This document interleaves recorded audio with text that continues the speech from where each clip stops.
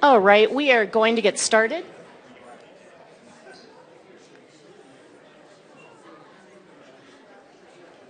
Today is Tuesday, December 12th, 2023. This is the work session. I'm calling the meeting to order.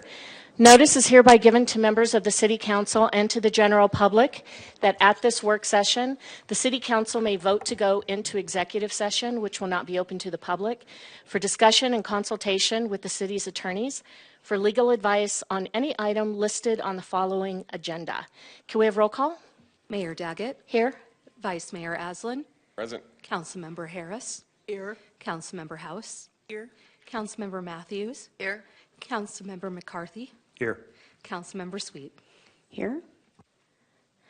Thank you. All right. Councilmember Sweet, would you lead us in the Pledge of Allegiance? Would be my honor. Please stand at Fable.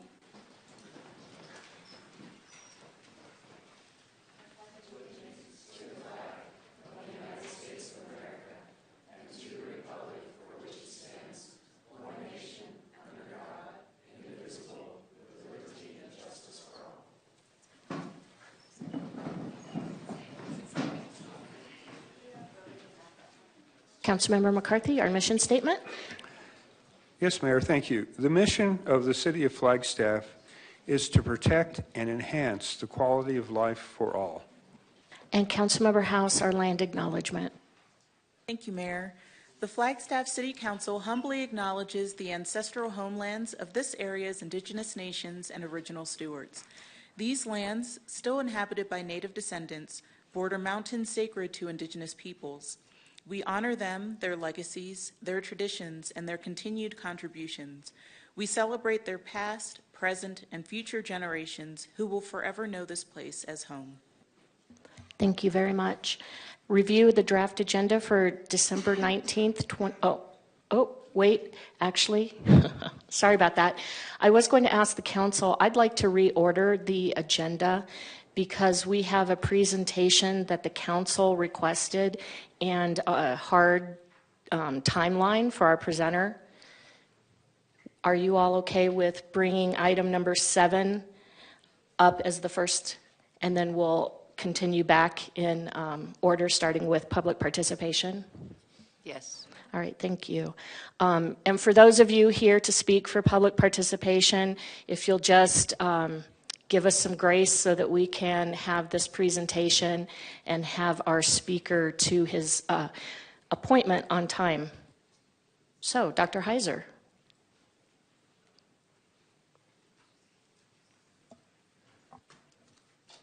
Thank you, Madam Mayor, members of the council.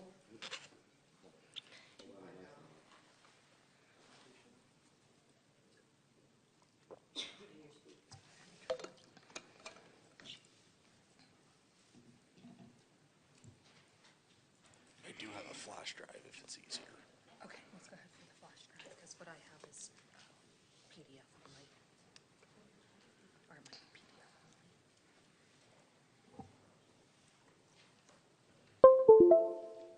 And which one is it? Either one of the, yeah, whatever one wants to.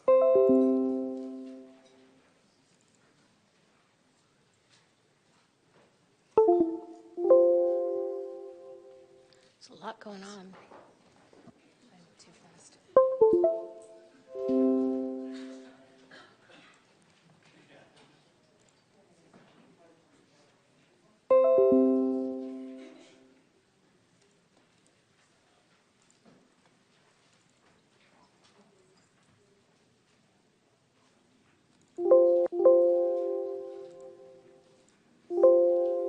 Maybe try that other file.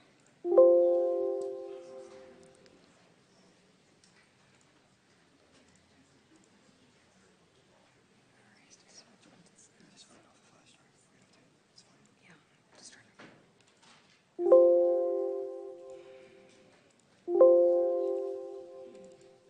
There we Oh, go. there it There goes. it goes. Okay.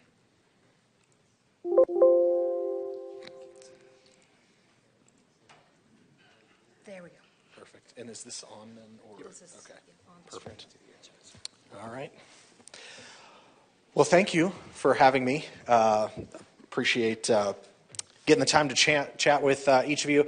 I do apologize. I know a couple of members have seen this, so I'll try and make it a little bit different. But nonetheless, my name is Eric Heiser. I'm the proud president of Coconino Community College, and doing a bit of a road show to tell all of our partners and those within the community what the economic impact is for CCC in a given year to Coconino County, Flagstaff, and all of the areas that we serve. So this report, just to kind of give you some insight in terms of how this is gleaned, we partner with a company called Lightcast, who works specifically with higher education, community colleges, universities, to look at the impact that we have not only from the jobs that we support, but most importantly, I would say, our students.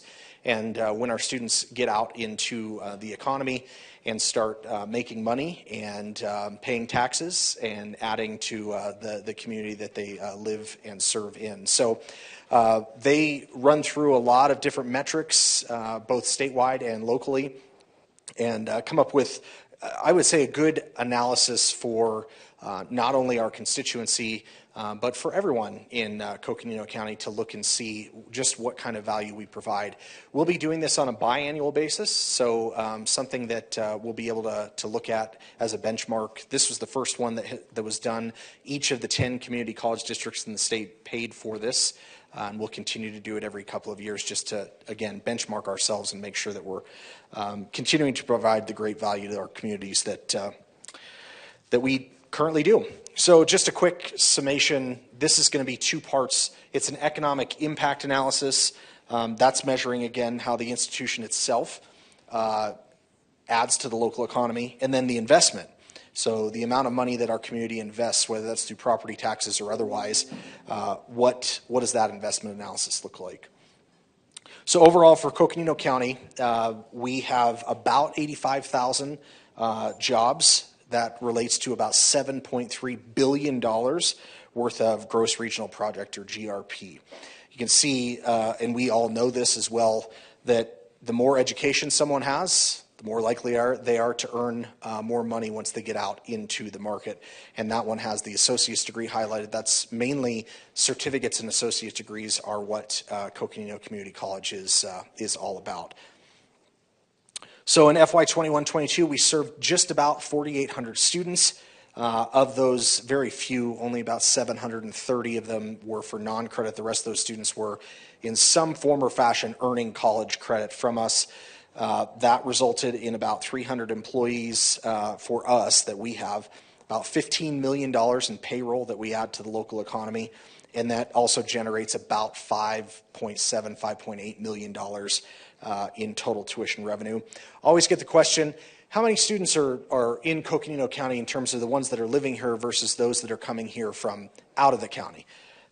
We have about 20%, 1 in 5 of our students come from outside the county, so that means the other 4 are generally coming to us from within our service area. So what did the results tell us? The results tell us that Coconino Community College in the fiscal year 21-22 added about $63 million to the economy. It's about 1% of our GRP, and we supported 1,030 of the jobs that were out there. That's the economic impact. The investment side of things, and I'll talk a little bit about what that means on the investment side later on, but again, they talk about benefit cost ratio, benefit for the taxpayers, and the benefit to society. Again, I'll break those down as we move forward. So on the economic impact side, by the way, I know this because we just did Christmas cards for our staff. We're actually now about 370 employees, both full-time and part-time. Our student spending impact in 21-22 was about $3.6 million added to our local economy.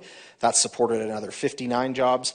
And then our alumni, those are the students that are graduating and go to work, that's another 672 jobs. That's how we get to the 1,030. And that added $43.4 million to the local economy. The way that breaks down in terms of where our students are going to work, big player here. I mean, other is obviously the biggest part of the circle, but if you see healthcare, social assistance, that's big for a community college. Our nursing program recently just expanded to start new students every single semester. We're having a harder part now. I think a lot of this due to COVID and what you saw nationally of getting people to be interested in coming into nursing. Never used to be that way. That's one of the troubling signs that we're seeing. We used to be waitlisted all the time, meaning that students wouldn't just get in if they applied. And we're starting to see some of those wait lists dissipate. And so that is very concerning given the fact that our healthcare agencies are not, the demand has not gone down. It has only increased since COVID. So unsurprising to see the number of healthcare jobs that we supported. We know that that number is going to continue to go up. And we're going to need to continue to kind of bang the drum of not only nursing, but rad tech, surge tech. The technical jobs in the hospitals are great jobs with great benefits and great futures, and not that that folks that we want them to take a look for themselves and not just view what they're seeing on the local news about how tough this job is. Or certainly they are tough jobs, but they are also great careers. So we're going to continue to beat that drum. Retail trade was one of the big ones too. 120 different degrees in that area. Government jobs, other services outside of government, accommodation, food services, hospitality, and then again all of our other industries. We are seeing very big growth as well in our career and technical education programs. That, if you remember back to when the college was asking for the tax reset, was one of the promises that we made to the community. If this tax reset is passed, we will expand our programming on the career and tech ed side. And so we've already started to do that, adding new career and tech ed programs, expanding the ones that we currently have. One of our biggest growth programs right now is construction management. You may or may not have seen the college was a recipient, one of the first 10 in the nation, of a Gable grant from Lowe's, the Lowe's hardware company, the Lowe's Foundation. They gave us $750,000 to expand our construction management, construction trades programs along with apprenticeships. So that's a big win for us to be able to expand that program. We're very quickly getting to the place where we're going to run out of space before we run out of programs to add. So it's like playing Tetris right now, especially at our 4th Street campus. But it's a game of Tetris I'd rather play as opposed to, not having enough programs that are serving the community. So the investment analysis, I talked about that. This is a little bit more in depth in terms of what that means. So what does it mean for our students when we say that they have a 3.6 cost benefit ratio? What that really means is for every dollar that a student invests at Coconino Community College, $3.60 comes back to them. That equates to a 13.8% rate of return. That is better than any return you're going to find in the stock market or any type of normal investing. You might, I suppose the more aggressive you get, you could see bigger returns than that, but that's a heck of a return that every dollar that you spend comes back to you in $3.60. What about from the taxpayer side? For every dollar that is invested into Coconino Community College from property taxes or other state funds, we give back $1.50. That's not normal. Normally, tax funds are expended for things that we don't see money back on, things that we just have to spend that on to be a free and functioning society. In this case, on the educational side, we are giving back $1.50 for every dollar that we take in tax funding. So we're very, very proud of how we steward the taxpayer funds and what we're able to do with the amount of money that we get each year. And then from the social perspective, and this is both tangible and intangible.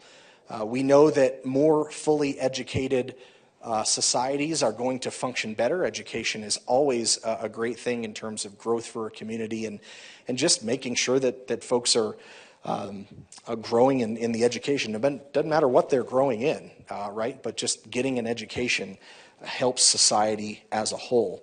That cost-benefit ratio is about $6.90, so $6.90 for every dollar that may be invested. And the reason you see that there's not a rate of return there is because it's harder to measure the intangibles versus those things that are tangible. So that just gives you an idea, again, in terms of when we talk about value in higher education, it's been really, really popular in the last couple of years to not see articles about is the value of higher education worth it?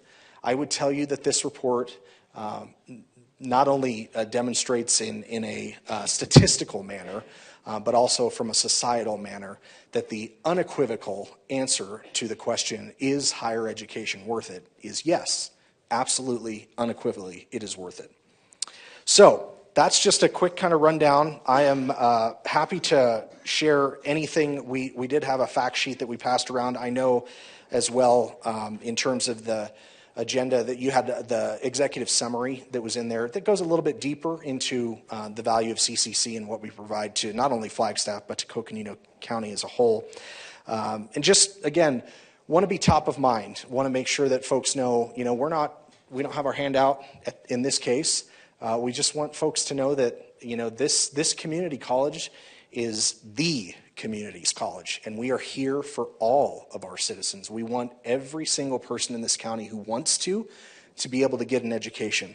So whether that's through our Promise program, where students that come from households that make $65,000 or less won't pay a nickel in tuition, or the many scholarships and grants that we offer our students.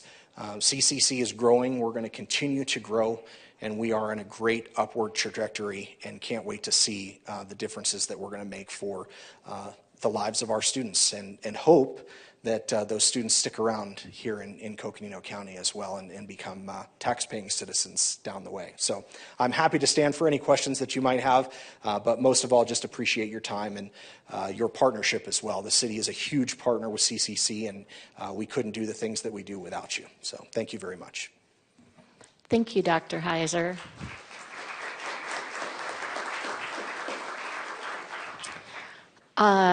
Council, questions, comments? I see Councilmember Matthews and Councilmember McCarthy.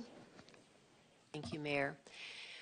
I just want to thank you for this commitment, and I see it firsthand through the nonprofit that I run for transitional housing. I have, I believe, 2 students in nursing, one that's enrolled for the spring, and another one I'm speaking to about the mechanics certificate. This is such a great opportunity and asset for our community, for folks that experience housing insecurities and struggling with making it successful up here and being able to survive, giving them this pause through our partnership and allow them to do a reset on their life and create a potential earning, a higher earning potential has been amazing. And there's been a lot of tears of joy shed over at Anew, and I can't thank you enough for the conversations we've had and these programs that you've done to make this opportunity available for anyone of any economic setting to go and find a way to do something that they enjoy and they'll learn to enjoy and increase their potential for a higher earning. So thank you so much. I really appreciate it. Thank you, Councilwoman Matthews. Appreciate that, and it's why we do what we do. Councilmember McCarthy.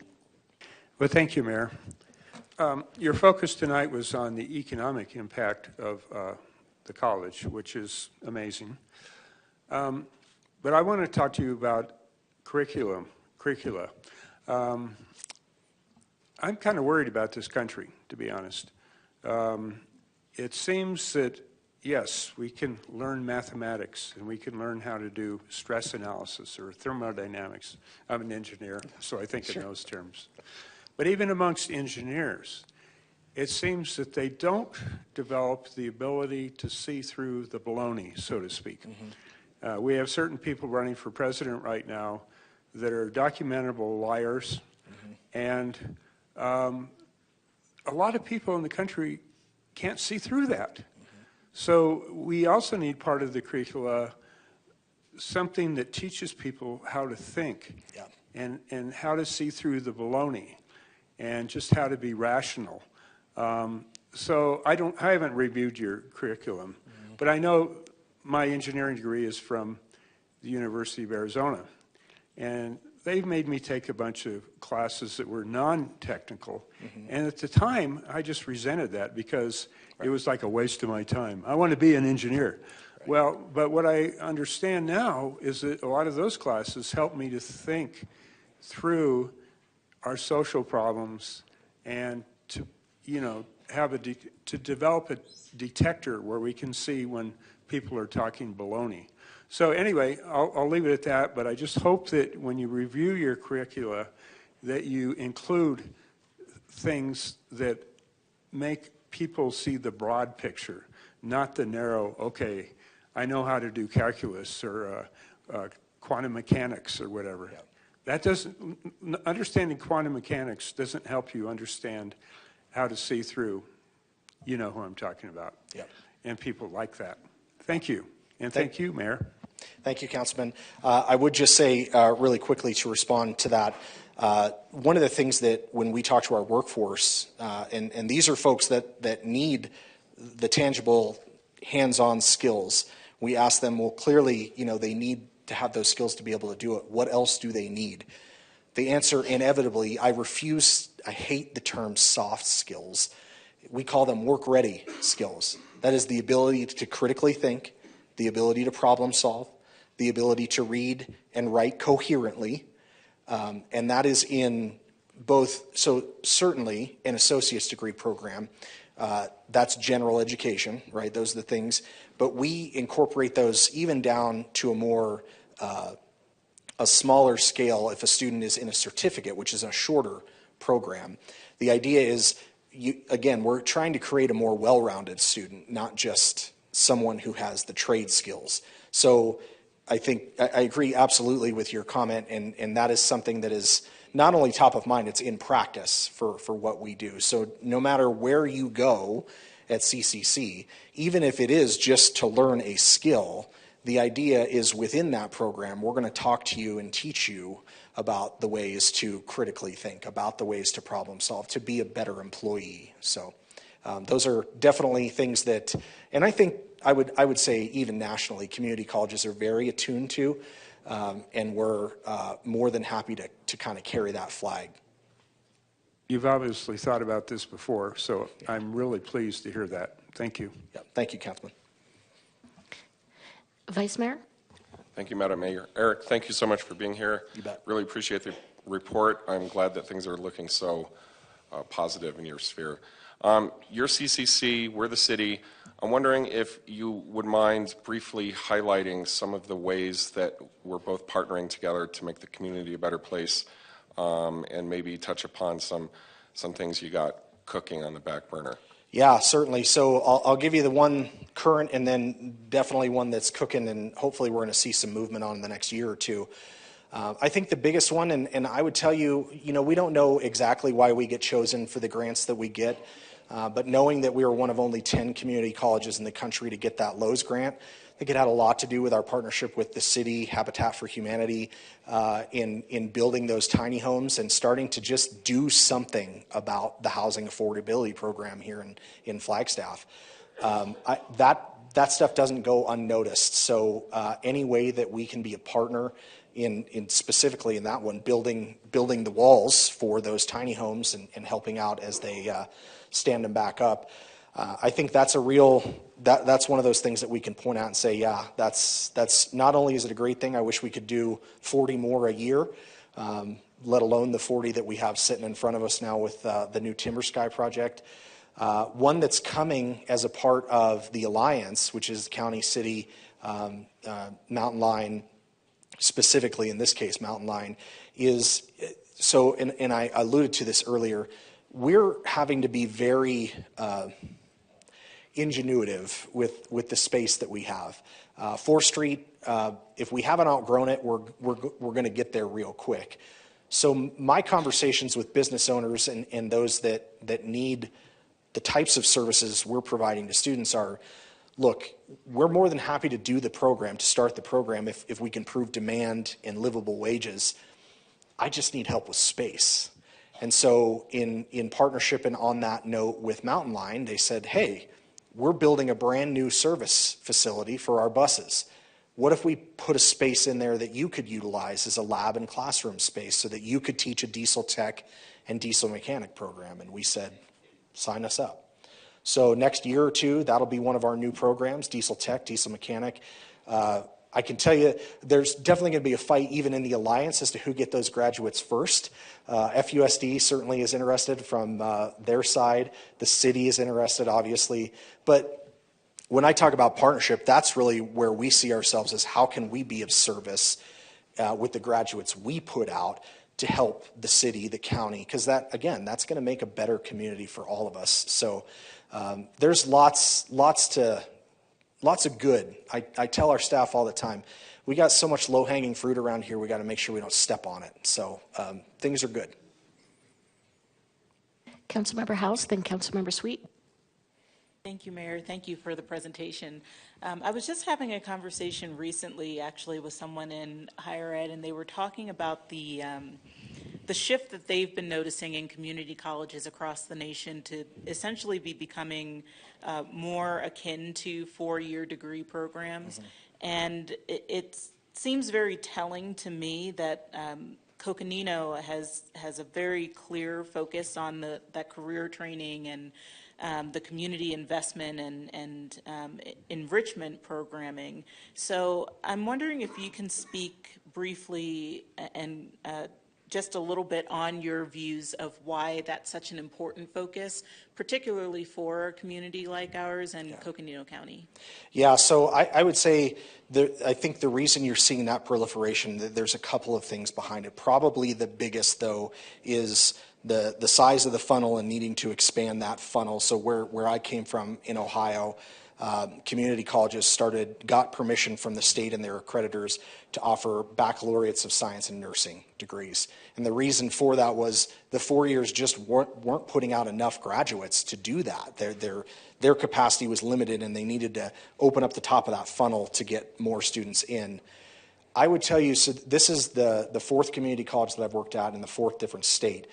I have never seen the level of partnership that I see on a daily basis between us and Northern Arizona University.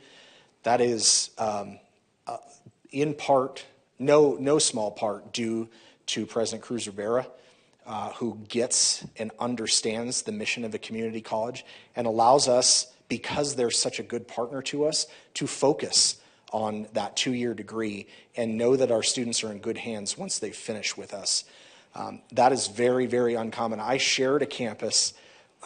They'll remain nameless, but they do have the word "the" in front of their name, with a certain institution in the Midwest. We were lucky if we were ever identified by them or their president. There's nary a week that goes by that I'm not in contact directly with President Cruz Rivera about how we might expand our partnership, what can we do in this area or that area. So it really does take two to tango, but I think it works so well here because there's an understanding that this is not a competition. This is about making students better from all facets, not just, well, I'm going to take all the students as the university and I don't care about the community college. We have a role to play, and we can prepare those students so that they're successful when they graduate or head to NAU. And President Cruz Rivera really understands that, and I truly appreciate his partnership. And that goes the other way, too, with Flagstaff Unified School District. They also understand and value the path to higher ed. And so I think we are in a unique in a good way spot when I look across the country, even across the state. Thank you. I just wanted to thank you for being here. And I've lived in Flagstaff a long time, and I see the shift that CCC is playing in our community, and I really appreciate your outreach, building the programs, the partnerships, and seeing what Flagstaff needs, and you're actively helping us achieve our goals, and I just appreciate your leadership on that. Thank you. Thank you. Thank you, Councilmember Sweet. Appreciate that. Councilmember Harris. Thank you, President Heiser, for your presentation. It's always nice to have our partners come and talk to us and tell us things that we think we know, but we're not sure. And so thank you again, and hopefully we're going to get you out of here in time for your next appointment. But I have a question and a comment. Councilmember McCarthy talked a little bit about your curricular, okay? And you and I both know that there's a whole bunch of conversations going on out there about a whole bunch of different things. So my question and my comment is really about, we're teaching people how to be diesel mechanics. We're teaching them how to be nurses. We're teaching them how to do construction. How are we preparing them to work with people in the workforce who look different from them? Sure. Yeah. So again, inherent advantage for us, we sway back and forth. I believe the numbers, if I went back and looked for the fall, we are a majority minority institution. So in and of itself, the level of diversity that we can provide to our students just by virtue of being in a class there are very few community colleges across the country that can say we are a majority minority institution. Not the least of which is those are usually in urban areas. So for us to have it in a quote unquote rural area, I think is a huge advantage. But it can't just be about we have diversity of students, right? We have to be able to not only understand and value the different viewpoints, but to even just be able to hear them. And so when I was speaking to Councilmember McCarthy about the way that we design that curriculum, it is inclusive of identifying that there are people that grew up differently than you did, and they have a different perspective because of that. And it is not necessarily right or wrong, but you need to be aware of that as you encounter folks that are different than you in the workplace. And those are conversations that are, again, they're deliberate. They don't just happen. And I think, again, for us, it is a bit easier because our students can look around the classroom and say, holy cow, this is full of not only people with different viewpoints, but people that grew up differently than I did.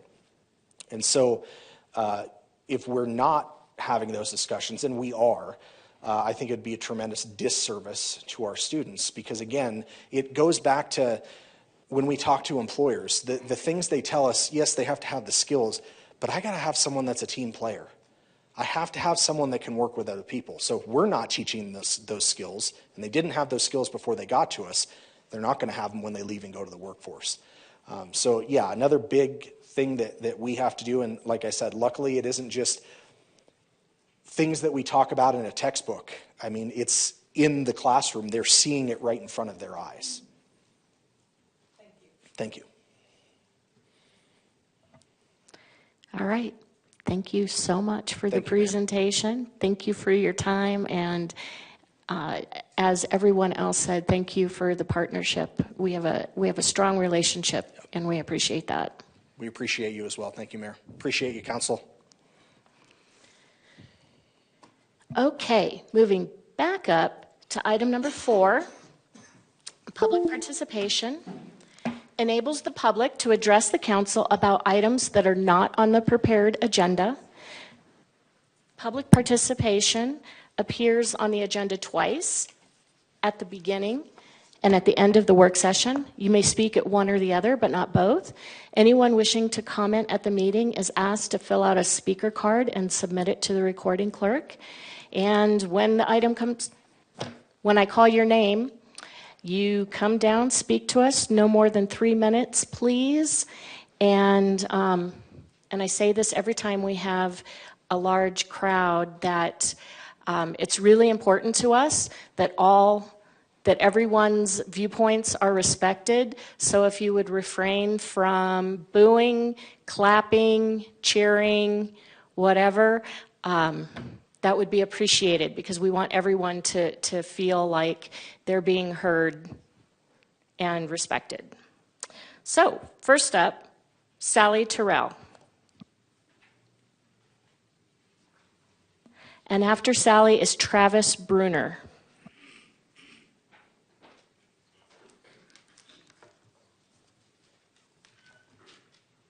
I have a question for you, for all of you. How many have great-grandchildren? You don't have to raise your hand. Grandchildren? Children? Maybe children in the future? I always have trouble reading this aloud without choking up, but I'll give it another try. It's written by a man named Drew Dillinger. It's 3:23 in the morning, and I'm awake because my great-great-grandchildren won't let me sleep. They ask me in dreams, "What did you do when the planet was plundered? What did you do when the earth was unraveling? Surely you did something when the seasons started failing, as the mammals, reptiles, birds were all dying. What did you do once you knew, once you knew?"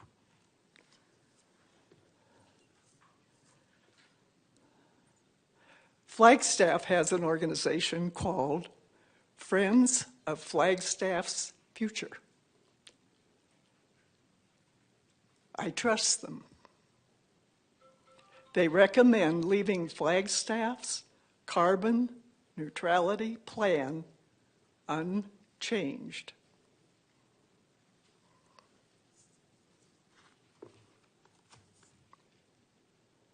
One more time.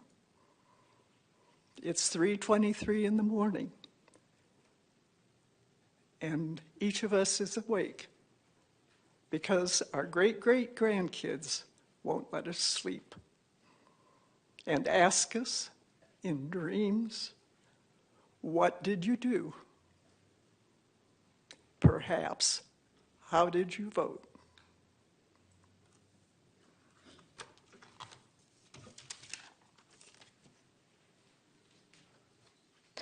Thank you. Travis Bruner, and then Stefan Summer. One thing I forgot to mention, during public participation, council can't respond to you, ask questions, answer questions, so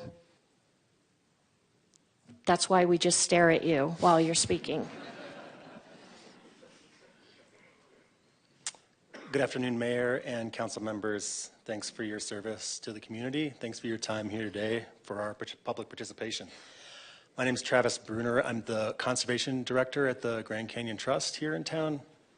It's our mission to safeguard the wonders of the Grand Canyon and the Colorado Plateau while supporting the rights of its native peoples. We've been working on conservation and environmental justice issues in our region since 1985. The Trust worked with the broad coalition of community members, some of whom are here today, in Flagstaff to develop the carbon neutrality plan that you all adopted back in 2020, and we're really grateful that you did that. The reason I'm here today is because I understand there's a petition to amend that plan from Flagstaff First, and I would like to advocate to you all to not do that because I think it will hinder the implementation of that carbon neutrality plan. The plan, as currently adopted, came together after many months, hundreds of people working together, and is a really outstanding plan. It's really a model, I think, for other communities in Arizona and across the country. And it would be really tragic to see that be changed.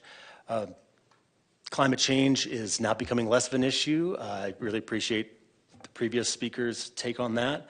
There are new reports released almost daily about how this crisis is worsening and threatening human communities and the natural world across the globe, including in northern Arizona.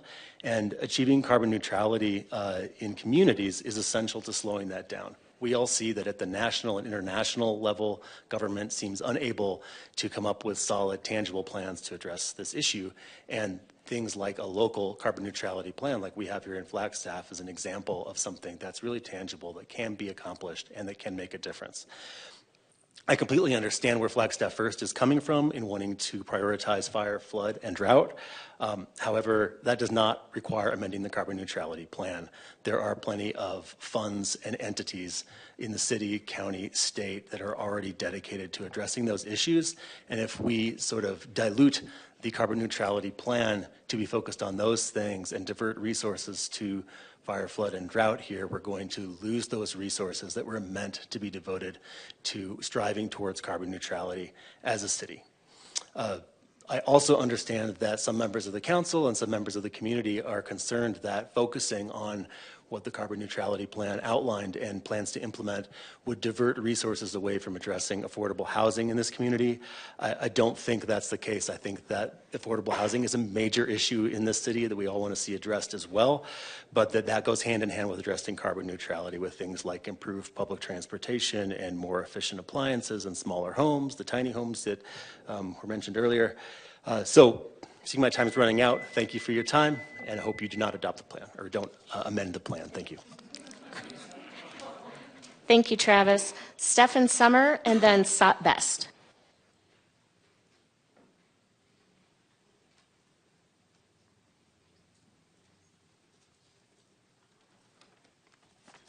Hello, Mayor Daggett, Vice Mayor Aslan, and City Council members, and citizens of Flagstaff. I appreciate the opportunity to speak today. I've been a member of the community for about 20 years, and I just recently retired as a professor at Northern Arizona University. I'm also, as you all know, with the Northern Arizona Climate Change Alliance, and many organizations today have brought out their members to stand for the carbon neutrality plan, and I would like to encourage everybody who's here in support of the carbon neutrality plan to please stand. Thank you.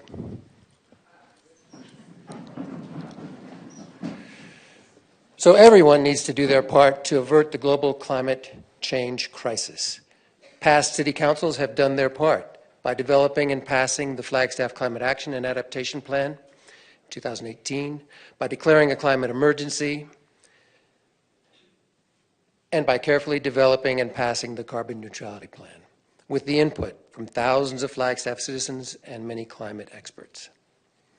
Now a group of climate deniers has proposed to change the priorities of the carbon neutrality plan in ways that would undermine its ability to lower Flagstaff's carbon footprint. Their website is clear. Their goal is to undermine the carbon neutrality plan, make no doubt. The science of climate change is clear. The data show that the average temperature of the Earth is rising, and this heating of the Earth is caused by human emissions of greenhouse gases. The reason this is a concern is that climate affects everything. Crops, refugees, trees, springs, rainfall, snow, our economy, you name it, everything. The only way to avert global disaster is to reduce our emissions to zero and perhaps remove some CO2 by chemical or biological means. We're running out of time. Current projections are that the Earth will reach 1.5 degrees centigrade, that's 2.7 degrees Fahrenheit, warming sometime in the year 2028. We don't have time to waste on proposals by know-nothing climate deniers. We need to reduce our carbon footprint as quickly as possible. I urge you, City Council, to reject the misinformed reprioritization of the carbon neutrality plan and implement that plan in its current form as completely and as quickly as possible. Thank you. Thank you, Stephen. Sot Best, and then Valerie Bryant.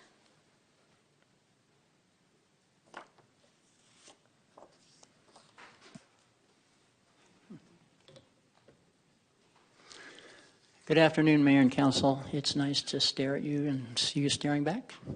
My name is Sot Best. Thanks for my 3 minutes, and thanks for the hard work that you do. When I was at a council meeting in the spring, I believe it was Vice Mayor Aslan who mentioned that the Flagstaff Dark Skies effort was supporting the Naval Observatory and therefore contributing to our national defense. I distinctly remember a physical feeling of pride in my chest, and I've been thinking about that moment in the context of our carbon neutrality plan discussion. So here's a little amateur sociology, and I hope you'll put up with it. You have to, actually. We evolved as social animals to trust and support our group and to cooperate with, but also to be wary of other groups. Over the millennia, the groups have evolved from hunter-gatherer family units to villages, city-states, and finally the nation-states we have today. When a group is in peril, we step forward. We're hardwired to do that. Unfortunately, for most of us, that visceral connection doesn't apply as strongly to our planet. And maybe it's because there's no planetary rival village. Last year, William Shatner, Captain Kirk of Star Trek fame, decided to go up in a rocket ship and experience real outer space. When he arrived in orbit, he looked out at the cold, empty vastness of the universe, and then down at the beautiful blue-green planet we call home. And he was overcome by love for our planet and grief when he considered how we're abusing it. He made that visceral connection that I mentioned, and he resolved to work to help his home planet. Unfortunately, most of us are not going up into space. Maybe there's another way we could make that connection. Remember the movie Independence Day about an alien invasion of Earth? When the alien spaceships were hovering over major cities around the world, the people of Earth united as one village and took the aliens down. I know there's a lot of talk about UFOs lately, but I don't think we have time to wait for an alien invasion to bring us together as a planet. So what do? Luckily, our evolutionary process produced a large organ here between our ears that makes sure we can add 1 + 1 and get 2. We and others around the world can analyze our situation with global warming unfolding before our eyes, and we can rationally figure out that we need to step forward and protect our global village. We can start right here by leaving our Flagstaff carbon neutrality plan as it is. Otherwise, we move into irrational territory by supporting Flagstaff first without doing everything we can to protect the planet that Flagstaff actually sits on. That would be 1 + 1 = 3. Thank you. Thank you, Sat. Valerie Bryant and then Olivia Dunn.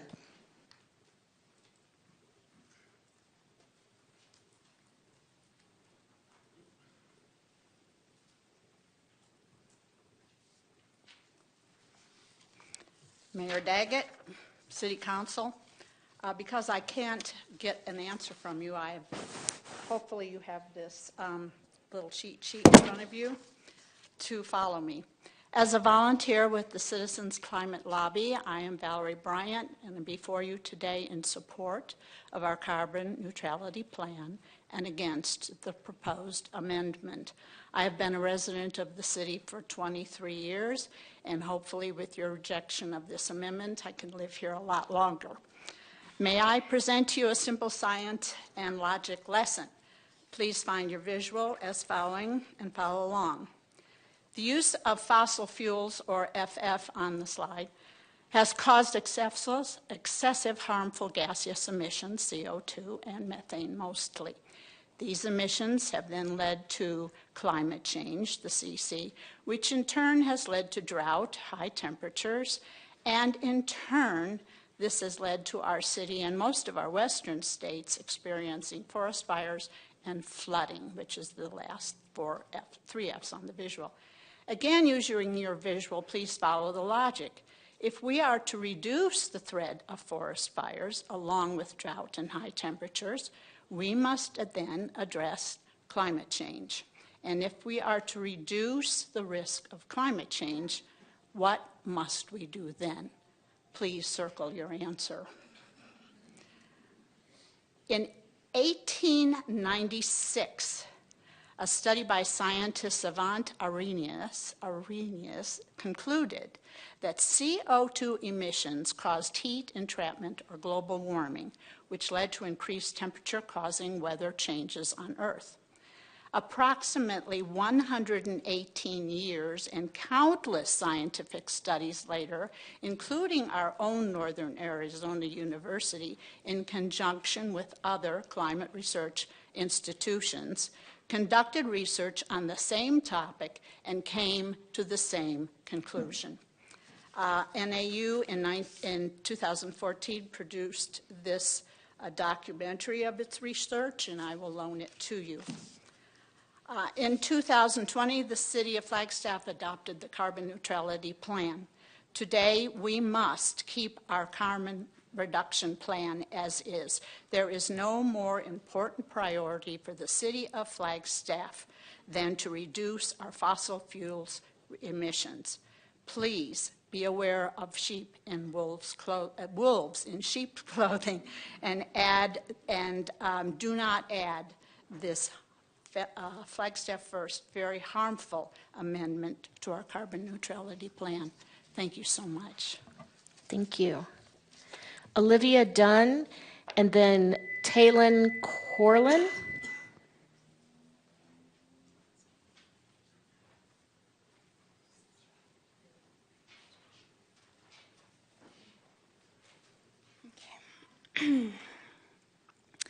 Mayor, Vice Mayor, and City Councilors. My name is Olive Dunn. I am a senior at NAU studying environmental sustainability. I'm also a member of a lot of climate action teams in Flagstaff, including Fossil Free Arizona, NASCA, Fossil Free NAU, and I'm actually employed by NAU's Office of Sustainability. I want to first thank you for supporting Flagstaff's carbon neutrality plan, and I need to implore you to continue doing so. Please do not advance the Flagstaff First petition, as it would directly undermine the CNP and its goal to be carbon neutral by 2030. Flagstaff First's proposed changes would be redundant and foolish, as many entities already plan and fund for fire, drought, and flood. There's no denying that the climate crisis is a global matter, and we must do our part here where we all live to prepare for a livable future and protect the living world we share with all peoples of the globe. I have dedicated the last 3.5 years of my life to fighting the climate crisis, and I'm going to continue to do so.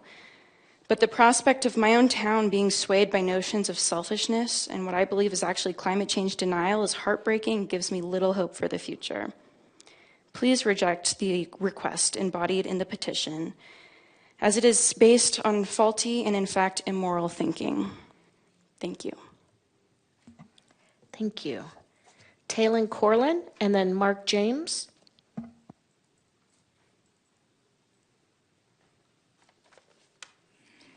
Hi. Thank you for seeing me. Thank you for being on the council.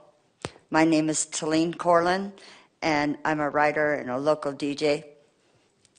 This is and can be an exciting time in Flagstaff's history, but it is very important that all departments in the city work together to make this happen. Right now, at this very moment in time, the City of Flagstaff and Coconino County are working together on a regional and comprehensive plan.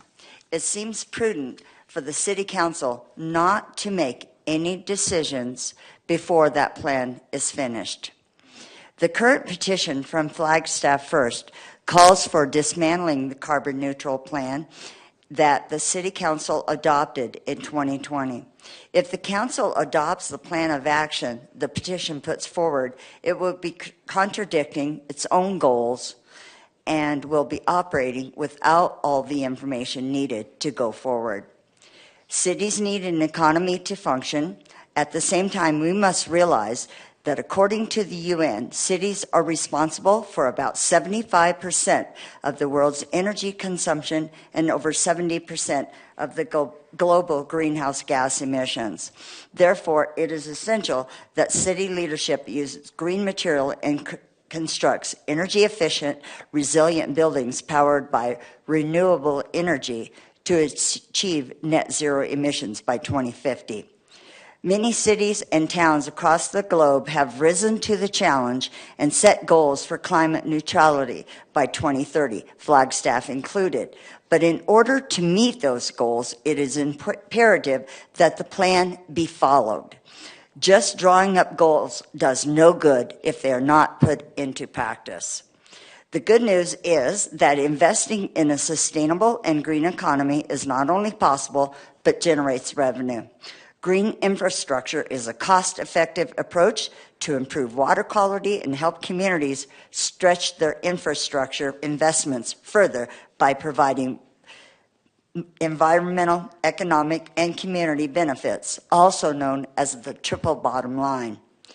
Green building is a smart financial move as it saves energy, reduces cost, uses less water, and creates healthier work environments. A side benefit of that is when workers at a job feel healthier, their productivity has been shown to increase, thereby creating a better profit for the city or the company. Green roofs, solar panels, energy-efficient machines, these are the way. Thank you for meeting that challenge. Please step up. Thank you. Mark James, and then Megan Quinn.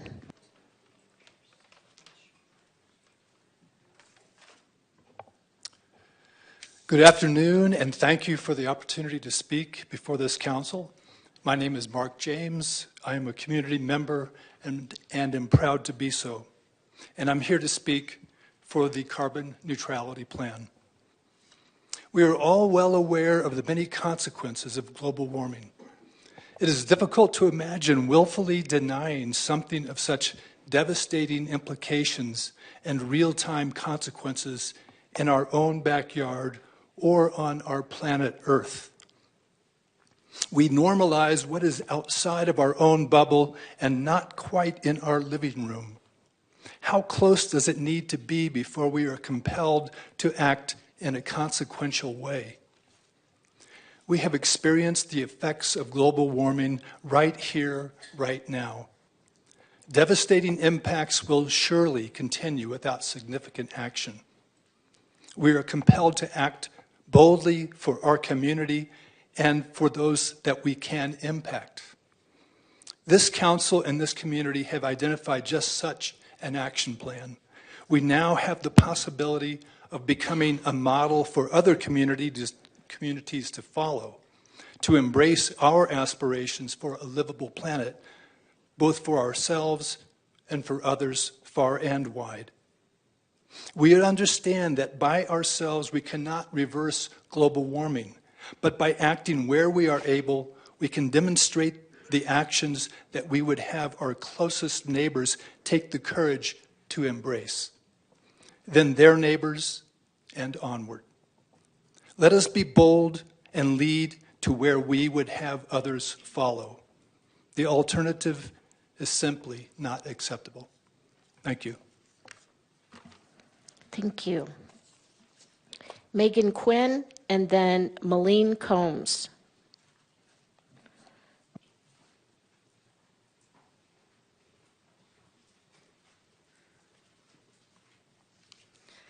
Good afternoon. My name is Megan, and I'm a graduate student here at NAU performing research on science communication and wildfire. When I moved to Flagstaff, I was really excited to mountain bike. However, the experience was not the happy thrill I was expecting. When I biked through the Twisted Sisters Trail in the San Francisco Peaks, my head and heart twisted in pain. I was biking through the pipeline fire scar, the ashen trees creaking with the wind, and dead pine needles cascading to the forest floor.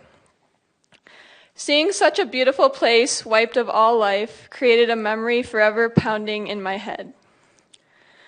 For my summer job, I also worked a lot outside. I worked on a research field crew traveling throughout Arizona to survey emery oak trees.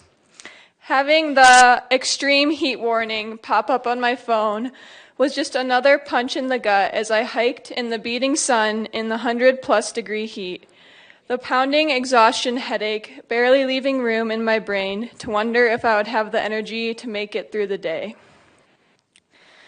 This forever nagging headache of climate change is affecting every part of our lives in Flagstaff.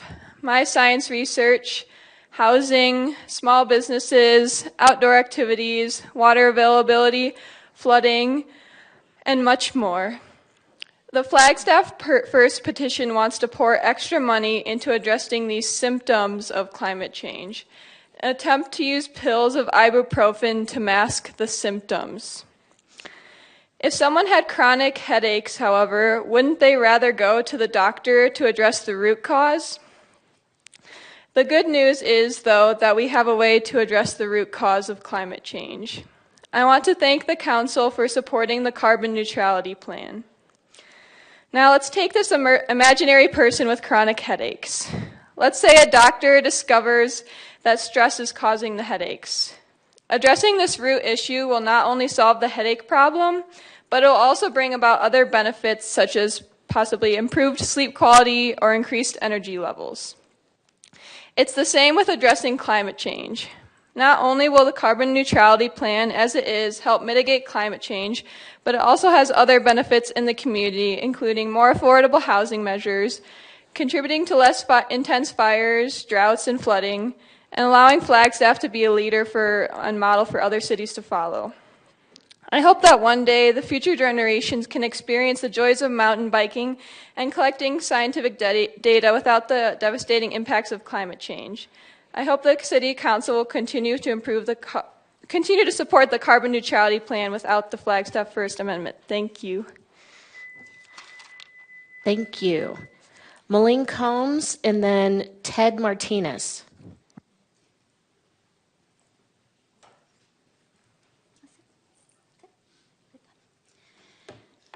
Thank you and good afternoon, Council and Mayor. My name is Malene. I'm unhoused and I live in my van here in Flagstaff. And I can assure all my listeners today that what I propose will not increase carbon. 5, unhoused people will freeze to death on the streets from cold this winter. If those 5 were NAU students, we would prioritize it. Even better if they were white. The lantern is a positive step, and housing is needed. But on its own, it will not save the 5 people we know will die this winter. I know this because the streets have been my home for over 10 years. I love and I understand my home, and I know how to keep myself safe.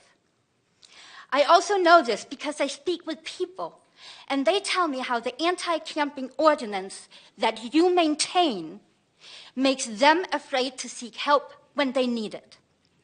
This is just one way. The anti-camping ordinance is a direct reason why people die on the streets. I even found myself worried last week. I was watching a woman I know is psychotic. I knew she needed help. It was cold. It was dark. And I was afraid to call her for help because I did not know what the police would do to me. It's over a month ago I last spoke to you, and while I'm sure you know the number 5, there has been zero effort to engage me in conversation.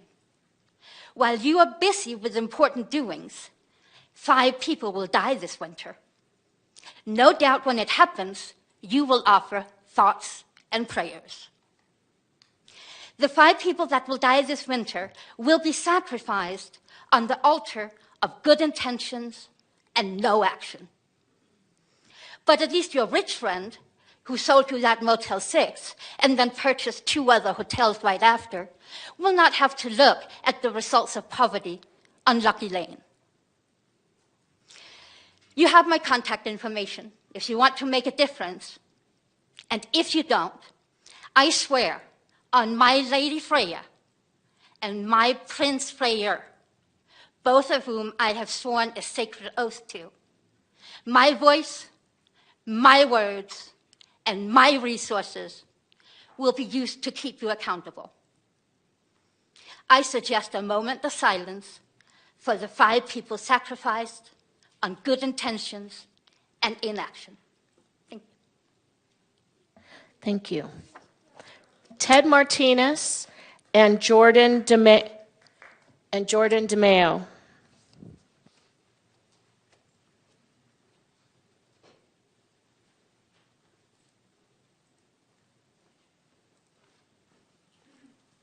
Good afternoon, Mayor, Vice Mayor, City Council. Thank you for allowing me to speak. I'd like to speak on behalf of support of the carbon neutrality plan, and thank you again for adopting that. I'd like to take a moment to speak against the mentioned petition by Flagstaff first. I'm a faculty member at NAU. Just wanted to let you know who I was. Let's see. So, taking a quick look at the material from Flagstaff first, it was pretty easy for me to deduce that the group was anti-science and anti-government. And if you're wondering how I could so quickly determine that they were anti-science, I asked myself the same question. How did I determine that? And the answer that I came up with is that they adopt a I know better attitude. And that is what told me that they were anti-science. When I think when an individual comes out and says, I know better, they are forgetting that science is a community itself. It's a collaborative process, and sometimes it's the best answer that a community of scientists can put forward. So when I see an individual or a small subset that says, I know better, it tells me that they're not accepting or acknowledging the available information. And I think that goes to same when we discover anti-government sentiments. They're saying, I know better. And I believe that government works best like science as a community when it's informed by a number of people and the people that are involved in the process of creating science and doing good government. So that was the conclusion I came to after reading the materials, and I believe that we are a science community in that we're a STEM community, a dark skies community. I believe that we value science. And I also feel that the evidence for climate change is empirical at this point. It's even escaped the community of science. It's empirical so that we can understand it in so many different ways. And so I think lastly, I'll just conclude by saying that when I think about this and this decision and the carbon neutrality plan, I don't feel like this is just today or tomorrow or of one vote. I think the evidence is showing we're going to be dealing with this for the next 26 years. So I think we're on the right track, but we're looking at 25 to 30 years on this. So I think we're on the right track. And it's not just one day. It's not one decision. We're going to be all together for the next 25, 30 years. Thank you so much for all that you do. Thank you. Jordan DeMeo and then Gwen Waring.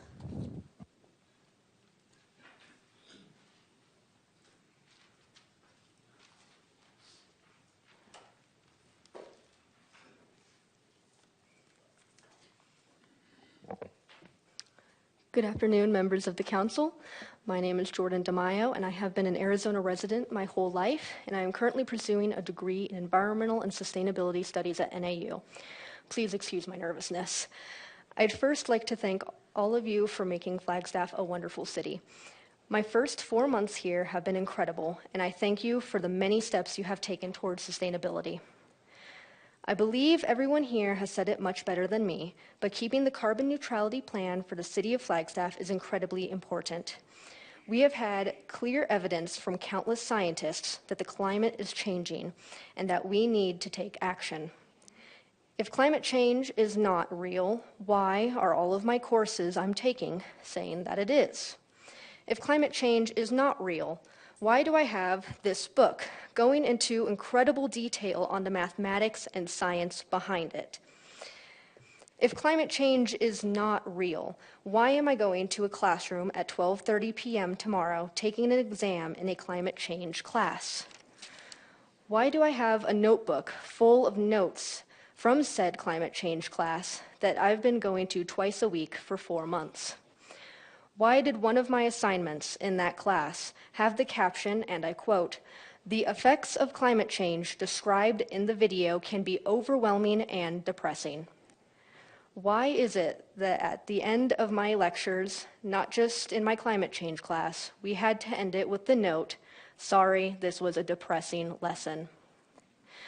Keeping a carbon neutral status could get rid of these why questions for future generations.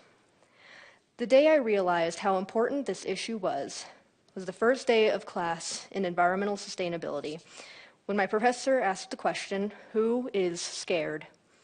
In that room, there was approximately 80 people, all about the same age as me. All 80 people in that room raised their hand. Our generation may not want to admit it sometimes, but we are scared. That is why me and many others in the sustainability program are in the sustainability program. We are tired of being scared. Thank you for your time and consideration. Thank you. Gwen Waring and then Cherry Smith.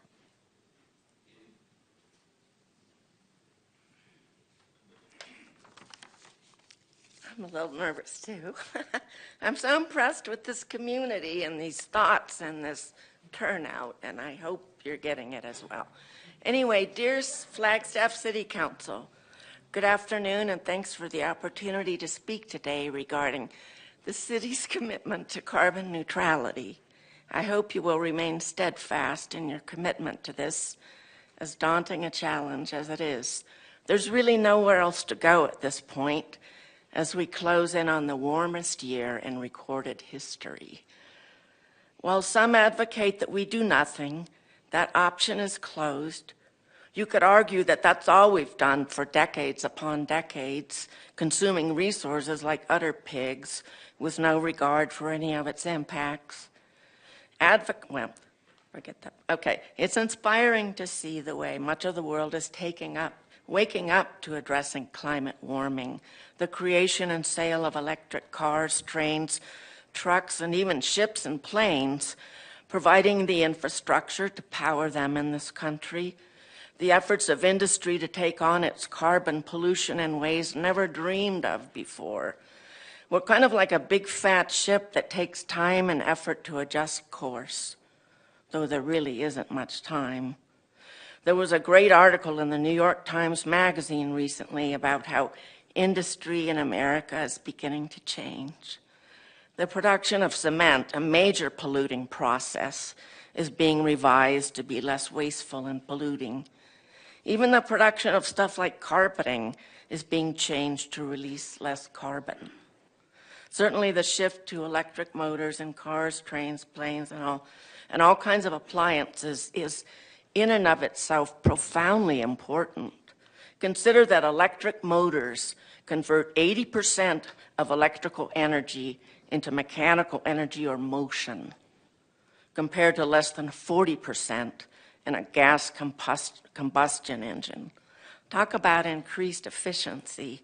I mean, right there is something we're taking on to affect a reduction in carbon output right now. Hats off to our hybrid buses and hopefully an electric bus someday. Will it be expensive? Absolutely. Significantly revising the way the world runs requires a major investment. I know many of your efforts are being supported by grants from Washington. This will be our greatest challenge as a species, I think, and how exciting if we can rise to it. It's a terrifying time and a very inspiring one, bringing out the brilliance and creativity of the human mind to accomplish good. As one of the greatest producers of carbon emissions, we are beholden to change this and do everything we can to lead the way as we have through history. Thank you. Thank you. Cherry Smith and then Jill Stevenson.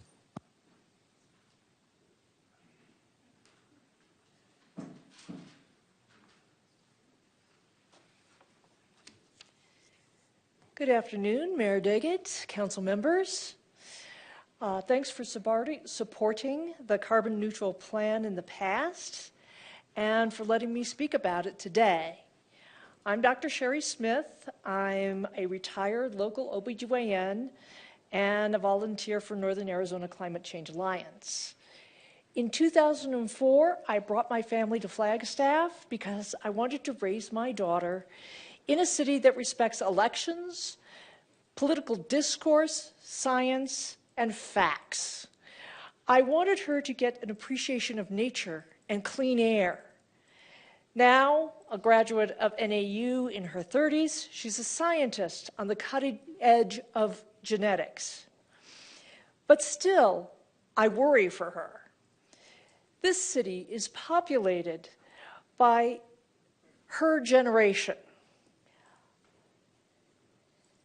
Like I have the responsibility for my daughter to make sure her future is as good as it possibly can be, you have the responsibility for her generation. Already, we are seeing climate change cut back on resources and make the weather more volatile. That means our children and grandchildren will not be blessed with the same abundance that we were allowed to squander. Every generation sacrifices for future generations. Your parents sacrificed for you. I don't think I could face my daughter if I hadn't come here today to fight for her birthright. I'm hoping you feel the same about someone in her generation. I'm counting on you to do your duty for her generation and pull our share of the sacrifice needed to keep the carbon neutral plan as written. Thank you for hearing me out. Thank you. Jill Stevenson, and then Amy Wolkowinski. Greetings, Mayor, Vice Mayor, Council, and fellow citizens. My name is Jill Stevenson. I am a member of Northern Arizona Climate Change Alliance, NASCA. I am deeply concerned about this climate emergency we are in. COP28 has made it very clear that we cannot rely on world leaders to act wisely and quickly enough to effectively mitigate climate change. It is up to all of us to address the resulting problems in our daily lives. Every small change helps. Every bit we emit matters. Flagstaff's carbon neutrality plan, crafted by thousands of citizens, city staff, and council, was adopted in 2020 after over a year of hard work. A few changes recommended by staff were adopted by the council in 2022. The CNP is part of the Flagstaff's regional plan, helping to guide Coconino County in its regional planning for other cities and for the comprehensive plan for the entire county. Any lessening of the facilitation of the CNP would be disastrous for our climate.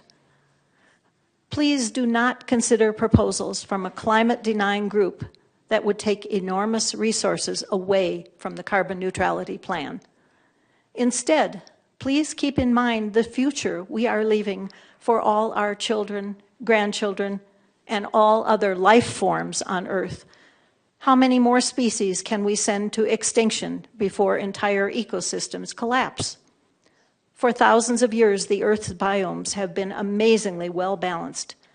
Then we humans changed our agricultural practices, became overly dependent on using fossil fuels, clear-cut and burned huge tracts of carbon-absorbing forests, complacently wasted food and water, overpopulated, and took for granted our planet's bounty and balance. We have caused this climate emergency. It is up to all of us to restore the balance. Even on a small scale, one person or city or county, we can slow the change if we all work together, each doing our share. We have the carbon neutrality plan to show the way to a better path by 2030 to protect and enhance the quality of life for all. Please do not do anything to lessen the impact of the carbon neutrality plan. Thank you all. Thank you. Amy, and then Bill Dunnett. Hello, Mayor Daggett, council members, and fellow members of the Flagstaff community. I'm an environmental geologist with a breadth of experience in the field. I've overseen soil and groundwater cleanup initiatives across the state, held positions administering and teaching in earth science and sustainability programs at NAU, and worked as an exploration geologist in big oil. Over the last few years, My focus has shifted towards science, data, and policy aimed directly at supporting climate action. I've lived in this community for nearly 30 years, and I serve on the Flagstaff Sustainability Commission. I stand before you today to address our city's commitment to the carbon neutrality plan. I would like to request the Council to not advance the Flagstaff First petition, as doing so would jeopardize the efficacy of our CNP. I support the CNP in its current form because it represents our local instruction manual for mitigating the impacts of climate change. Let us recognize the hard work that has gone into the research and development of this plan and the potential it holds for our community's sustainable future. The petition before the Council argues that threats to our community identified in the 2018 Climate Action and Adaptation Plan, specifically wildfire, flooding, and drought, are not given priority status in the CMP. Last December, when the City consolidated the 2018 Climate Action and Adaptation Plan with the CNP, 6 new priority target areas were added, and 3 of them include mitigation and adaptation measures focused on wildfire, flooding, and drought. Specifically, those new target areas are healthy forests and open spaces, health and safety, and water security. Detailed action plans, partnerships, and step-by-step strategies to achieve targets are clearly outlined, and opportunities for action are identified under each target area. Fire, flooding, and drought are all critical issues in our community and are being appropriately managed under the purview of existing entities. The CNP advocates for close collaboration between the city and federal, state, local, tribal, nonprofit, and private partners to effectively address these challenges. I understand there are also concerns about the perceived trade-off between addressing our city's affordable housing crisis and the CMP. However, I'd like the Council to recognize that 1, these issues are not mutually exclusive, and 2, the updated CNP is aligned with Flagstaff's 10-year housing plan, which was unanimously approved by the Housing Commission in January 2022, and then unanimously adopted by the Flagstaff City Council in February 2022. In closing, I'm proud to be a resident of a city that is taking a leadership role in the fight against climate change. Our actions resonate locally, regionally, and globally. Thank you, Mayor Daggett and council members, for your commitment to a sustainable future. Thank you. Bill Dunnett, and then Troy Levitt.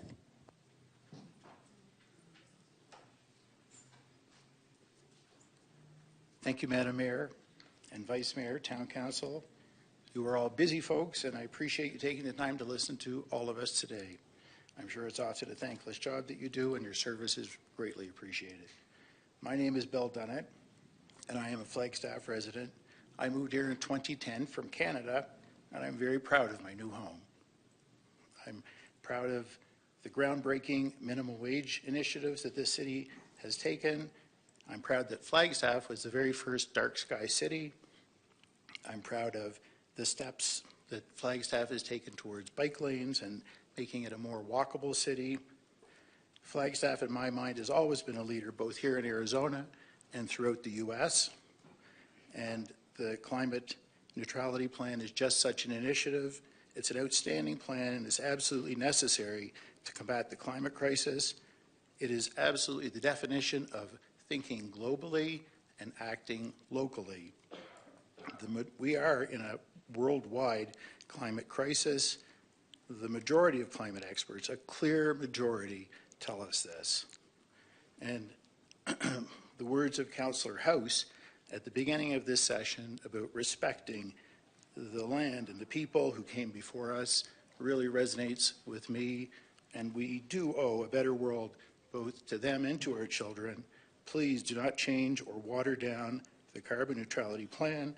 It's a good plan, and Flagstaff should be commended on its vision. History will judge us all on how we deal with this climate crisis. Please don't amend the CNP. Thank you very much. Thank you. Troy Levitt, and then Malcolm Calder.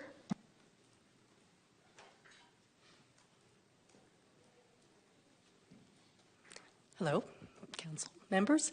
My name is Troy Levitt. I am a retired emergency medicine physician who has been in northern Arizona since 1998, working for the IHS. And I cannot match any of these other science professionals speaking on climate change, but as a scientific person, I trust the science. And the science is clear, and I am proud to be living in a city that was brave enough to adopt the carbon neutrality plan as it is written. And I just wanted to go on the record supporting the original carbon neutrality plan without any changes to it. That's all. Thank you. Thank you. Malcolm Calder and then Susan Rose.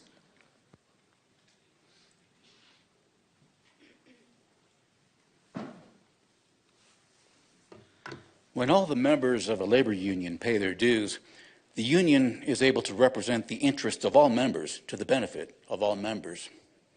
So-called right-to-work laws preserve the rights of all workers to enjoy the full benefits of union membership, but make paying union dues optional for each worker. A better name would be right-to-freeload laws. But their purpose has nothing to do with the prerogatives of workers to work or to freeload on union benefits without paying for them. The purpose is to cripple the ability of unions to gather the funds they need to be effective and ultimately to survive. Those laws are designed to serve the interests of corporations that constantly seek ways to ever more efficiently extract ever greater profits from an ever more powerless, by the removal of union representation. From all I've read and listened to, I don't get that Flagstaff First explicitly denies the climate crisis. And they don't seem to be financed by or under direct control of the fossil fuel industry, which is, to be sure, manifestly obsessed with ever more efficiently extracting ever greater profits from ever more powerless populace. But Flagstaff First's arguments against the CNP function exactly the same as if they were a fossil fuel front group. They don't explicitly call for unrestrained fossil profiteering or for the collateral sabotage of global systems. But our attention should be on how their arguments actually function and not on their public relations rhetoric. They function as freeloaders' arguments, arguments for non-payment of dues. In effect, let China and India and Russia take the lead on fulfilling the goals of the Paris Agreement while we dither and make excuses and see how it goes. No mention of the possibility that communities like Flagstaff might take a leadership role, as increasingly communities are doing. The Flagstaff First website argues against action on the ground that we would not be able to trace many clear lines causally connecting specific local actions with specific local benefits, which, the local climate is not an isolated, enclosed system. That would be like a worker refusing to pay union dues because they can't draw specific causal connections between the specific dollars they pay in and the specific benefits they receive, the way a specific dollar buys a specific piece of candy. Of course, it doesn't work like that. We can't and shouldn't treat it like a serious argument. Tom Pearson and Sarika Cernahouse of Flagstaff First correctly identified the two prongs of any solution to atmospheric carbon dioxide. One, reduce emissions into the atmosphere, and two, remove it from the atmosphere. So far, so good. But then they revealed themselves to be joking when they argued that since ponderosa pines, like all green plants, remove CO2 from the atmosphere, the city of Flagstaff is practically carbon neutral already, and so is justified in ignoring emissions. It's not a serious argument, and we should not take it seriously. Thank you. Susan Rose and then Pat Ellsworth. Hello, and thank you for listening to all of us. My name is Susan Rose. I've been a resident of Flagstaff for 17 years. I'm very concerned about climate change, and to be frank, I'm scared. I'm scared for me, my family, my friends, for Flagstaff, for all of humanity and all life on Earth. It's urgent that we do all we can to reduce our emissions, and I'm so happy that Flagstaff has a carbon neutrality plan.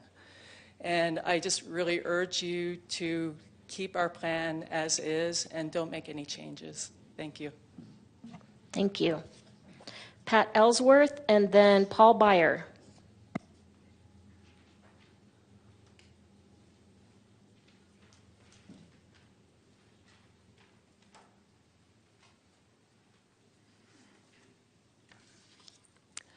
Good afternoon, Mayor and City Council members. I appreciate all the time and effort you expend for council meetings. I am sure sometimes it feels like a thankless job. My name is Pat Ellsworth. I'm a native of Arizona, and I have lived in Flagstaff since 1999. I am retired from NAU, having worked 25 years with NAU's Institute for Tribal Environmental Professionals. At the Institute, I managed an air quality training program for tribal employees across the United States, including Alaska. In our training workshops, participants learned about common air pollutants that come from the burning of fossil fuels. These very common pollutants are sulfur dioxide, oxides of nitrogen, ozone, carbon monoxide, which we all know is toxic, and tiny particulates that we inhale deep into our lungs. These air pollutants have human health impacts, especially on the heart and lungs. Participants also learned that burning fossil fuels releases carbon dioxide, different from carbon monoxide. Carbon dioxide, also known as CO2, is an important greenhouse gas. In one of those workshops about a decade ago, after we discussed greenhouse gases and climate change, one participant expressed doubt that climate change was real. We did not get into an argument, but that evening I thought about his comment quite a bit. The next day I asked the group, what if climate change isn't real? And yet we spend a lot of money and effort phasing out fossil fuels. Will all that money and effort have been a waste? The group was silent for a minute. Then a person spoke up saying, no, because we made the air cleaner and we improved people's health. So reducing and phasing out fossil fuels will, one, protect the climate, and two, improve the health of people in Flagstaff and around the world. I believe we have a moral obligation to do both. Thank you for supporting Flagstaff's carbon neutrality plan in its current form. Thank you. Paul Byer, and then Dara Marks Marino. All right, pleased to be here. Thank you, Mayor and City Council. My name is Paul Byer. I've lived in the city of Flagstaff for 30 years. Having heard all the wonderful things people have said, I'm going to save some of your time. I had 3 full minutes, but let's not repeat everything. I thought one thing that, so I've crossed it all out, there's very little left here. But one thing that wasn't mentioned that part of what the city of Flagstaff is doing, the admirable work we're doing with our carbon plan, that hasn't been mentioned yet is we helped launch what's called the Four Corners Carbon Removal Coalition, spearheaded by a former city employee in the Sustainability Office. And I believe I saw Ramon here coming in today. So it's really cool. It's rather than wait for big government to do the work, this Carbon Removal Coalition is an example of how a small entity or small entities can work together and create innovative ways to remove carbon dioxide. It's really cool. It's part of the wonderful things we're doing here. It's an exciting way to reduce climate change and bring jobs to the Four Corners region. Let's keep at it. So I guess I'll just go to the last sentence. I'm proud of our climate action plan. It's dealing with the causes of climate change, which we need to do. Let's keep at it. Let's do the right thing. Thank you. Thank you. Dara, and then McKenna Marino.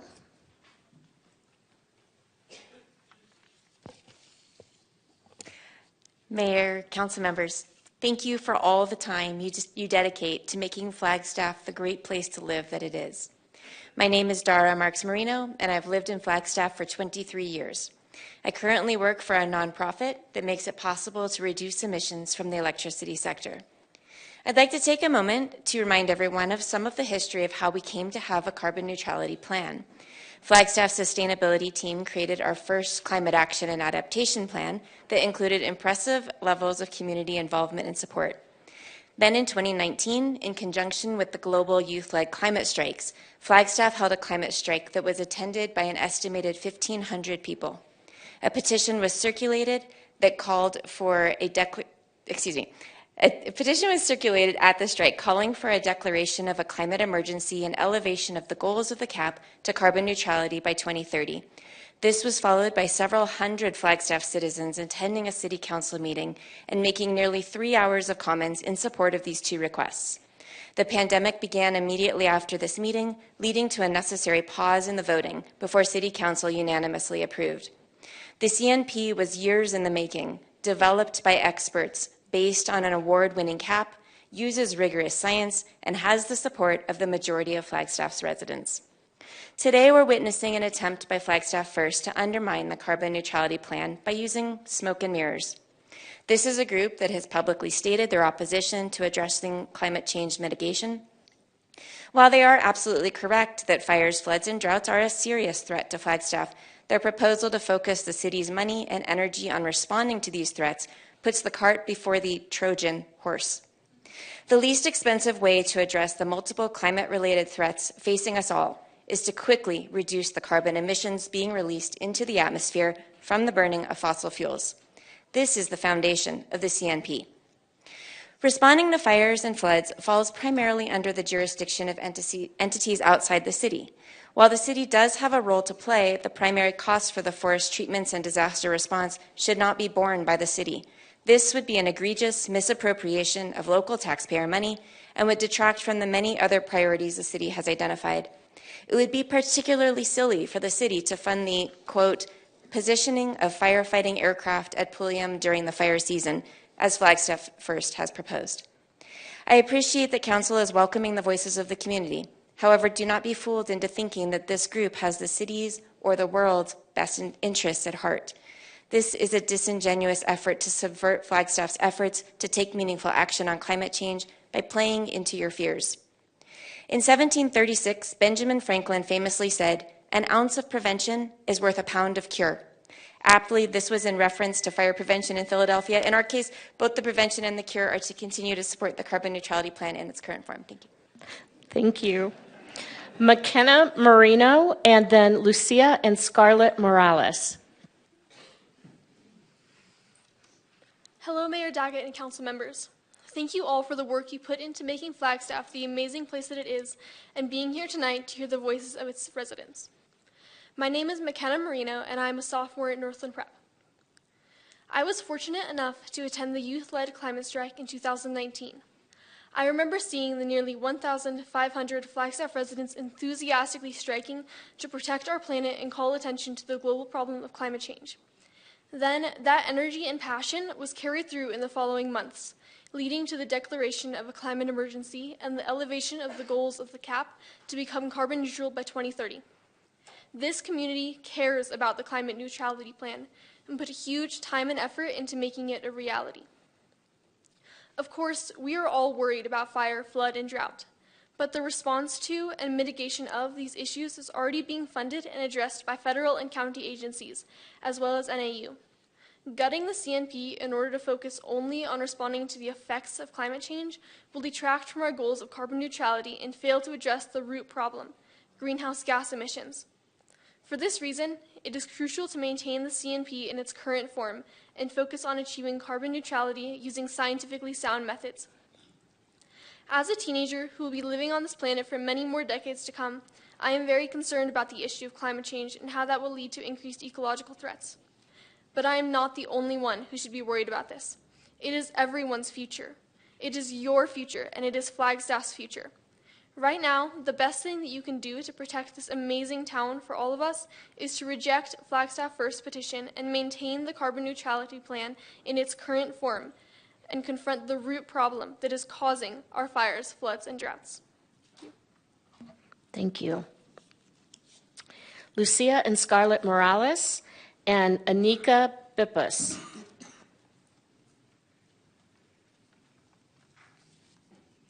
Hello, Mayor and Council members. My name is Scarlett Morales, and I'm 15. and I have lived in Flagstaff my entire life. The first thing I would like to say is thank you for supporting the carbon neutrality plan. It means a lot to me because it will affect Flagstaff's future immensely. As a youth living in Flagstaff, I have seen the effects of climate change, including fire, flood, and drought. And yes, these are indeed important problems in Flagstaff. This being said, they are not the entire problem. What we need to be looking at right now is the root cause. We already have many organizations focusing on fire, flood, and drought problems in Flagstaff, so diverting the carbon neutrality plan's resources in the long run is a huge waste of time and is guaranteed to make these problems worse. The real thing that the city should be focusing on is carbon neutrality. If we don't focus on carbon neutrality now, Flagstaff's future could be so much worse. What you decide now will not only affect Flagstaff, but the entire world. Please keep the carbon neutrality plan as it is. Thank you. Hi, my name is Lucia Morales. I'm 12 years old and I go to Northland Prep. Thanks. I would also like to thank you for considering the carbon neutrality plan because it is very important to me. Over my entire 12 years in Flagstaff, I have seen fires, floods, and droughts. But the cause of most of these are actually not climate change. It's the other way around. Or not the other way around. It's important to me and many other citizens of Flagstaff that our carbon emissions are lowered so the air we breathe is safer. Flagstaff First project could take lots of time and money with an estimate of $600 million. But these resources could be used to help the carbon neutrality plan. As you may notice, the people here in this room mostly consist of adults, but the youth like me and my sister care too. We care because we would like a carbon neutral future. Thank you. Thank you. Anika Bippus and Marilyn Wiseman.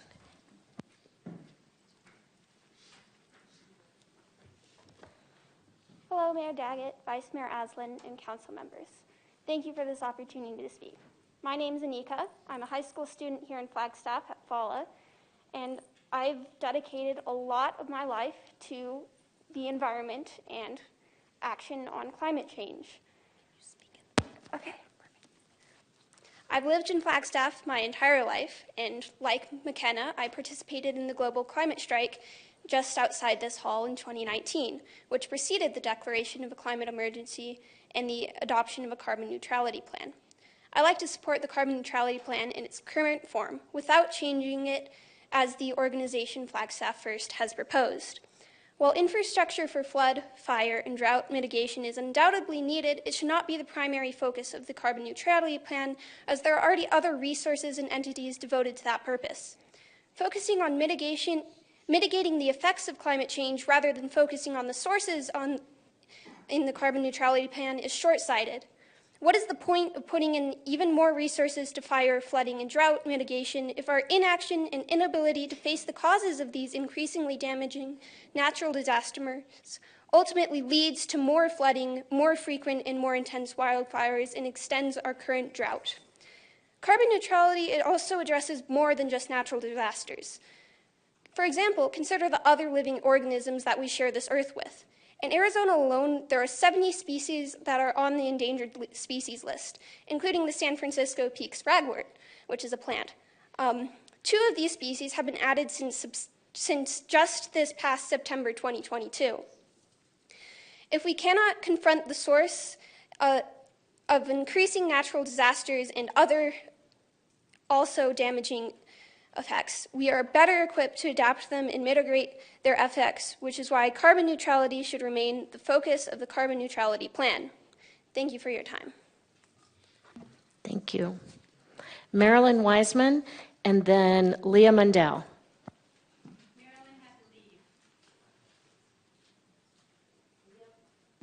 Leah Mundell, and then Bert Harkleroad.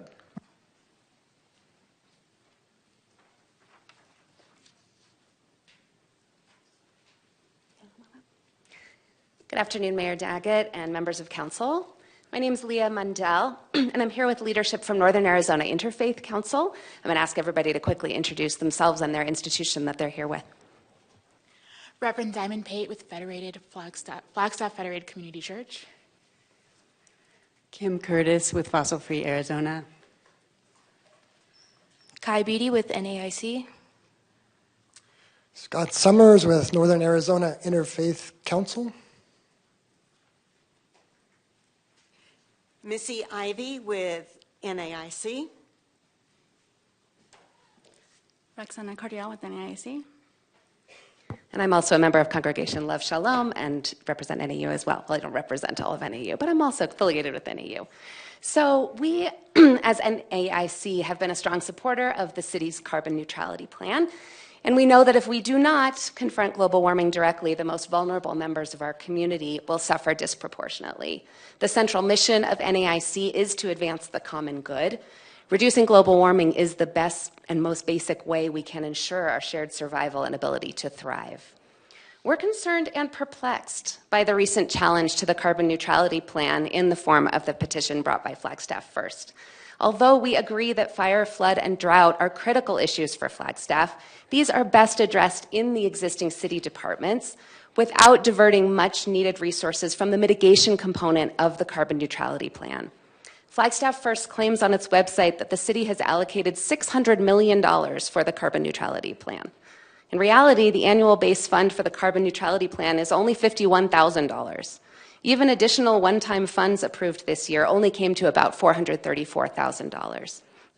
As we've been seeing on the screen, Flagstaff has 3 carbon neutrality goals: mitigation, adaptation, and equity. The carbon neutrality plan is Flagstaff's only plan for mitigating our city's contributions to global warming. On the other hand, in addressing climate adaptation and equity, the carbon neutrality plan builds on the work of several city divisions that have been doing this work for many years. This includes our fire, flood, and drought preparation.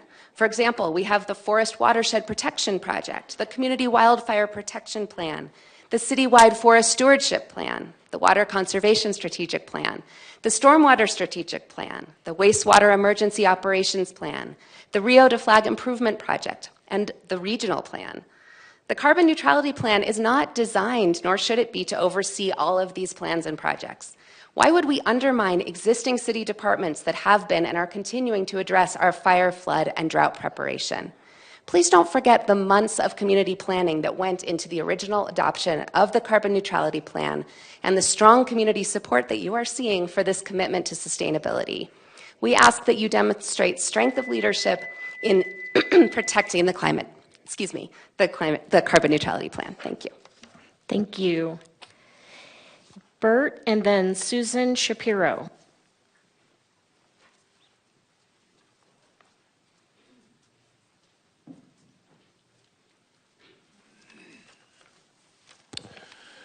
Good evening, Mayor Daggett and City Council members.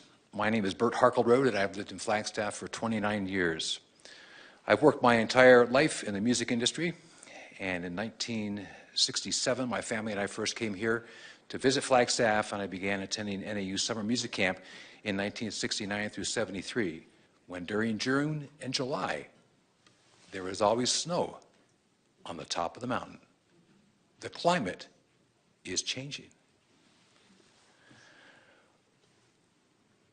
One of the wisest things that can and must be done at this moment in time is to pass the 2020 carbon neutrality plan, because it sets goals for Flagstaff to reduce its carbon footprint.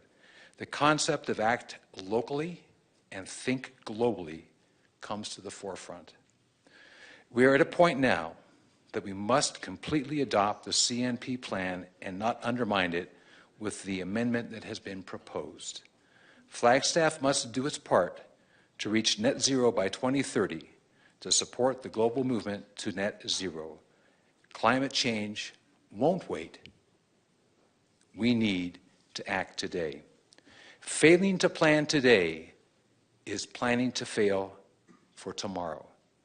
Something none of us here can afford today.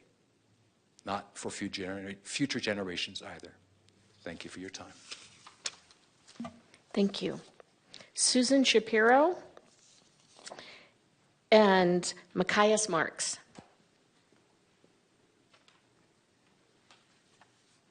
Good afternoon, Mayor and City Council. My name is Susan Shapiro. I think you've seen me before here. It's good to see you all again, and thanks for hearing us out. I think you might know I try to be an active member of the community, and I really do care a lot about our beautiful city. I just want to thank those of you on the council who have been supportive of our carbon neutral plan.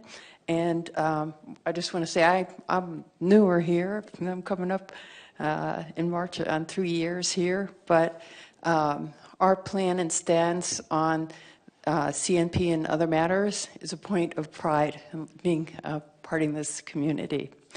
So it is a little bit of a surprise that we have to have a discussion about climate deniers who are attacking our carbon neutral plan. So I try to understand what it's all about. And so I listened to an interview of Tom Pearson and one of his colleagues by Jeff Orovitz, try to see what they have against our carbon neutrality plan. And to be honest, the discussion was kind of all over the place. You could just Google it if you want to hear for yourself and see if I missed anything. But it didn't seem to me to provide a coherent, logical argument for why we shouldn't maintain the plan as it is. But one point in particular that I take issue with is that the idea that we're somehow going to be left behind by continuing to pursue our current carbon neutrality plan because the countries like China and Russia are not adopting as aggressive of carbon neutrality goals as we are. And in fact, it was mentioned that China's building 60 coal plants, like that's something we should emulate. And it was also stated that our carbon neutrality plan isn't going to make any impact on the worldwide climate crisis. So you could conclude that they meant for us to do nothing. But the fact is, in order to make the world a better place, it's a Jewish concept known as tikkun olam. Everybody has to do the right thing.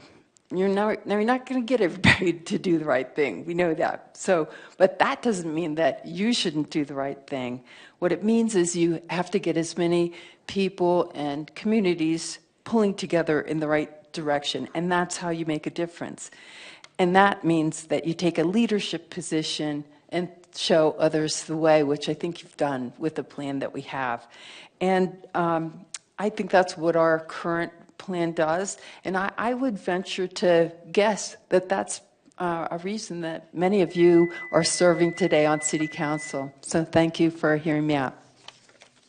Thank you. Machias and then Dapper Dre.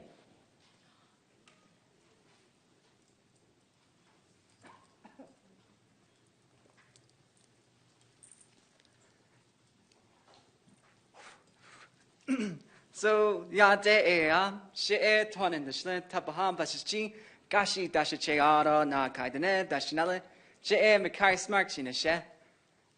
Just for those who didn't catch that, I am near the water, born for Edgewater. My mother's father is Red Bottoms people, and my father's father is the People's Coming Home. Name's Makai Smarks, and thank you, Mayor, for pronouncing my name right. I know previous mayors before have messed it up. Not going to name any names, but it's happened. So I'm here to support the unsheltered relative that was here sharing their voice and as well as their concerns with what's happening with our community. And I'm so grateful because right now we have a lot of our community members here who are organized, who are committed to something, committed to that passion of looking out for that community, that fire inside of them, looking out for our future. You've heard it from our grandchildren to our elders. It's things that in my introduction that I was sharing, that's what reflects. The peoples that I come from, the peoples who have taken care of this land before us. I'm grateful to be able to share this as they're an audience of that, because our unsheltered relatives are the ones that are most vulnerable, especially when it comes to climate change. And they are the ones that don't often get that access to the resources that they need, especially to adjust to the changing times of our community. Now, I can list out solutions like hey, we need to construct like warming shelters so that they can endure the cold and so that the number 5 doesn't come up and haunt us. Now, I'm no engineer, but we can at least create those partnerships, as we've seen that our community is totally capable of organizing around things that they're passionate about. The renaming of this peak right here, Agassiz to Omaki. Omaki is hopefully for House of the Clouds. The city of Flagstaff has shown that it can organize people and create that space so that people can have their voices heard.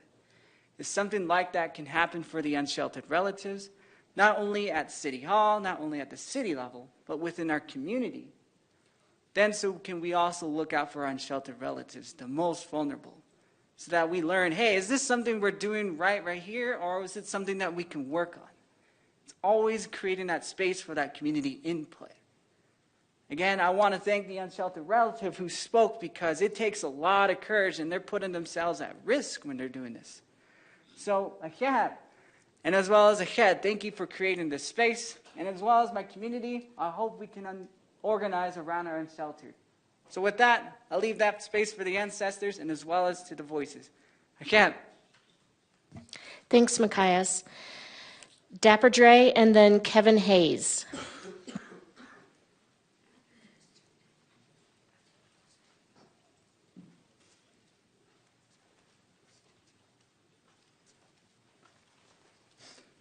Greetings, Mayor, council members, staff, fellow citizens of Flagstaff. I want to start just with a brief moment of silence for Liana Sco, who lost her life 2 weeks ago on Milton.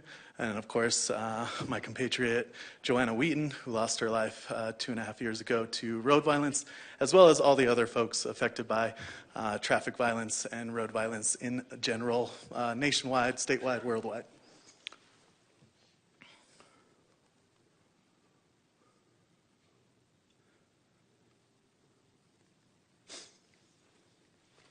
So today I want to bring up just kind of words and concepts. We use words to convey concepts to one another. And I want to start with what happens and what we call when a pedestrian kills another pedestrian. We usually call that murder or manslaughter or something pretty serious. If a cyclist kills another pedestrian or cyclist, we call it amazing because it's intentional. It has to take some kind of intent for it to happen.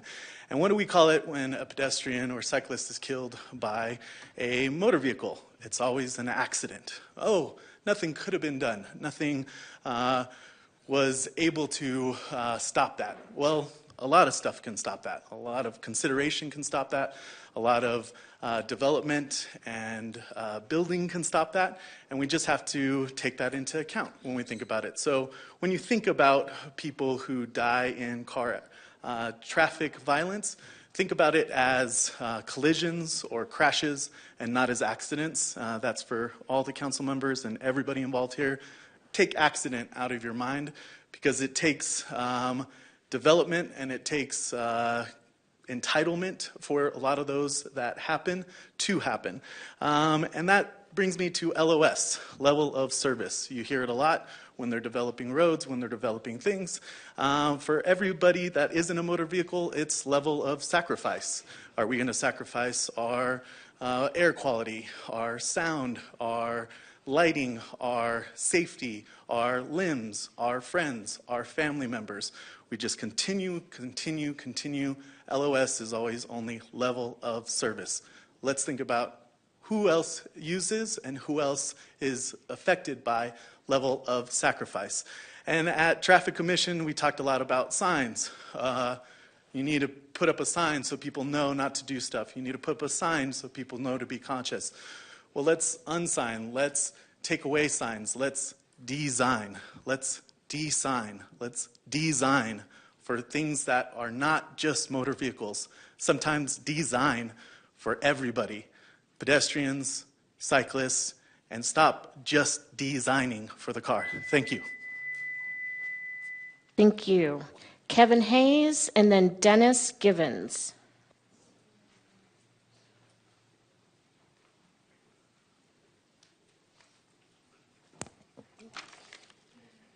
All right. Hi, everyone. Thank you for your time today. My name is Kevin Hayes. I'm a part of the PED and Pedal Climate Action Team within the Northern Arizona Climate Change Alliance. And I have two separate topics to talk about today. First, as an environmentally conscious bicyclist, I'd like to ask the council to keep the carbon neutrality plan in its original form, and thank you for your work on it. Secondly, I wanted to talk on a different subject matter. A couple of months ago, I submitted a petition called Walk by Default with the general idea of setting the crosswalks to walk when the lights turn green so that bikes and pedestrians don't have to press that button for safety and experience, right? I do want to take a second and I want to thank the council for approving this petition, and I want to commend the city traffic engineers. Specifically, I want to commend traffic engineer Jeff Bauman and multimodal transportation planner Martin Ince. When that petition was submitted, a memo was added to the petition talking about what they called demand responsive control traffic lights. For simplicity, I'm going to call them smart traffic lights so we don't have to get too technical, but the long story is the lights can change the time that they stay green depending on the traffic and the vehicles that come into the intersection. So due to that, it's a much more complicated ask to simply say change every light to walk, right? So I wanted to take a second and commend Jeff and Martin for meeting to talk about options. It was very easy for them to simply say, hey, this can't be done, or this is a big ask, or it's going to be too much of a problem, and walk away. But instead they asked what, and they asked why. They asked, what is it we are trying to accomplish and why? What experiences are we having as bicyclists that prompt this petition? And what issues are we seeing as bicyclists and pedestrians that are prompting this request? And so they took the time, they met with us, and we talked about possibilities. And together we have some ideas for solutions that should improve the pedestrian and bicycle experience and safety without negatively impacting vehicular traffic flow. So our hope is to meet again and possibly even find some intersections that could be a good pilot project to see about solving some of these problems. I don't want to get into too much detail on what it is we're trying to do since we're still in the initial planning phases. But again, I want to say thank you all for passing this petition, and thank you to Jeff and Martin for going above and beyond to help make our streets safer.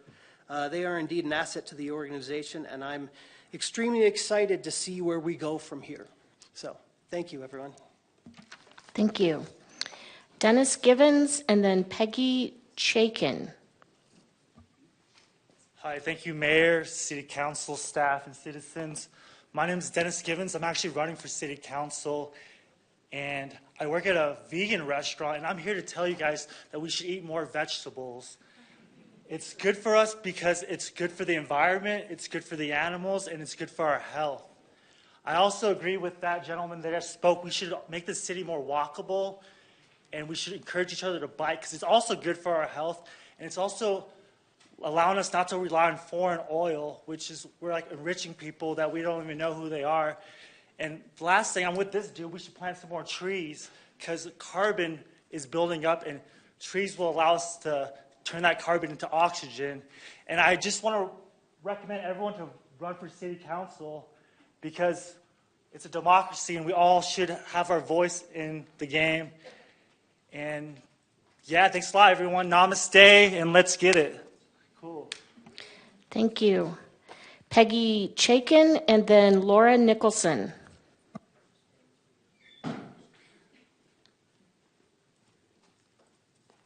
Good evening.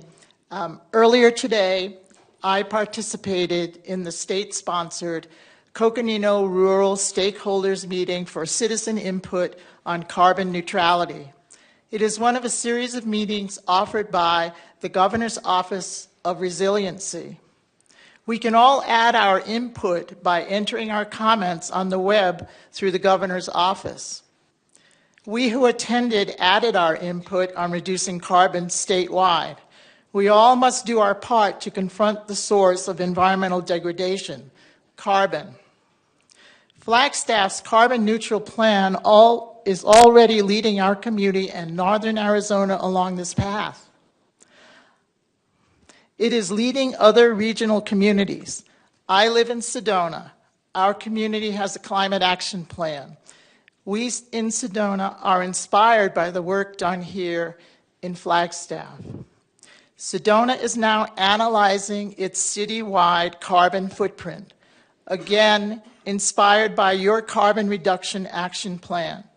Statewide citizens are working to also implement a climate neutrality plan, enabled by national infrastructure funding. Please proudly continue to strengthen your accomplishments and continue to support your carbon neutrality plan.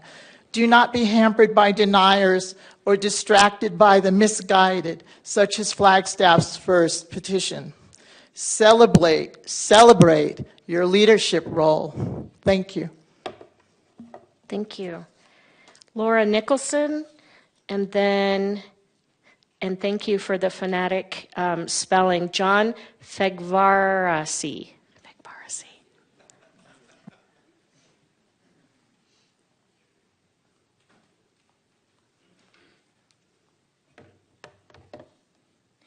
Hello, dear Mayor, Vice Mayor, and City Council members. My name is Laura Nicholson, and I'm a PhD student at NAU studying ecology and also a Flagstaff resident. I first and foremost just want to thank you all so much for supporting the carbon neutrality plan. You all know the stats about climate change and how big of an issue this is for us all. I was personally very concerned to hear about the proposed amendment by the Flagstaff First Group and ask you not to advance the petition to amend the CNP. While I resonate with the concerns of this group to reduce the risk of fire and floods and drought, there are already funds directed to address those specific issues, and redirecting the funding from the CNP would undermine the effectiveness of this plan. It's essential that we continue to put focused energy towards decarbonizing our city. Furthermore, if we do not take action on climate change, these local issues will only worsen in the years to come. It's imperative that we stick to this plan and support this action plan to help our city and the future of our planet. I'm very concerned about our futures, as already we're feeling the effects of climate change, as we know here in Flagstaff, with all these local issues. Another issue is I see a lot of my friends around my age. I talk to them about our futures, and so many of them do not plan to have children because they don't want to bring them into a world of ashes. I honestly question for myself if it would be fair to my future children, and if they would ask me why I chose them to bring them into a world that is being decimated by climate change. However, I must have hope that we can build and support a world worth living in. The only way that we can create this kind of world is to take bold action to create this future. And while this is a global problem that can seem insurmountable, and while it can feel like any changes we make at the city level won't make a real difference, it is through the actions of these individual communities that great changes can happen. I want to be able to tell and to show our children that we took action to create a healthy world and environment for them to grow up in. This is why I do feel so proud and inspired that Flagstaff is serving as a leader for other communities in carbon neutrality.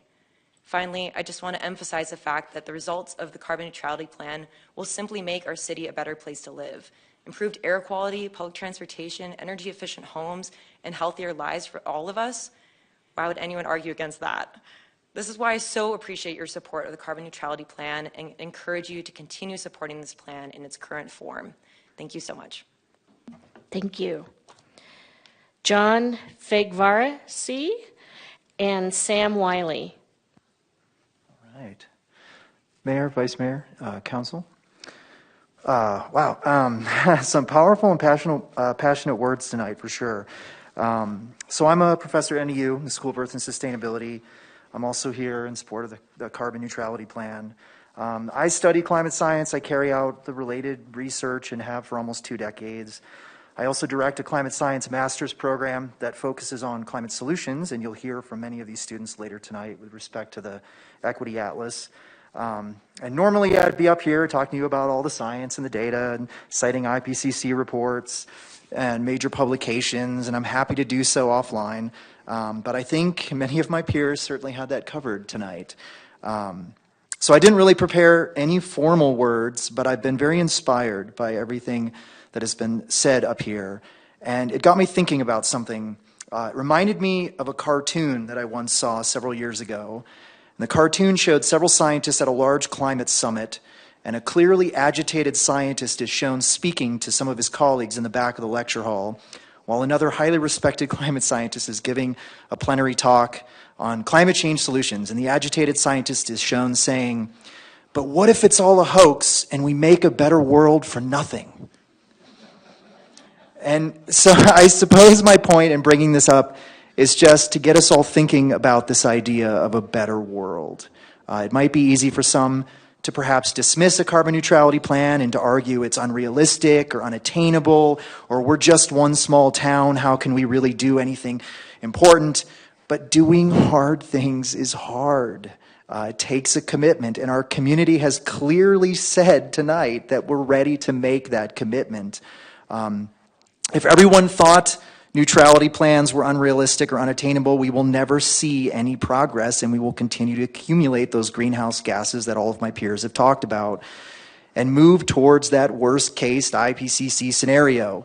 So as a previous speaker said tonight, why not do our small part, even if somehow you still aren't convinced by the overwhelming science, why not still just work towards creating that better world? Someone needs to take the first steps and be that beacon and inspiration for others. And small towns can still have a big voice, as has been clear tonight. So thank you. That's all I have. Thank you. Sam Wiley and then Carly Pearson.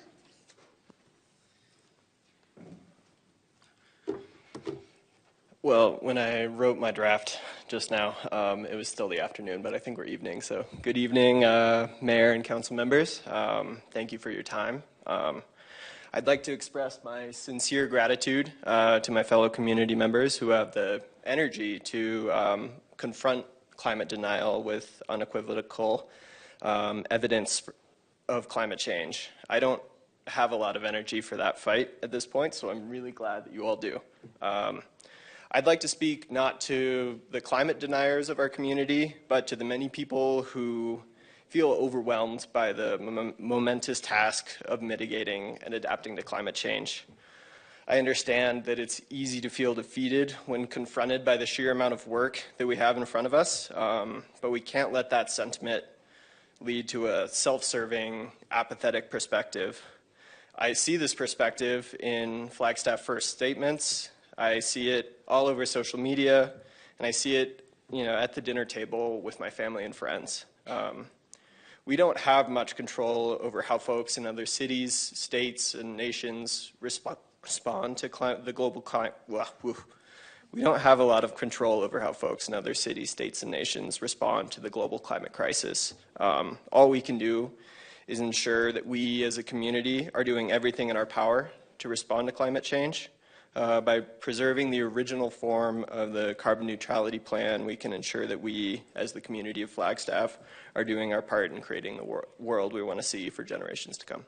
Thank you. Thank you. Carly Pearson.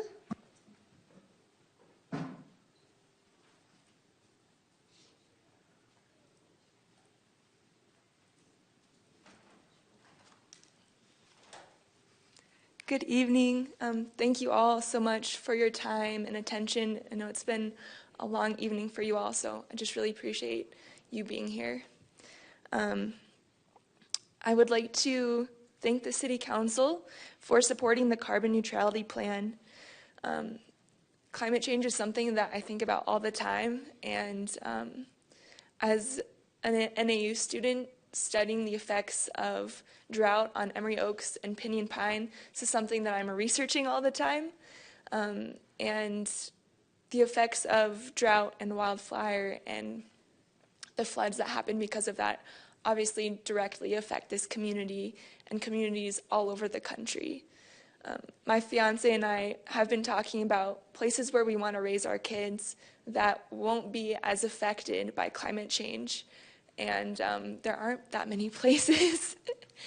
And so given that the fact that this issue is so huge, it can feel kind of hopeless sometimes.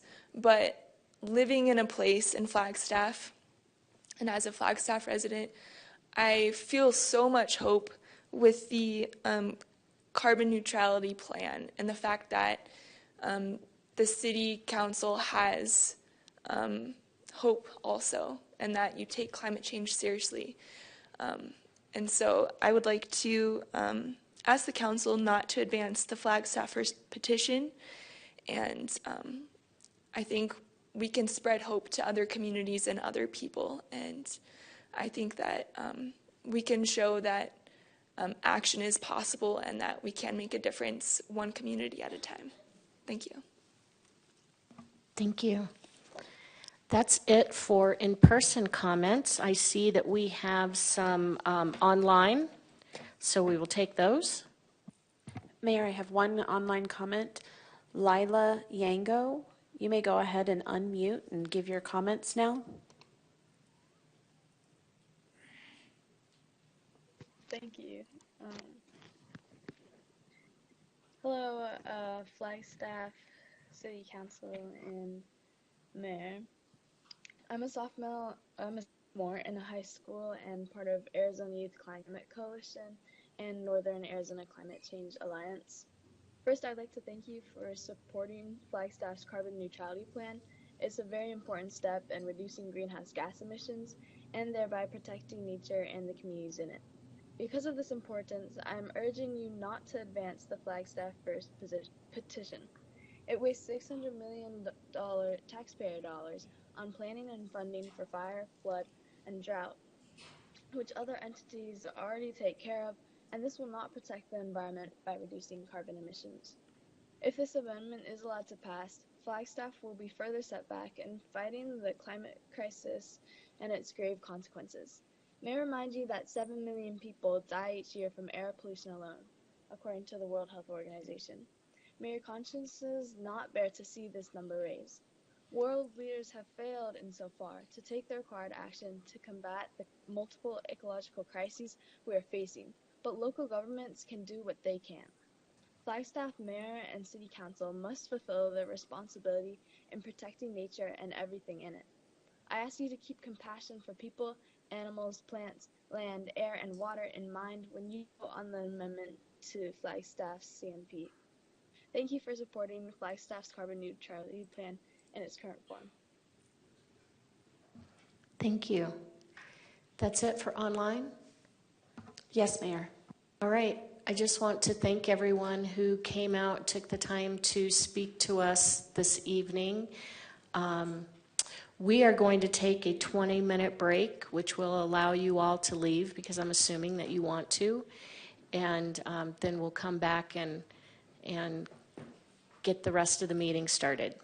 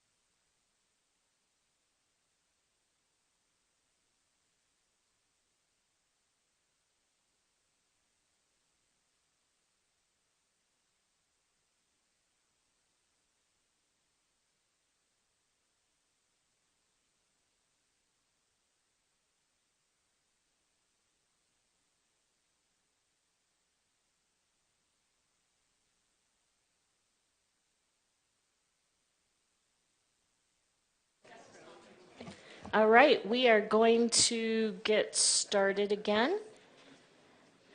Okay, let's see. Now let's review the draft agenda for the December 19th, 2023 City Council meeting. Council members, do you have any questions, comments? All right, moving down to item number 6, City Manager Report. Thank you, Mayor. Council. It's a brief report this time around and pretty informative, but I'm not going to call anything out for discussion unless you have any questions. Council? Thank you.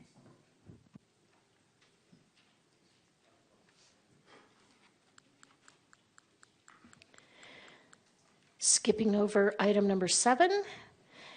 Item number 8, Flagstaff Climate Equity Atlas Research.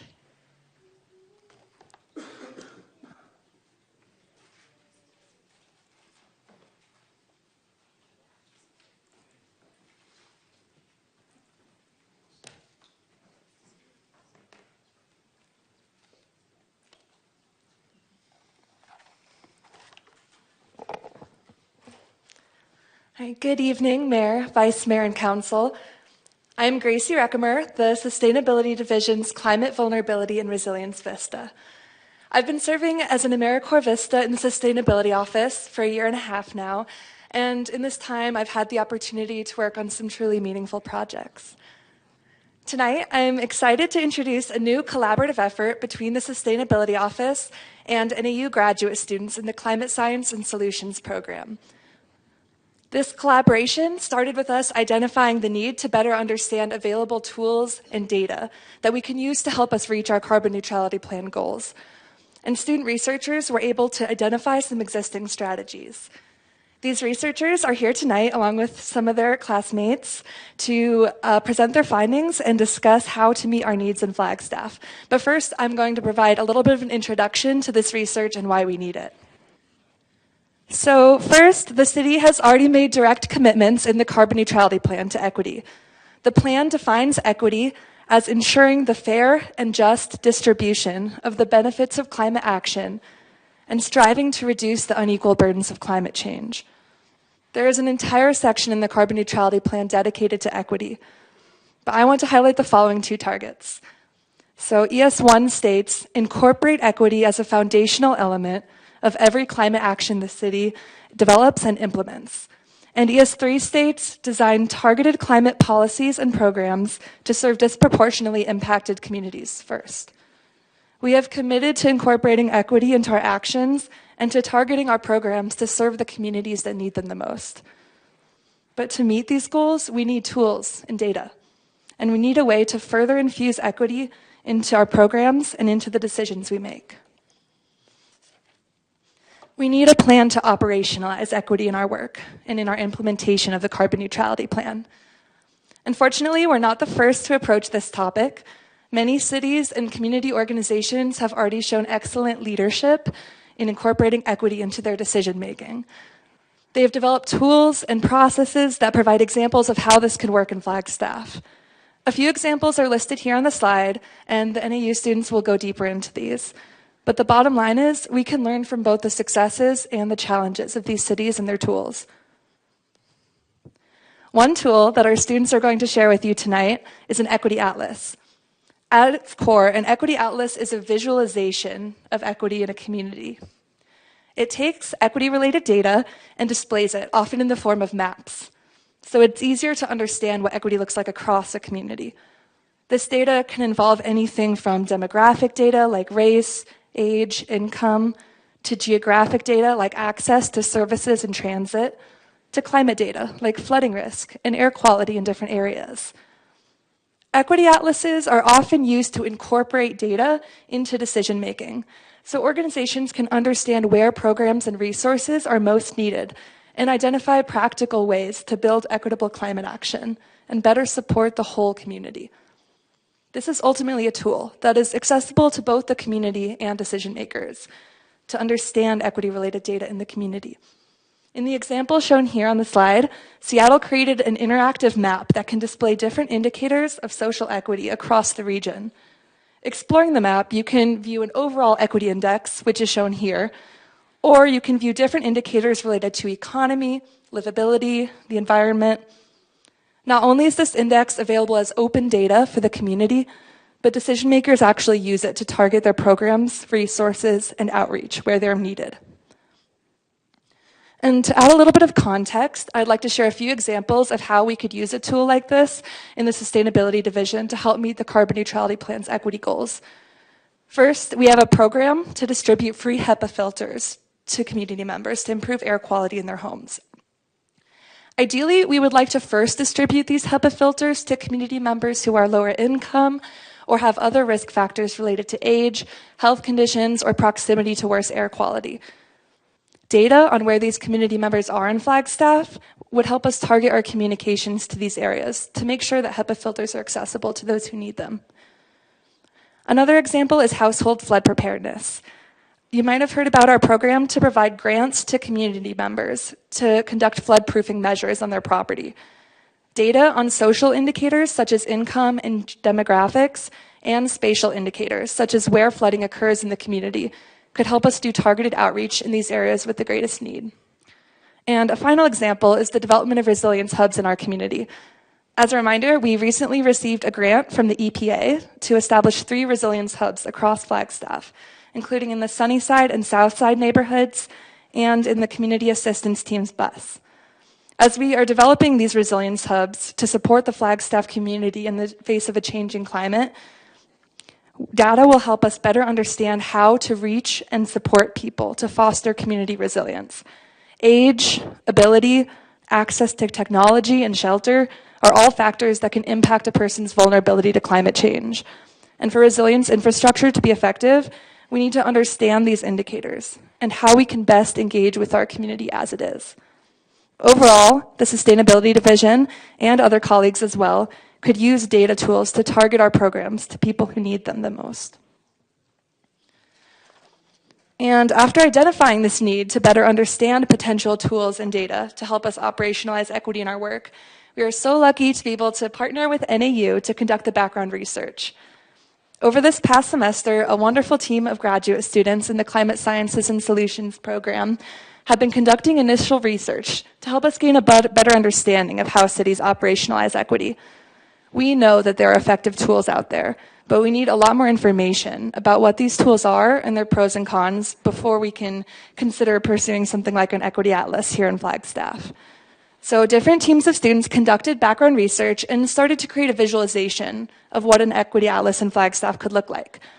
To clarify, these students did not collect any new community research, and they did not create a complete equity atlas. The scope of their project is informational, discovering what data and tools are out there, and providing recommendations for how the community can further explore these tools to foster equitable climate action. And as you will see in a minute, one group conducted a literature review, identifying what other cities are already doing to operationalize equity and connecting these cases to the context of Flagstaff. One group created an initial equity profile, starting to connect the data that we already have to show what information is relevant to equity in Flagstaff. One group explored the data needs of an equity atlas, identifying publicly available data that already exist and where there are gaps still to be filled.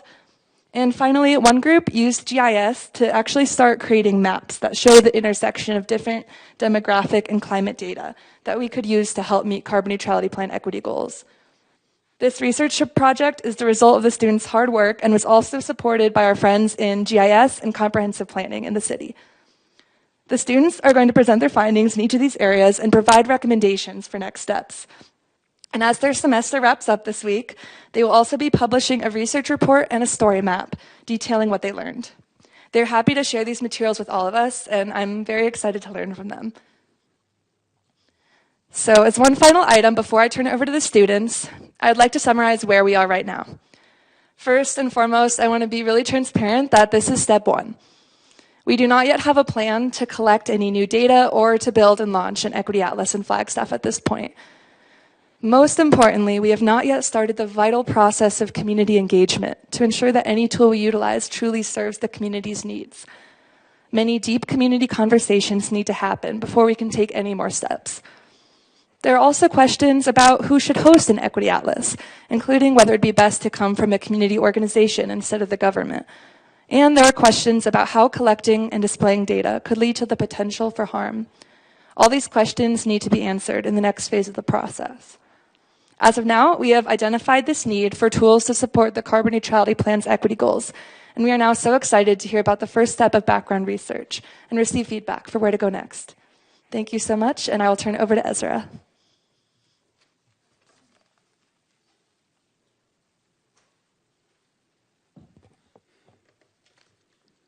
Thank you so much, Gracie.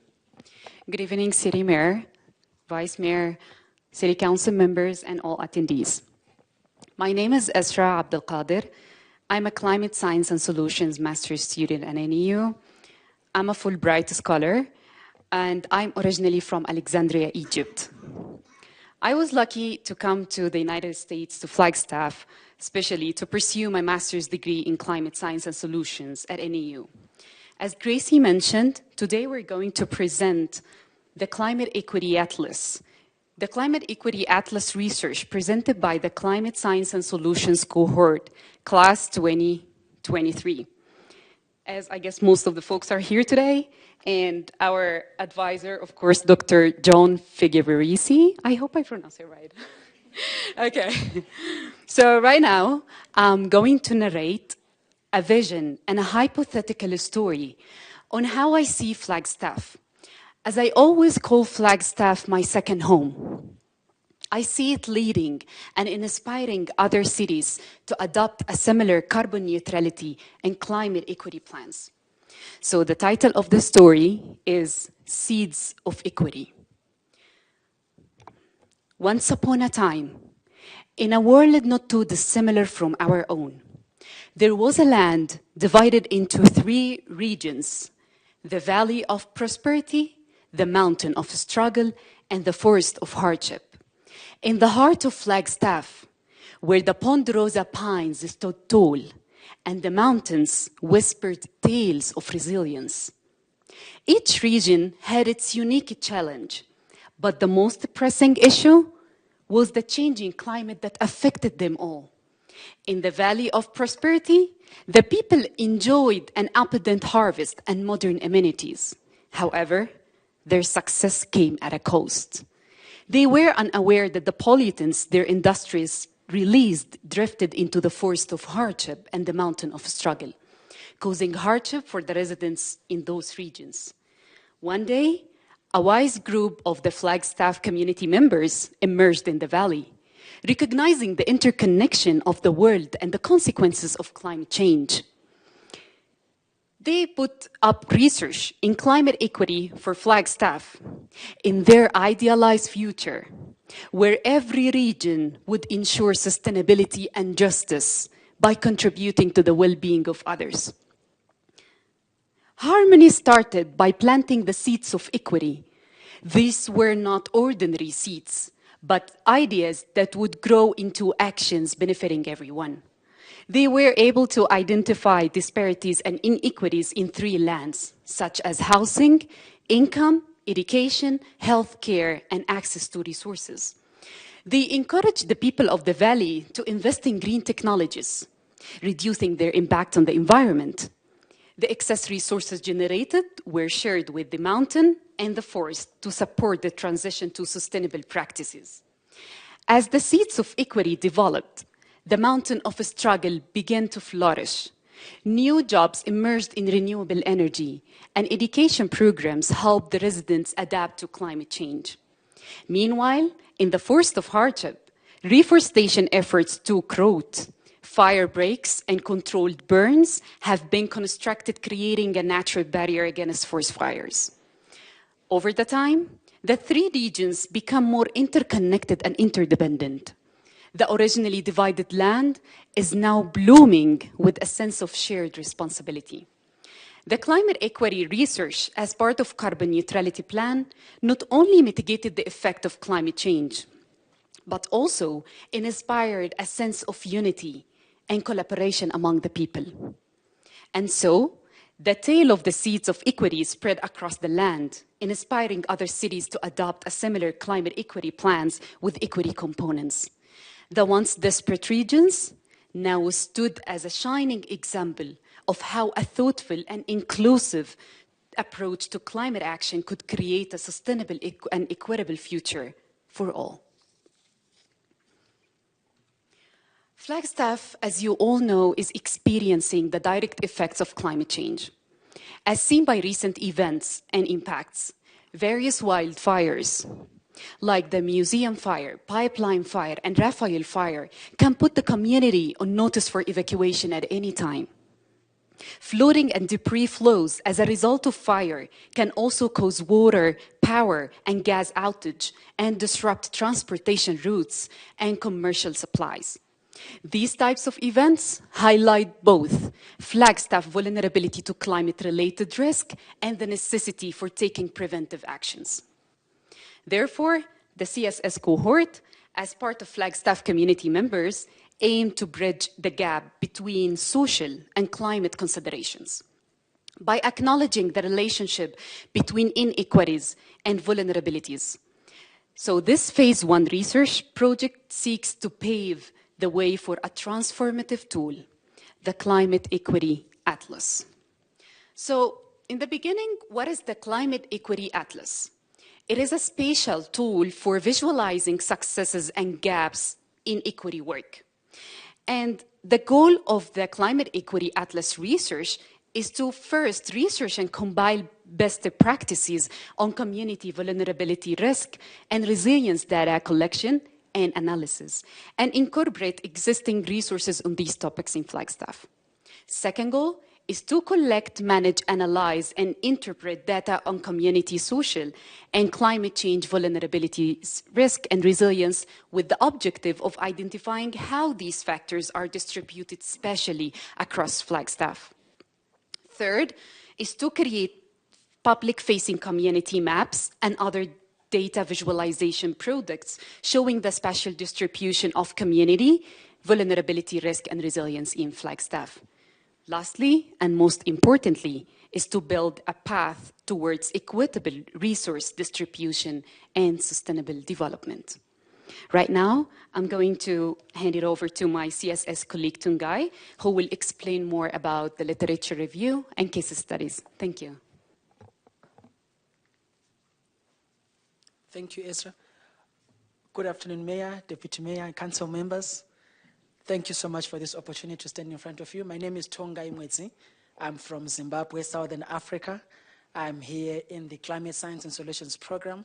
I'm here as a Fulbright student, and it's a pleasure to present before you this afternoon on behalf of my class.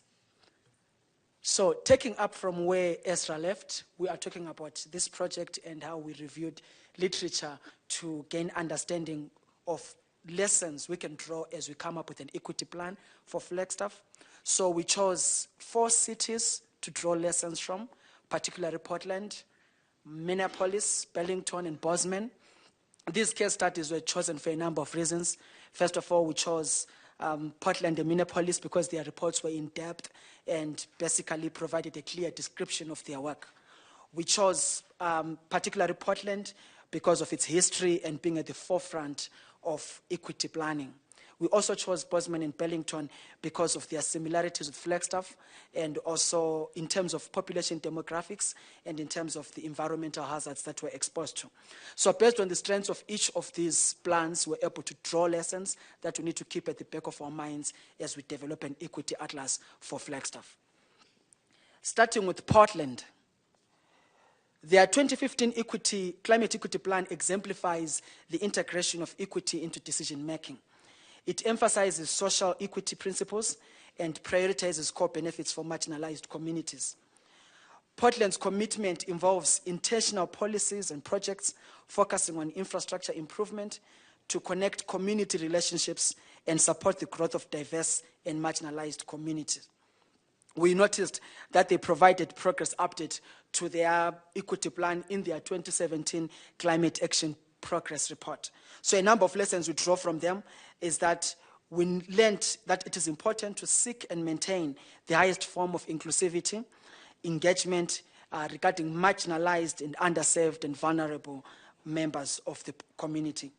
It is important to provide resources to promote and encourage equity, and it is also important to implement accessible and comprehensive annual progress reports as they did. Moving on to Minneapolis. The Minneapolis 2023 Climate Equity Plan is a roadmap of the city's climate and equity goals. It highlights residents' concerns and it lays out plans for addressing the effects of climate change in Minneapolis.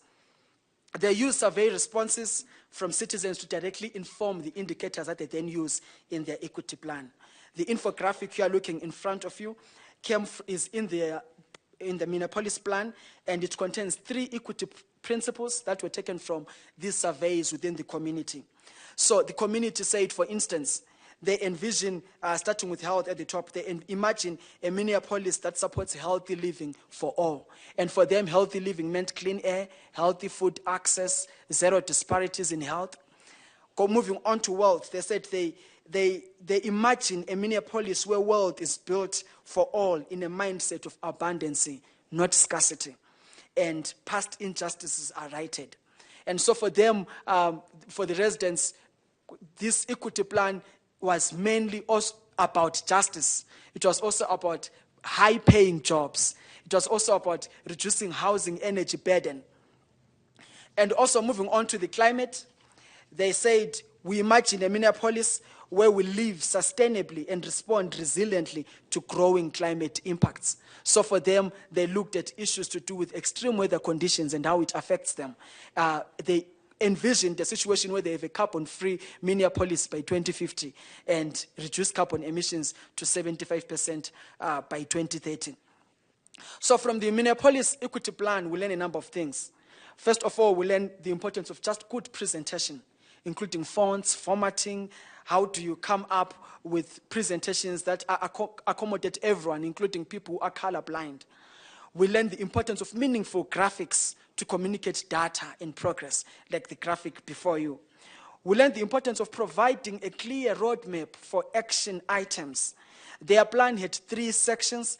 The first section looked at plan background and processes. Another section looked at call to action, and then another section that looked at implementation. And this provides us this section provided information on how this plan can be used and its effects. We learned also that it is important to indicate names of city entities that will be executing different plan initiatives. Moving on to Bozeman. The city of Bozeman worked with a consulting firm to measure equity and access to resources within the city. They had targeted outreaches which guaranteed the active involvement of underrepresented communities in their data collection process. So their gap identification process blended quantitative analysis through census data and also qualitative insights gathered from community engagement. So what do we learn from their work? We learn that qualitative and quantitative data are both important in identifying gaps. We learn that community engagement is key. And we also learn that it is important to think about things like typeface, color, language options, accessible location of the report once it's available. It has to be on a city website where everyone can reach it and access it. Moving on to Burlington. The City of Burlington's 2019 Equity Report focuses on 5 key indicators, particularly the economy, education, health, housing, and justice. And then they have dedicated sections to demographics, accountability, and recommendations. So they also incorporate state comparison for demographic data, which allows the reader to get an idea of how Burlington is doing compared to the rest of the state. So as we develop our equity our equity atlas as a city, we need to think about adopting a similar strategy where we use statewide data in order to enhance the accessibility and relevance of the equity report to a broader Arizona audience. Burlington reports sets an example for Flagstaff by featuring comprehensive accountability sections, which outlines how the policies are implemented and how grants of funds or details or how grants of funds are used and the success of each of these projects. Before you is an infographic where we see the power of qualitative data again, where they interviewed students in Burlington, and they gave their ideas of what they think equity is. As you can see in the infographic, most people thought that equity has to do with Burlington, which is a big word that pops up. It has to do with being equal. It has to do with opportunities. And they brought out that it has to do with students, not surprising because it's the students who are asked. It has to do with everyone. It has to do with community support. So this shows us the power, again, of qualitative data in bringing out the ideas of what the community is thinking about what you're talking about. Then we moved on, having learned from these cities and looked at indicators that we can consider in coming up with our equity atlas. So we started with demographic and social indicators. And here are some that we thought were important. The first one being demographic. We know that climate vulnerability is intricate, and it involves a number of factors such as race, ethnicity, age, income, transportation access, location, and often all these factors are compounded. So recognizing this complexity enables more effective strategies to address climate inequity. For example, age plays a big role in one's vulnerability to climate change. The elderly members of our society are more prone to health conditions that can make them more susceptible to climate hazards. This indicator can therefore provide insights into the fair distribution of resources, opportunities, and outcomes within the community. Moving on to look at economic factors, factors like income disparities, wealth gaps, employment rates, business ownership, economic opportunities can all be important indicators of social equity. High levels of unemployment can lead to increased poverty. Therefore, income inequality is an important social challenge that we need to think about. Employment is a key indicator that we need to consider. Discrimination will limit job opportunities and will give more vulnerability to underprivileged groups, and this will contribute to more income inequality. We can look also at transit accessibility, which is an important indicator, ensuring residents can easily access vital services through public transportation, and this fosters connections to employment, education, healthcare, and social activities. So this inclusive system can bridge gaps for individuals with disabilities or limited financial means, and this can promote equitable access to essential resources and opportunities within our communities. Moving on to housing inequities, we notice that this is a very important indicator in Flagstaff. We found that Flagstaff is faced by a challenging real estate landscape, with median home values exceeding the national average by 150,000. There's been a 147% increase in prices over the last decade, and these have contributed to housing unaffordability. However, on a good note, also we observed there was a notable 15% increase in owner-occupied units as of 2021. These housing dynamics are important as we think about our equity atlas, and coupled with transit accessibility challenges, they contribute to a broader equity considerations as we come up with our own atlas. Then we went on ahead to look at the indicators of climate inequity, of which in Flagstaff we've heard over and over here. Important ones include wildfire risk, flood risk, droughts. It is important to identify the communities that are at high risk of wildfires and assess the potential impacts on the residents. For floods, similarly, it's also important to evaluate vulnerability to flooding events and the capacity to recover from such disasters. It's also important to assess droughts, because we know they lead to a decrease in the vulnerability of water resources for the community, in the availability of water resources for the community, and lower income individuals and communities often face disproportionate impacts during droughts due to various socioeconomic factors. We can also look at air quality, disparities in exposure to air pollution and the associated health risks. The health risk formed by air pollution can also be dependent on age, previous health risks, location, and other factors. We can also look at urban heat. It's important to address urban heat and vegetation disparities to mitigate heat island effects. vulnerable populations, including those over 65, unsheltered individuals, and those with disabilities face heightened risks. So implementing measures such as increased vegetation and widespread access to air conditioning can effectively combat these challenges and offer protection to the most vulnerable. There is snow also in Flagstaff, and we know how snow impacts transit accessibility, and it can quickly transition from being just a snow issue to a health and safety risk if people cannot access health in such times.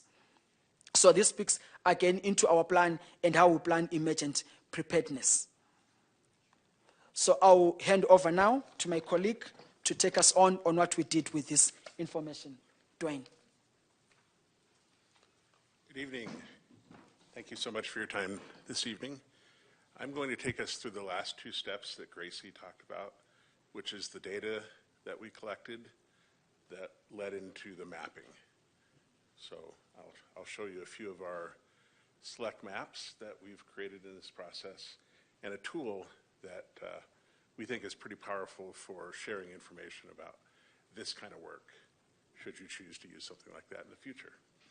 So the mapping provides, the spatial information about the data that we collected. And the data by itself is useful, but not as easy to understand directly where it impacts different parts of the community. So this is a way to turn this useful and informative data into something that's very powerful.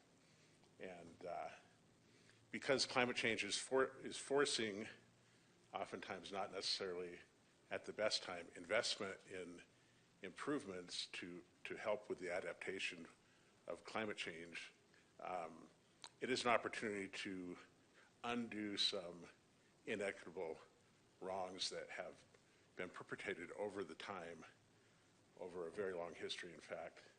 So this is a chance to identify those, visualize them, and then hopefully with the equity plan, address them. So the process we used, we looked at the key equity and climate indicators as Tonge shared, and then we identified the GIS data that would be good for showing some of the social and climate inequities. And then we also created a basic GIS story map, and that's the tool that when you get a chance to see it, you'll see it does a very effective job of, in a linear fashion, showing what the key issues could be. But a little bit of caution. So as Gracie mentioned, we didn't create any data. We just went out and found publicly available data. And there's some great data out there, and there's some data that caution is warranted. So this is a snippet of a grading system that we put together on all the sources of data for mapping. And this data, this table in full form will be included in the final report, which we'll provide to you later. And you'll see one of the data areas was the active fire maps. And, it's good data, it's a good map, and it has some potential issues with accuracy depending on the type of area that's being mapped. First, we're going to start with one on floodplains and median household income. So this is looking at the red is known rural floodplains in the Flagstaff area, and on the right is the legend, which shows the colors for each of the median household incomes. And so where the lighter colors intersect the floodplains, that's where you have potentially lower ability at a household level to adapt to the challenges of flooding. All right. And here's that map on housing unit risk. So this has two bits of data. One, the green areas are census blocks where the average age is over 65. So some of the mobility and health risk issues that Tongai highlighted, would exist in these areas. The red is showing the housing unit risk. This is a measure of how likely a fire being in that area is how likely there will be damage to the housing units. So it doesn't show the risk of fires in those areas. That would be a different map, I think very useful map. But this one just shows what happens if fire happens where these people live.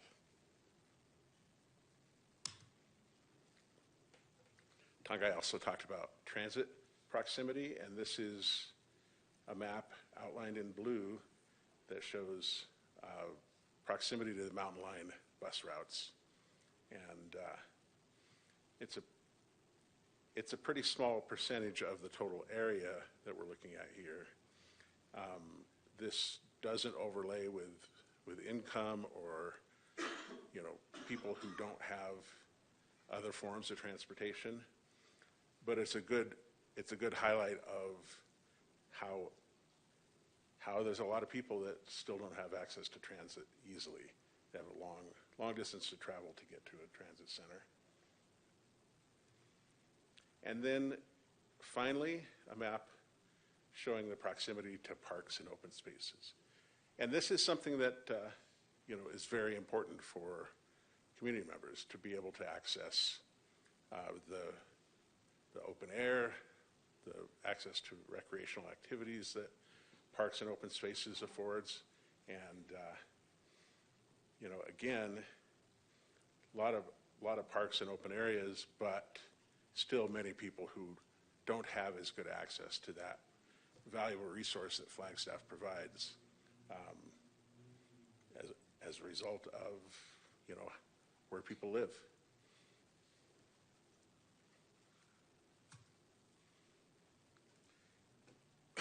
So I mentioned the story map. This is another tool, and part of our mapping team put this together, used some of the same data and photos that we've used in other places, but it's a great tool for one, visualizing, and two, creating an easy path to understanding the data that we've collected. So here along the top are the focus areas, and then statements about them, fire, and so different risks: snow, flood, air quality, which is a real problem here with the fire, and then the heat island effect. You can go back and continue to scroll and see some of the same maps that we've been showing. But it's just another way to present it that might be more consumable for a larger percentage of community members.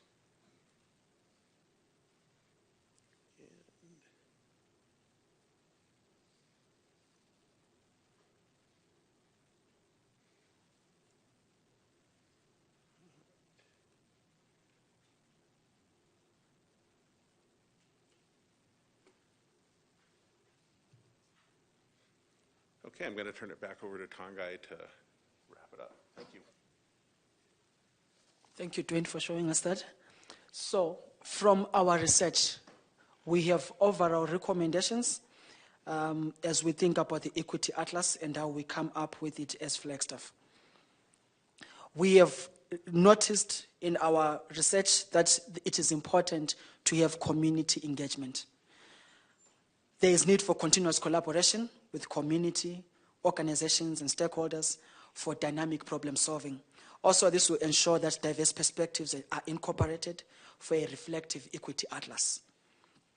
And then we also noticed the need for comprehensive data integration. Dwayne started by putting out some cautions about data. So it's important to make sure that our data is accurate and relevant. And so that means that we need to continuously update spatial and social data sets so that we make sure that we're dealing with reliable data. And there's need for collaborative data sourcing. For example, we can partner with stakeholders so that we can have multifaceted data. And there's need for equity-focused data collection.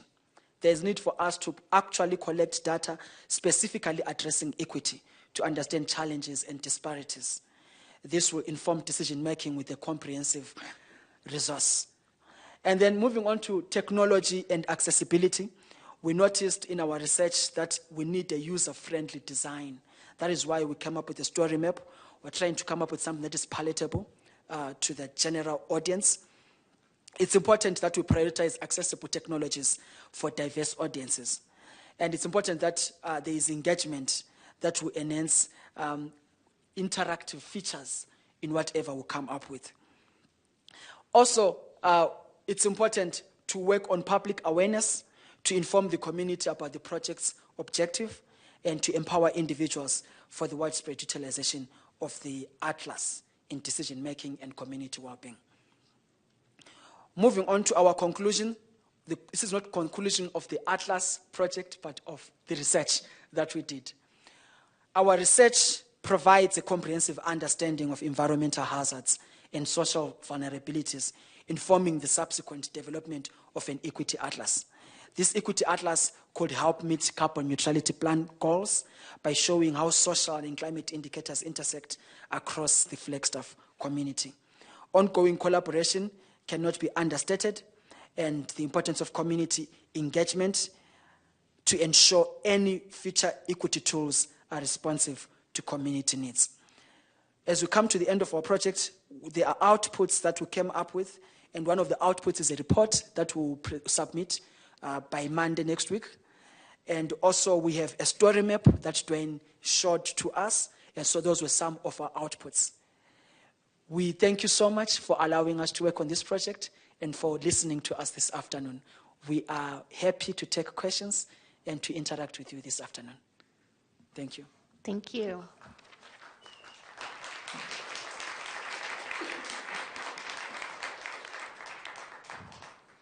Council, do you have questions and comments for any of the students?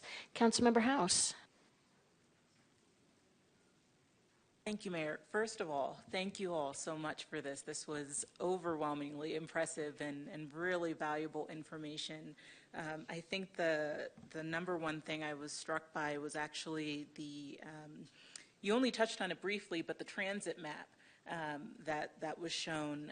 I thought it was particularly telling in some of what we need to address within our community in terms of both how we approach answering questions like who bears responsibility for different adaptations, in noticing that the transit routes are primarily in lower income areas, which suggests that people in those areas have more responsibility for using that as alternative transportation versus people who might have better access to cars, who live further out and have more access to wealth.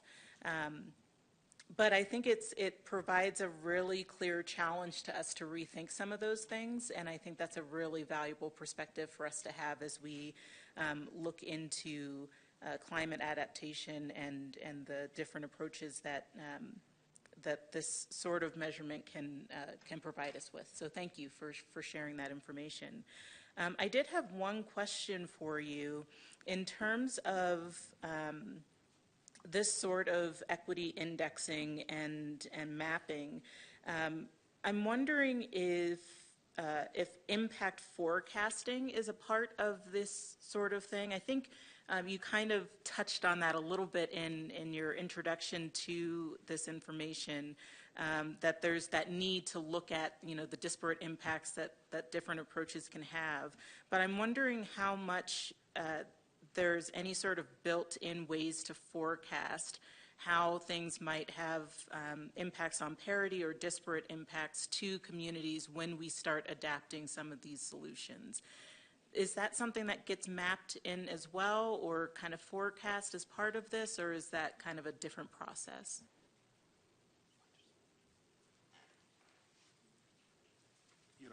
We can assert things that are spatial in nature. In other words, if, for example, with the bus route map, if you had an idea of where the riders were coming from, you could potentially map that against need or the type of work that they're doing, so that you could understand how well that transit line is serving them.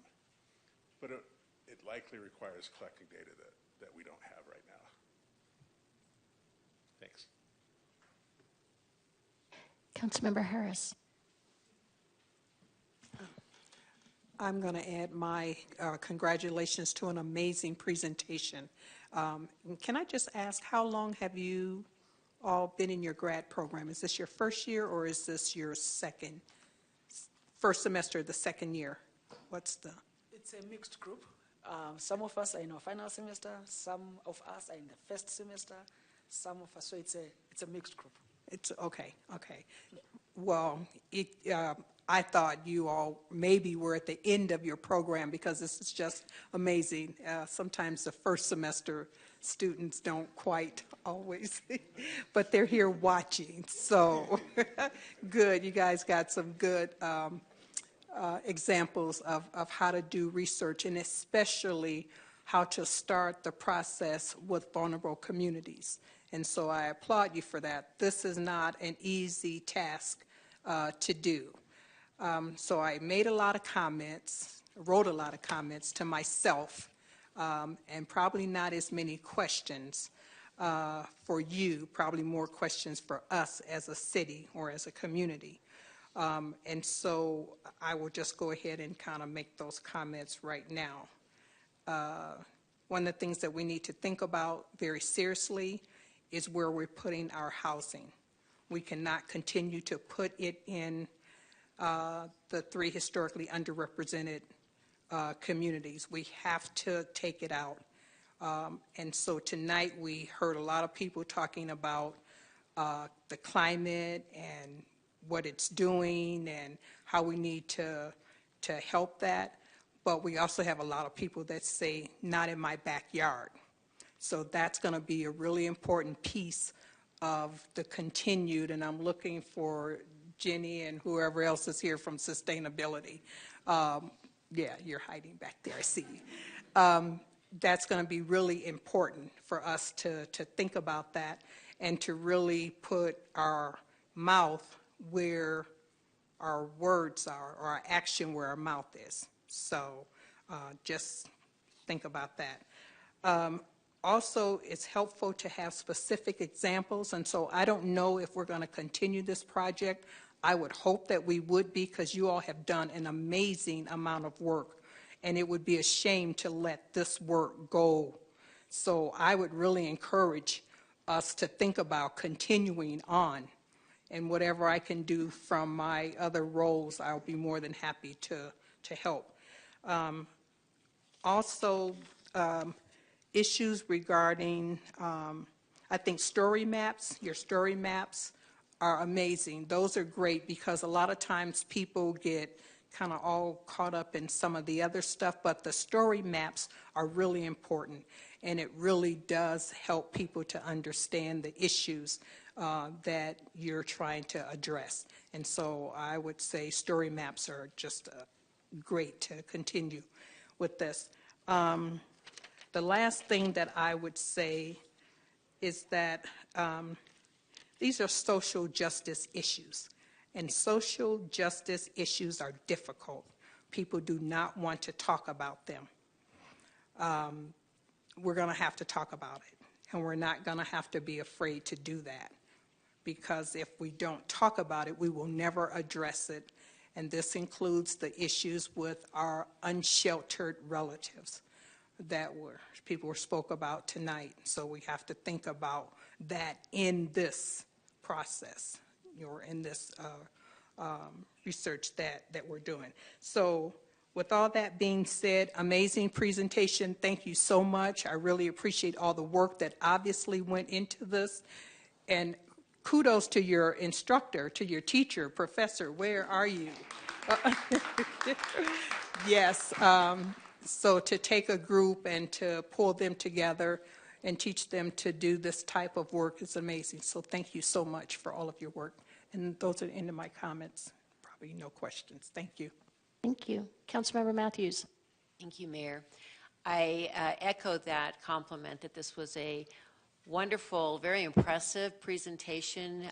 It was very evident that there's been a lot of thought and work into it. Just a couple of things. I was just curious, and I know this was mainly a roadmap and overview. I was a little curious about the housing unit risk. If one of you could stand up and just explain that to me. I'm sorry, maybe I glazed over.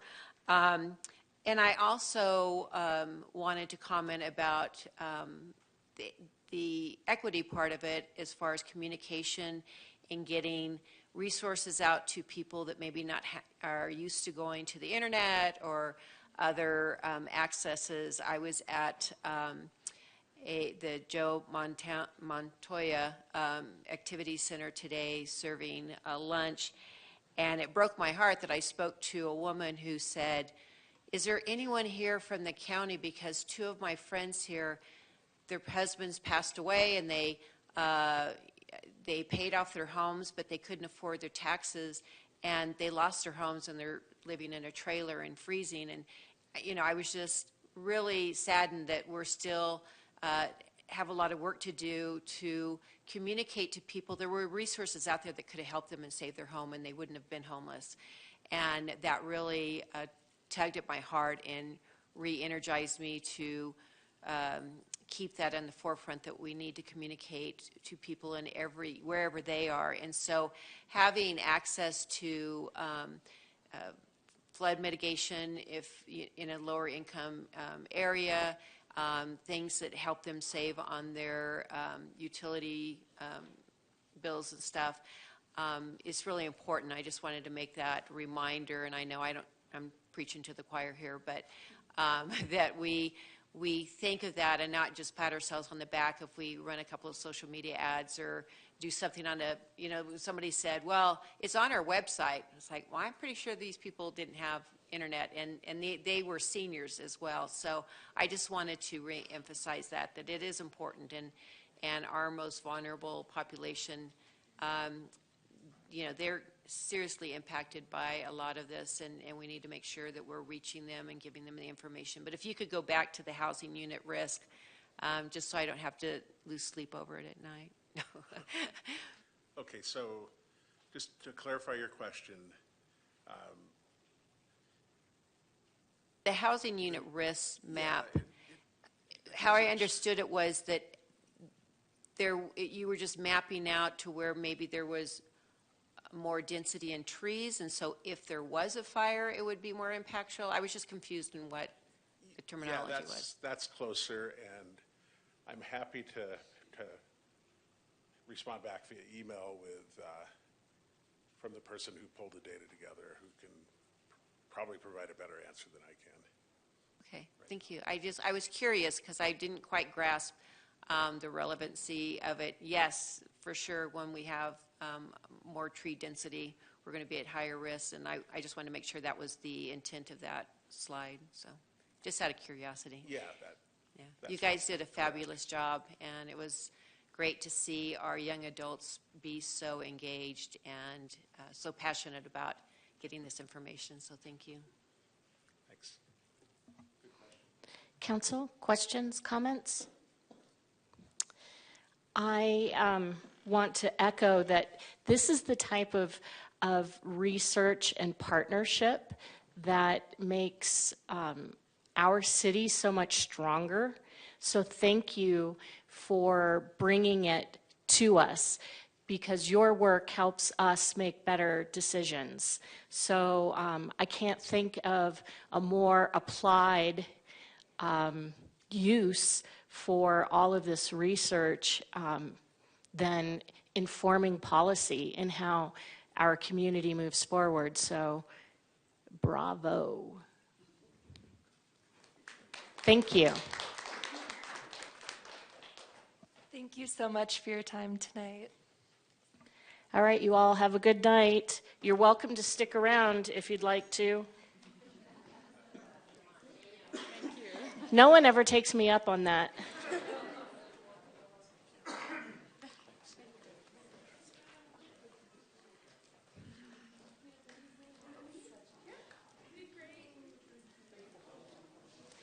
All right, we are going to move on down to our next item,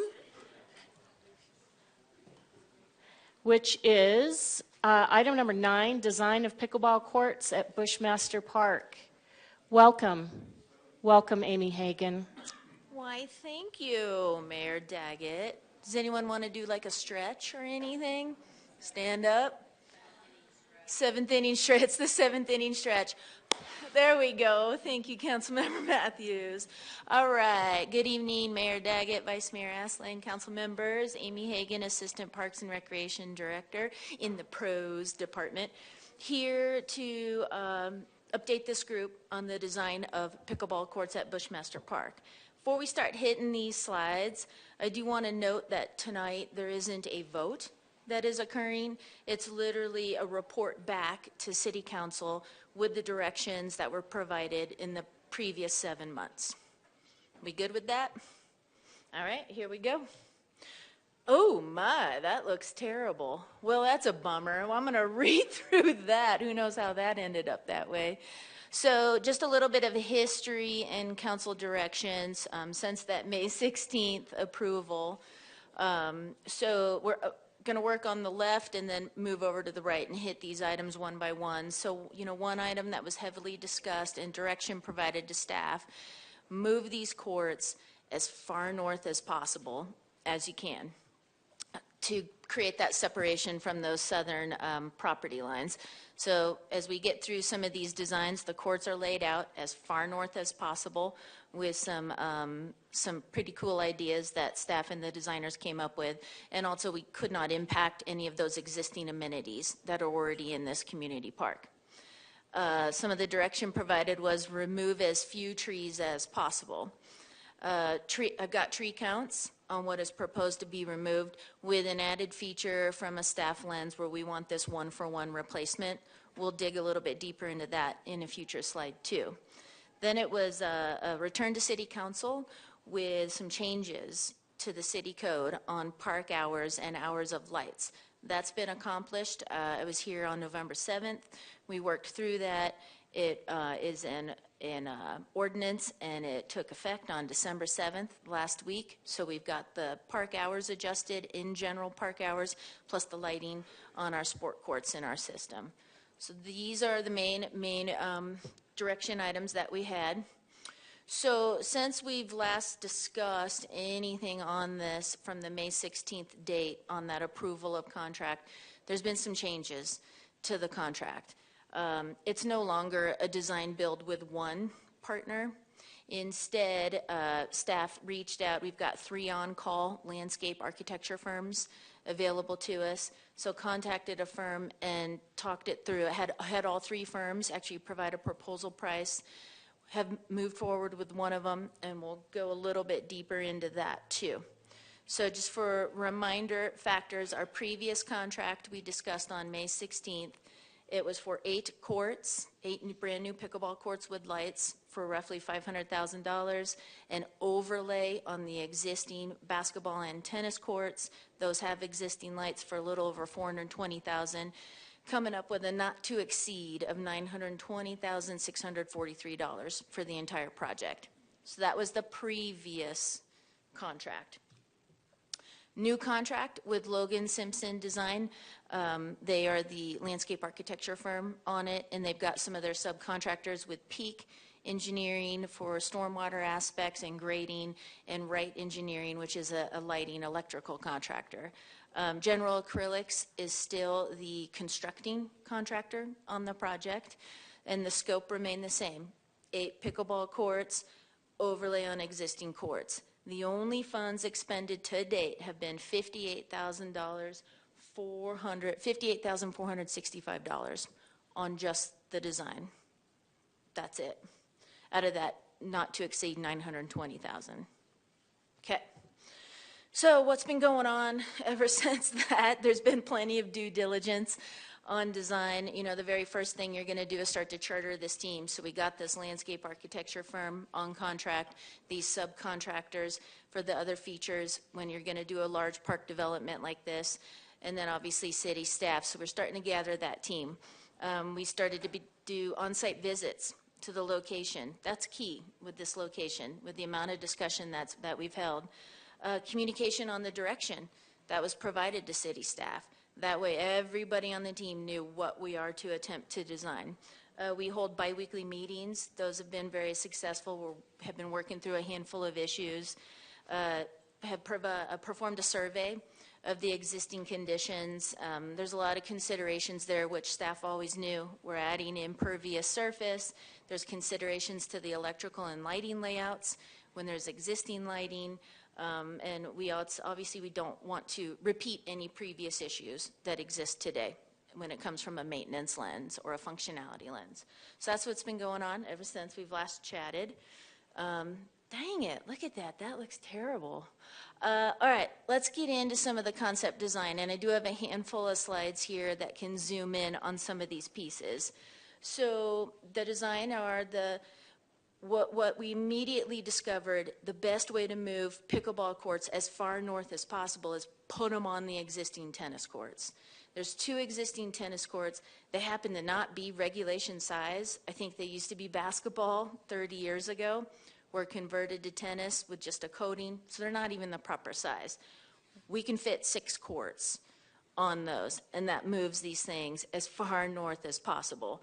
Then we created just a 2-court pod directly to it would be directly to the east of those 6 courts. Again, that's putting all pickleball as far north as possible. And doing some due diligence out there with the basketball court.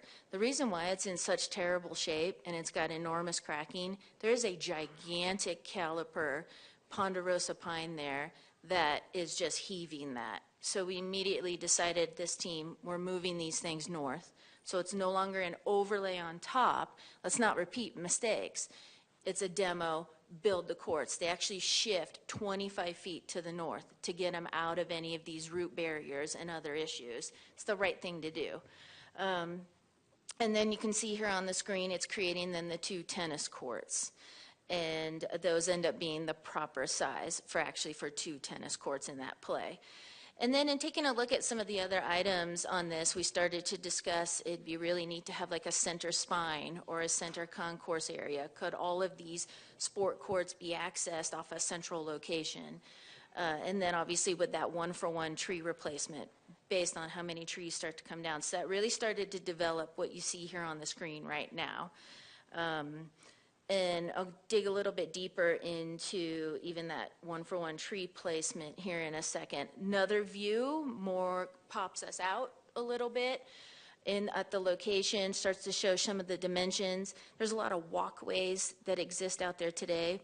A few of them would not be deemed ADA compliant, so this takes care of that too. Starts to just get all the amenities mingling with this new amenity.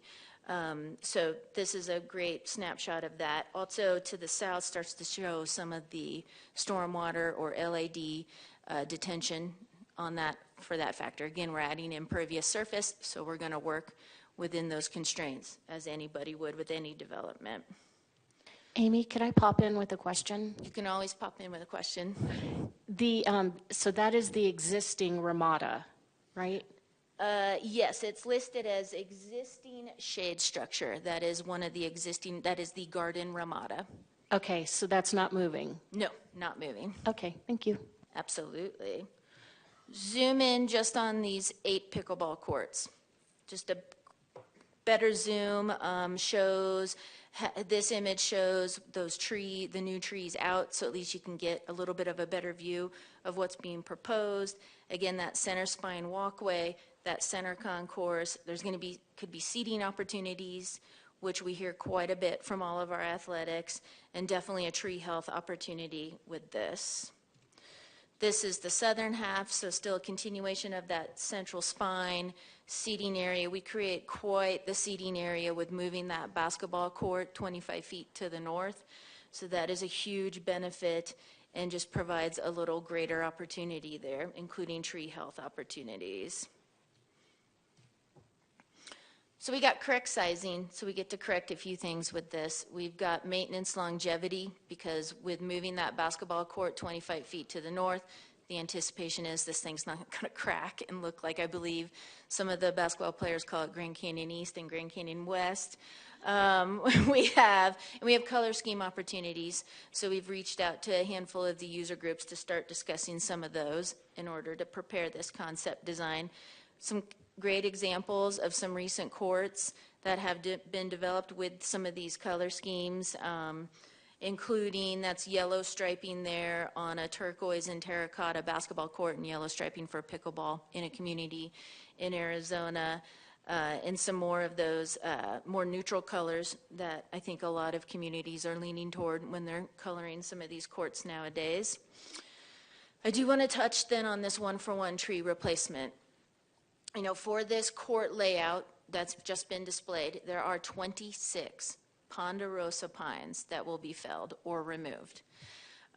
Staff determined early on, we're doing a one-for-one replacement. That's the right thing to do. We are stewards of our park grounds. Many of these are a dual trunk, which is not a healthy measure, but we still counted those then as a quantity of one. Even if it had dual trunks, that's 2 trees in our eyes. We certainly are going to be bringing forward more drought tolerant. That garners quite the importance, and it does to us too as maintainers of those assets. 90% of these 26 trees were less than 12 inches in caliper.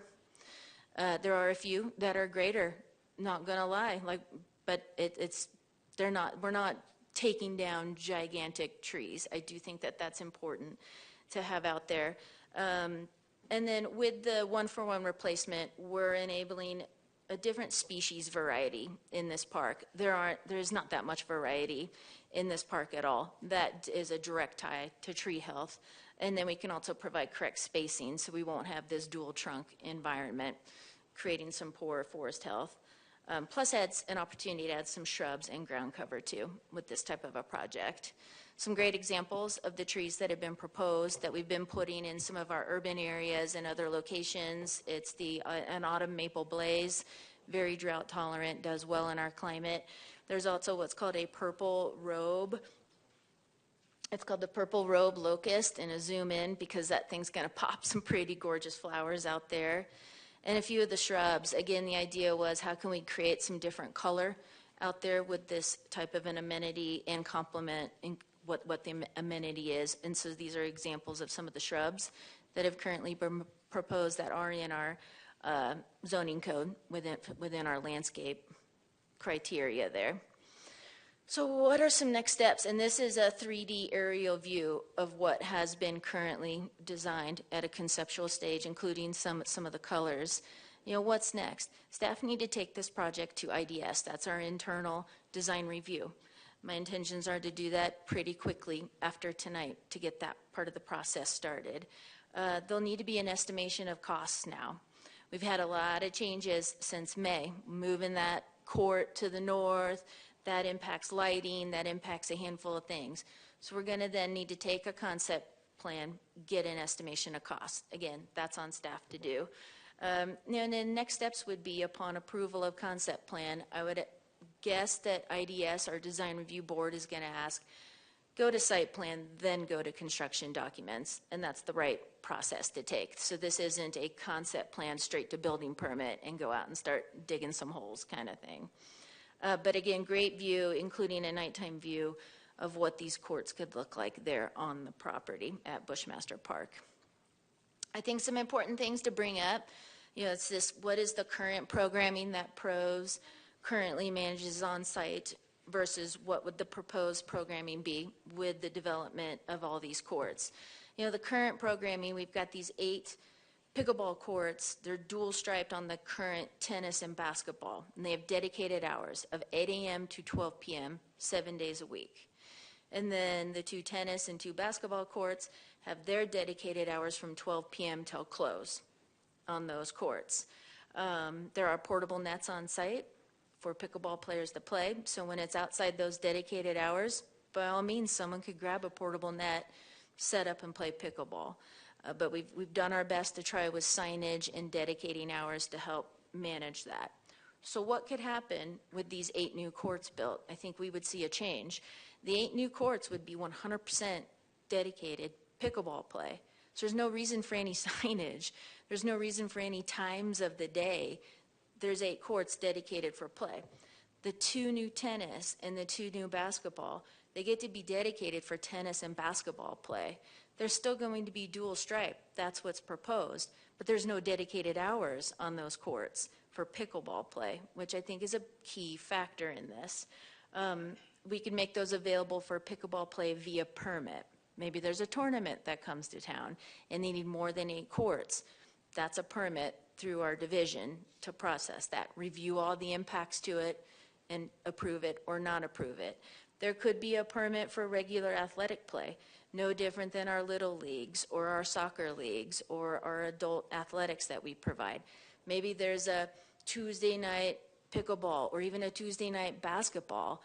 We can provide that permit, and then that way the permit holder is ensured that they've got that dedicated play on that night per a permit issued by our department.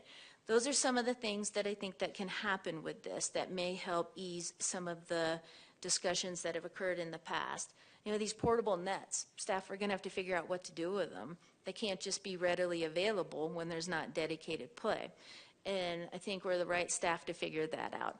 We can figure out mechanisms to ensure that those portable nets directly tie to whatever permit may or may not be issued. All right, that's all I have. Thank you. Here's another aerial view of what the courts look like with a lot of the walkways, that central spine, the landscaping, the 1-for-1 trees, and at the south there, a couple of the LID basins. What questions do we have? Thank you, Amy. Councilmember Harris. Thank you for all that information. Just a quick question about the basketball courts that are dual striped. And it's dual striped because we can use that for permit play, like for tournaments or whatever. Correct. Okay. What happens if pickleball users get on the courts? They would be without a permit, so that would not be permitted play. Okay. So anyone could contact Parks Department or anyone in pros. We also have our new park ranger position that does it. They're not unfortunately available 7 days a week, but they do have some of those different hours than our maintenance staff to help educate and help with some of those problems out in the field. Because someone could, Councilmember Harris, bring their own net. Mm-hmm. If we don't make these nets available, unless it's via permit, they could be bringing their own net and attempting to play, but they would not be permitted to play. Okay, and they would be asked to leave. They would be asked to leave. Okay. Thank you. Mm-hmm. All right, Councilmember Matthews. Thank you, Mayor. I think the last time you were here, and maybe the time before that, we talked about noise buffer plants and trees. I didn't really see that in this presentation. Is that because it's not part of the build design, or where are we at with that barrier for noise? So when we approved this contract in May, it did not include noise abatement. So still does not today. We haven't elected to change that decision. It was a lengthy conversation between lights, no lights, noise abatement walls, no noise abatement walls. From a staff lens, wanted to be able to show this concept design as originally approved to create, and show also the trees. It drastically changes the trees, which can act as a little bit of a barrier. But it's unknown. Without a study performed or without any guidance, we don't have any criterion to follow in our city code regarding noise in parks. So without those barriers, it's a difficult thing to propose or change when it wasn't a part of the original contract.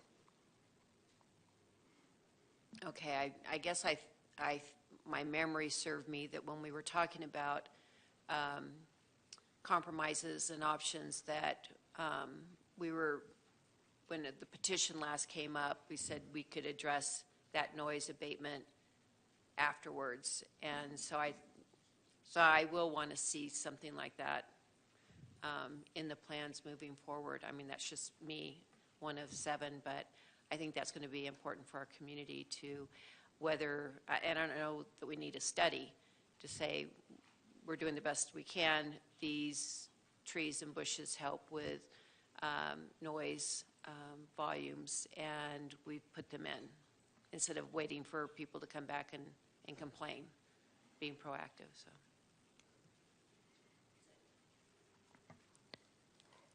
Councilmember House. Thank you, Mayor. Not you wanted to add I'm something sorry, could I before? please just add one thing? I did just want to point out that the trees that we are adding, you can see, I'll try to use the cursor, which you're not going to be able to see, but you know, the trees that we are planting in this one-for-one replacement, you can see there's a row here, there's plenty along here, there's rows, and with moving the courts north, that helps with those impacts as well. So I just wanted to point out that there are landscape buffers planned. We just might not be calling them for noise abatement, but I think it can double that way. But I don't see any on the south, that bottom, is that Right, south? right here. I don't know if you can see that white cursor moving around. Those are all brand new trees. Okay, perfect. Thank you. Yeah. Councilmember Sweet.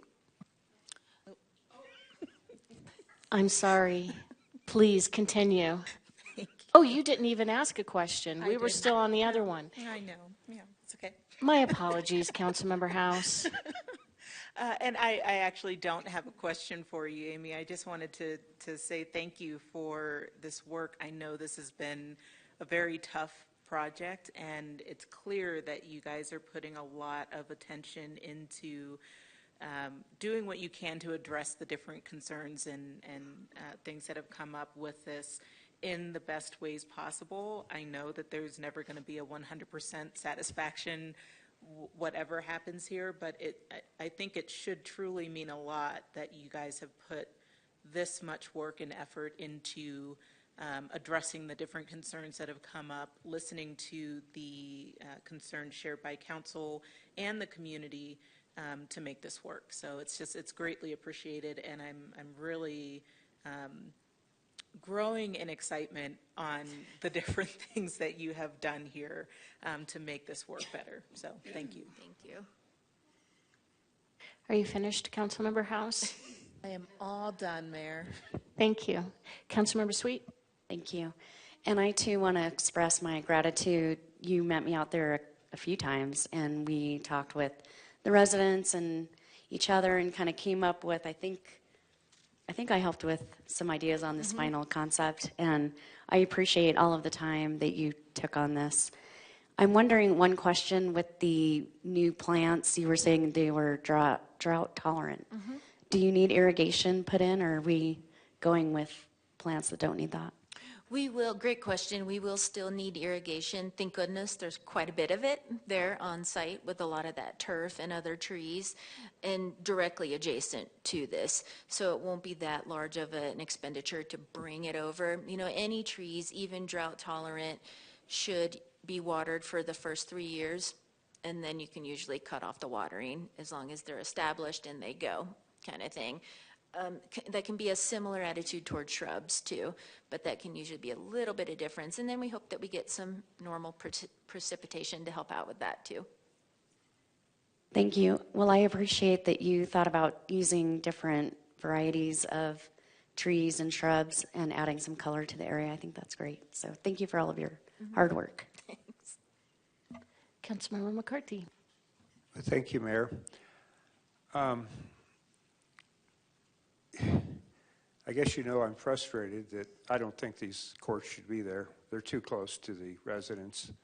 But I think we've beat that horse to death, so I'll let it lie.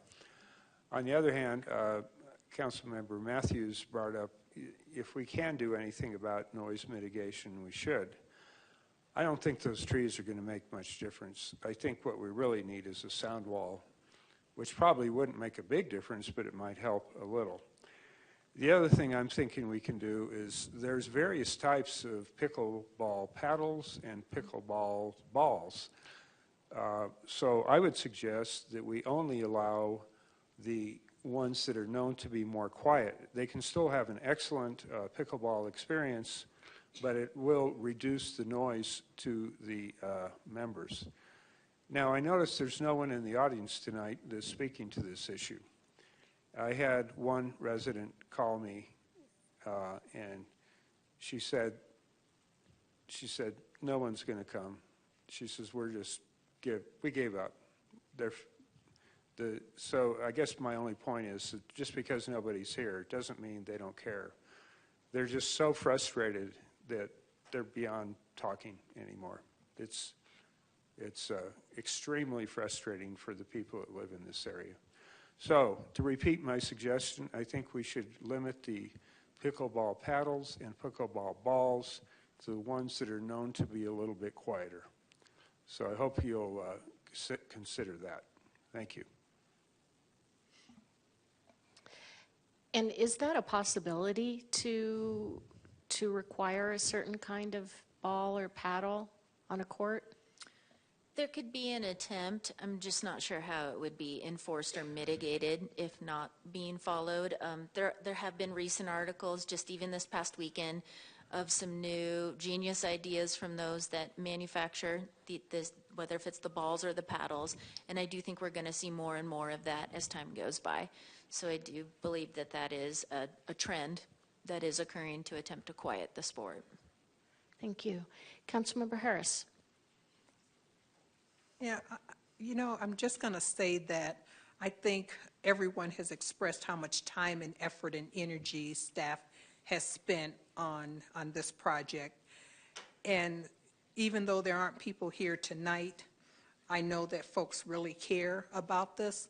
But at the end of the day, we're not going to be able to satisfy everybody. There's just no way that we'll do that. Even if we put in walls, people are still not going to be satisfied. And so I guess I'm just not really interested in trying to do that. And it doesn't mean that I don't care about what they say or how they feel. That's not what that means. That means that sometimes you don't always get what you want. And everybody hears that and learns that at some point in time. And just on another note, those maple trees, they grow really, really big. I've got one in my front yard, and it is amazing. So in 15 years, they will take over the sky almost. So thank you for all your work on this, though. Of course. Councilmember McCarthy. Yeah, just kind of jogged my memory.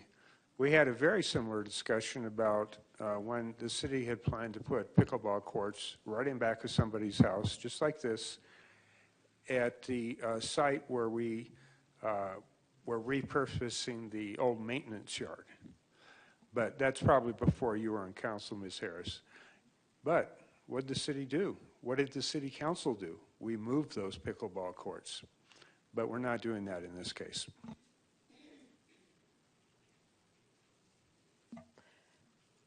All right. I thank you. Thank you, everyone. Very much.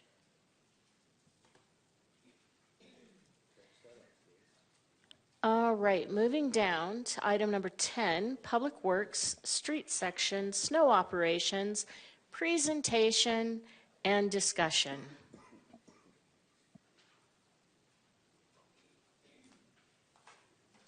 Prepare to be dazzled.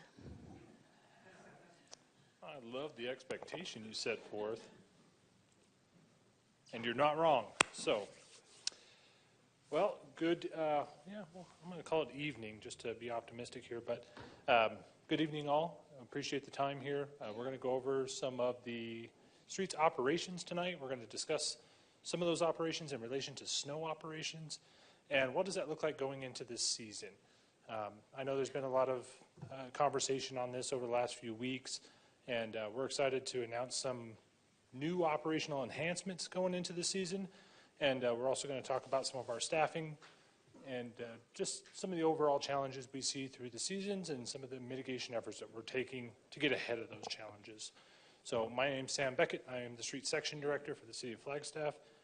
And let's jump straight into it. Here's a quick review of what we'll go over tonight. We'll go over the operations, the equipment, the staffing. We'll go over our current snow policies that reside within our snow manual. Then we're going to talk about community expectations and the parking ordinance, always a big one each year. And then we'll get into those post-event operations. Some people forget that just because it's not snowing, once that storm ends, our crews usually work for the next week, 2 weeks. This last winter, they were on for almost 3 months after the last snowfall working on cleanup. So we'll talk about that a little bit. So as far as equipment goes, we currently have 16 of our 10-wheel snow plows, so the big snow plow trucks. We got 4 of the smaller ones. You kind of see those in those downtown corridors, some of the communities where it's not as easy to get the big truck around in there. So we try and offset that with those. The motor graders you actually see pictured here, they kind of have that big blade underneath them. They also have a wing off to the side. They really help clear the roadway, get a wider path through there. They're also more effective when we get into those thicker ice situations. They can help cut some of that out of there. One of the other things we'll talk a little bit about is our front end loaders. We usually utilize those in the ice cinder operations just for loading the trucks. This year here, we're really focusing on getting all of our heavy equipment out and operational. So you're going to see that we're going to be operating those a little differently than we have historically. And then we still have our trusty snow blower, and we'll use that if needed. We'll see what the season brings, but with the early predictions from the Weather Service, I think they were referring to it as a super El Nino. So we'll see what that means. I don't know what that means yet, but we're excited to see. We'll get into staffing. This has been the biggest one for streets coming into this winter. Ultimately, we're significantly lower than we were last year going into the season. So we're going to see some change in operation, and we're going to see a delay. I'm calling it a delay in service because we're not changing our service deliverables, but we're going to see an extended period of time where service might be delayed simply due to staffing.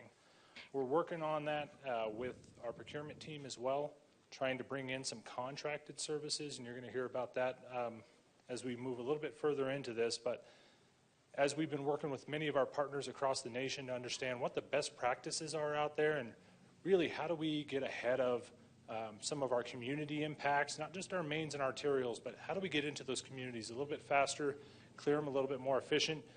We believe that that contracted service is going to be the biggest piece. Yeah, Mayor. Sorry to interrupt you. Did you say how many staff members we're down over last year? So over last year we went into the season about 30% vacancy. We went into this season here just over 50% vacant. I'm proud to say that we did have a new hire start today. John was with us, and he was moving around the facility, and so we're kind of getting him familiar with everything that's going on. Welcome, John. Yeah, exactly. We also have a new supervisor that will be on board. It starts Christmas Day. Apparently, he couldn't make it on Christmas Day, so we're going to have him start the day after Christmas. But yeah, we're working on that. I also want to acknowledge the fact that these gentlemen sitting up here, we've got Richie Hearn with the streets manager, and then Greg Cray, one of our street supervisors. And we also have an honorary street supervisor in the back there. So just in case Rebecca and Amy are listening, he is with the pros team, but if he ever wants to come over to streets, we wouldn't argue with it. So these are things we've been working on, that recruitment process. I want to give a huge shout out to HR. They've been extremely responsive and extremely helpful in helping us get through this. I know we're one of the divisions, or one of the sections that have seen the biggest impact in this as far as staffing this year, but I think we're going to pull out of it. I hope we pull out of it here soon. But until we do, you're going to see in this next slide here, we've changed a little bit of our operations to help enhance our operation overall, hopefully. Going into the season, I think the biggest one to note here is we're going to have 16 staff total for our operators, and that does not include the supervisors. That is just our operators. I note that off to the side because there are 26 snow routes that have to get completed on one shift, one 12-hour shift. So those shifts, and we'll get into that here next, they now run from noon to midnight, midnight to noon is the way we're set up. We previously had the shift change at 10 a.m. and 10 p.m.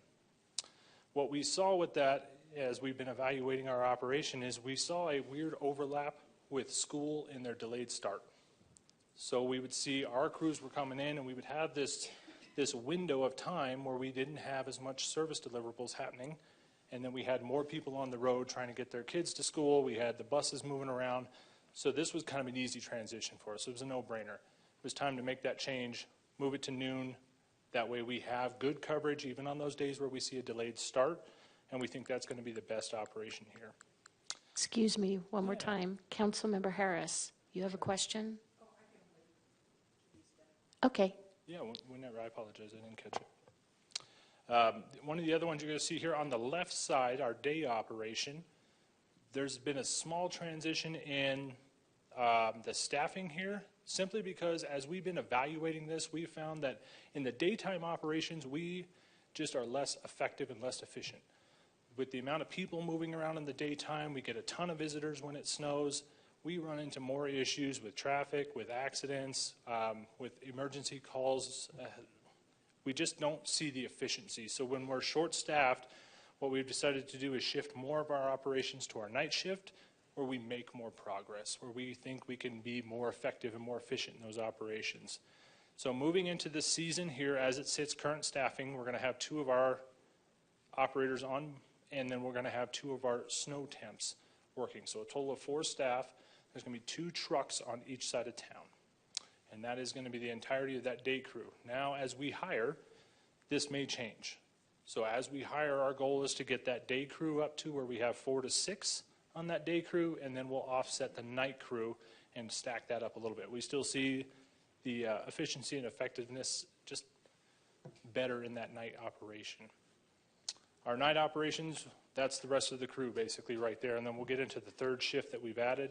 So we'll have 6 of our street staff and then 4 to 6 of our snow temps to help support that. This right here is simply these snow plows, the big trucks. The new shift moving into this year is going to be our grader and loader shift is what we're calling it.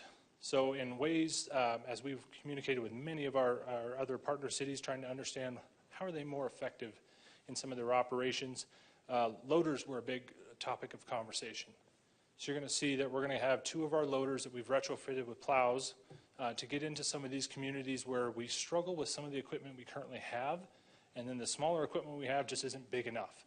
So we think while the loader is a very large piece of equipment, it's a little bit more agile than some of our other operators, our other equipment. So we're going to see some movement in that. We also have this from an 8 p.m. to an 8 a.m., right? Utilizing those night hours, leveraging that parking ordinance, so that way when we're out there, we can be as effective as possible. We see this being really beneficial moving forward. Historically, we've ran our equipment and our trucks kind of overlapped. And as they would do their routes in the communities, if they needed them on a main or arterial, they would pull them off and they would tie in with a truck or somebody else. The expectation here is work on those routes and focus on those only.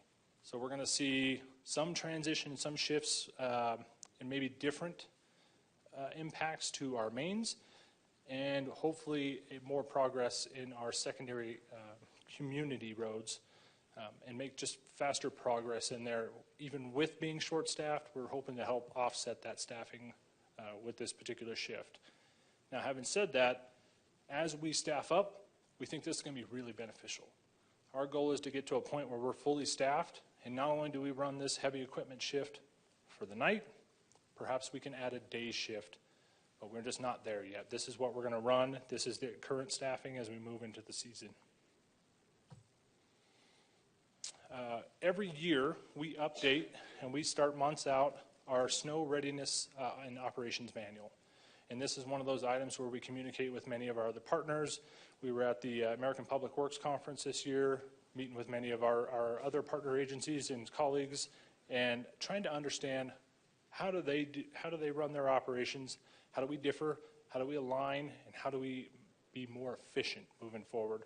So many of the operations, many of those pieces get brought back, we evaluate them, and then we put them into this readiness guide, which we print, and we have them available for our operators and our temporary operators so they understand what that expectation is going into the season. We're also using this as we talk about the potential utilization of contracted services. It's going to be kind of their scope of work, right? It defines our snow operations, it defines the city expectations, it defines those goals for snow operations, ice control, our sidewalk policies, things like that, helps them understand like the bigger picture. So right now we do have some progress in that category, and I want to thank our procurement team for all the work that they've put in trying to help us get some contractors on board. Being it's the first year, we're kind of catching some people cold. They're going, well, we didn't realize it was a service you need. You know, we would have equipment had we known. And so we're kind of working with some of those who we do know they have some graders, and we think we're going to see some interest in that. We've already met with some of those contractors, and so we're hoping that really helps out this season. And the goal would be to hand them communities. So give them an entire community and say, here's the expectation, you've got to meet this goal, and we've got to keep these roads open XYZ, and really help us offset our operations. And this was a piece that we added this last year as we had our post-winter operations, is understanding what those priority routes and those expectations for those priority routes are. So this is just a quick breakdown of them. Priority routes, kind of the mains, arterials, so Butler, 4th Street, things like that, Cedar Hill, major hills, anywhere where you're going to have main roads, major hills, intersections that you might see those impacts from. Forest Hill is a great example. Forest is one of those ones that we work really proactively with the police department on, simply because it eats up a ton of resources when we don't close the hill. If we just don't have the ability to keep a truck tied to that hill constantly, and we just wind up seeing way too many accidents. So it's safer for our community, and it's just easier on our operation if we proactively close that. We try and work with the residents and the businesses there to ensure that they still have somewhat of access, but it's just one of those ones we try and get ahead of. The downtown core is one of those areas that's considered a main, and then we also work with FUSD and Mountain Lion to understand their routes, and they kind of overlap with all of our mains. The secondary priority routes that we call them are the residential streets, and then as we get into further into the neighborhoods, they all kind of follow in and just tie off. This is the expectations for those crews. So as we go about halfway down the screen there, you'll see that the expectation is within 12 hours after an 8-inch storm, roads are to be cleared. And that's really our first benchmark. So the first and foremost is really snow operations aren't really supposed to commence in the communities until after we've seen 4 inches or more. I think that's one of those places we've done a really good job at and we've been really proactive of. Is, yeah, sometimes there's only 2 inches out there. We still send everybody out and go do the job. One, it's a really good way to get familiar with your route if you're a new operator. 2, it's a great opportunity for them to get out there and see the infrastructure when it's not completely buried. Because once it's completely buried, it's really tough to see and understand where those curb lines are or where some of the existing infrastructure is kind of hidden in those snow berms. So as we work further down into this, the expectation goes up to roads cleared within 18 hours from an 8 to 12 inch storm, and then hopefully within that, anything over 12 inches is at 36-hour. But you know, we've seen these scenarios where we've seen 18 to 20 inches. It just takes us some time to get through those communities. But this is the expectation that goes into that snow operations manual, and that's what we put out there for our operators so they understand. I hate maps and presentations, so I put these maps in this presentation just to give just a quick overview of what those routes look like and how they kind of all intertwine throughout the city. So this would be kind of the west side of town. That splits over there at Schweitzer Canyon, and then you've got your east side operations. The event responsibilities for streets, it's 24-hour coverage. Once we see a storm come in, they stay on 24-hour operations until the roads get to a point where they're clear and passable, and then crews will stay on for ice control for whatever extended period it takes until those roads are able to be left alone. I think we've hit on this many times, and you know that we have over 700 miles, lane miles of roadway that we maintain, and that equates to about 2,600 miles of road traveled if you include those center medians, getting all the way out to the edge of the road. to get all of these roads cleared one time. In addition to all of this, we still have all of our maintenance obligations that we work on. So there's things I note in here, the 48 traffic signals. If one of those were to go down, we have to pull crews off to go take care of that. That is an immediate safety concern, and it has to be taken care of. So our goal is to, one, stay up with our snow operations, but also understand that we have some real maintenance obligations that require some rapid response if we see issues with them. The other one, for whatever reason, equipment likes to break down in cold weather, so we also work with that. Fortunately, we have a phenomenal fleet services team who also transitions over to 24-hour operations with us to help support that, and it's kind of an all-hands-on-deck to ensure that all these operations stay up and running and that we don't run with minimal equipment for too long. This one here comes back to why we're transitioning a little bit from that daytime operation, which our goal is to always have coverage 24 hours a day, but moving that to where we see the most and maximized efficiency of those operations. What we tend to see a lot is during the daytime we get all of our calls for service. We don't seem to get as many at midnight, but we get a ton at noon of calls for service and understanding where are we going to be, how long until our roads are plowed, or we had an issue here. So our goal is to, one, try and get ahead of it in the evening hours, so that way we see hopefully less of those calls in the daytime, get through those daytime hours, and then double down on it in the evening. The daytime traffic accidents and parking conflicts, those are challenging at best, but the crews do a really good job at working through it, and then our partnership with the police department has never really been stronger, if we're going to be honest. It's been phenomenal. And so we also understand that they have limited staff. So when we have 200 cars illegally parked during the daytime, they just can't get to them all, and then we can't stop operations. We've got to try and keep going. It's tough to remember all the roads that get missed when vehicles are blocking those roads. So we're hoping that this night shift is going to help with that. I noted this on here because in those situations where you're looking out your window and you go, I don't know how those snowplow operators see where they're going. They don't. So we ask that when it gets to that point and you can't see where you're going, just stop. Pull over, leave your lights on, leave your emergency lights on, and ensure that you're in the safest place possible, but don't make or add to the additional risk that's out there. So we do ask them. So sometimes you'll see it's just snowing like crazy and the truck's just sitting there. It's the safest possible thing we can do at that time.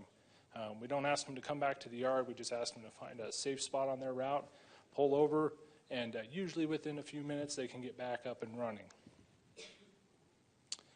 Those daytime emergencies, that coordination with fire and PD, I hit on that earlier, but I mean, it's instantaneous, if that's, I'm trying to say the word here, but we coordinate directly with dispatch. And so when they have issues, they call it in from their side, dispatch relays it right over, and then our supervisors and Richie, they've got radios glued to their chests, and they're constantly in communication with that. And then again, we talk about some of those other issues that we have during the daytime operations and those maintenance obligations. Now the storm's ended and everything's hunky-dory, we all go home, but not for a little while. So this is where we get into our snow hauling operations. So when we see the storm move out, we'll keep some trucks ready and available in case we have another storm come in. But we'll bring in a day crew to come in and what we call tear down all the trucks, strip them down. So as you can see, these trucks here, they don't have the cinder box in them, they don't have a plow on them.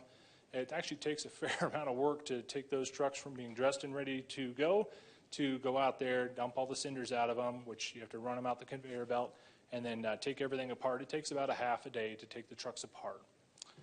We'll get those trucks pulled apart, and then now they're ready to haul snow. This is one of those pieces, as we've met with many of our colleagues across the nation, they think we are just out of our mind.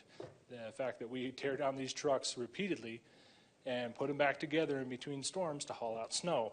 This is a piece that we're looking at for contracted services. We think it makes the most sense moving forward, and we think that it's really going to make us much more effective in that operation. We also hope it prolongs the life of some of our equipment. Many of our pieces of equipment don't have the mileage for replacement, They've got the years, but they're still really good pieces of equipment. So if we can reduce that wear and tear, I think it's going to be really good moving forward. The snow hauling operations really start downtown. I think we all know and see those impacts with the amount of people that get down in there, and those parking stalls, they just fill up. The longer it takes us to get in there, the more ice pack that gets, the more buildup we see. So our goal too is to work on that to, one, if we contract some services out, we can hopefully get in there sooner and more frequently, and we see maybe less of that buildup. And then two, we free up that capacity for our team to move into the communities a little faster than we have previously. These are the other items here. We see a ton of damage after snowstorms. For whatever reason, cars tend to slide around a little bit, and we see a lot of sign damage. We see a lot of infrastructure damage. Many of those items we have to get out there pretty quickly to repair them. So we'll have crews not only doing haul-out operations, but back into maintenance, back into those safety items, and ensure that we get all of our stuff back up to code and regulation. And then this is for our night sweepers and our day sweepers. We've got 3 of our sweeper operators that run 24 hours a day all year long. They go from driving a snowplow right back into their sweeper, and job security go out there and pick up all those cinders that they put down.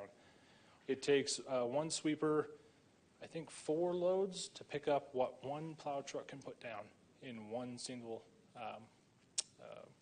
hopper. So it takes a long time to pick up all those ice cinders. And then obviously the big one is the roadway damages and the potholes. Every now and then we'll see a few of those pop up. We go out there and try and get ahead of it. One of the things that we also get asked is, how come you don't fill them up when they're full of water? They just make a bigger mess. Well, when they're full of water and we put patch material in there, it actually just blows it back out. So we waste a lot of material. This last year, we started using some of our road millings. So it's when they grind up the old asphalt, we stockpile that and use it for shoulder material. We started using that for some of our potholing to help dry it up, almost like putting kitty litter on it. And it's been really effective. So we saw some really good progress out of that last year. But these post-event operations can go for weeks. And like I said, this last winter here, it was almost 3 months afterward, and we were still out there doing haul out and repairing damaged infrastructure.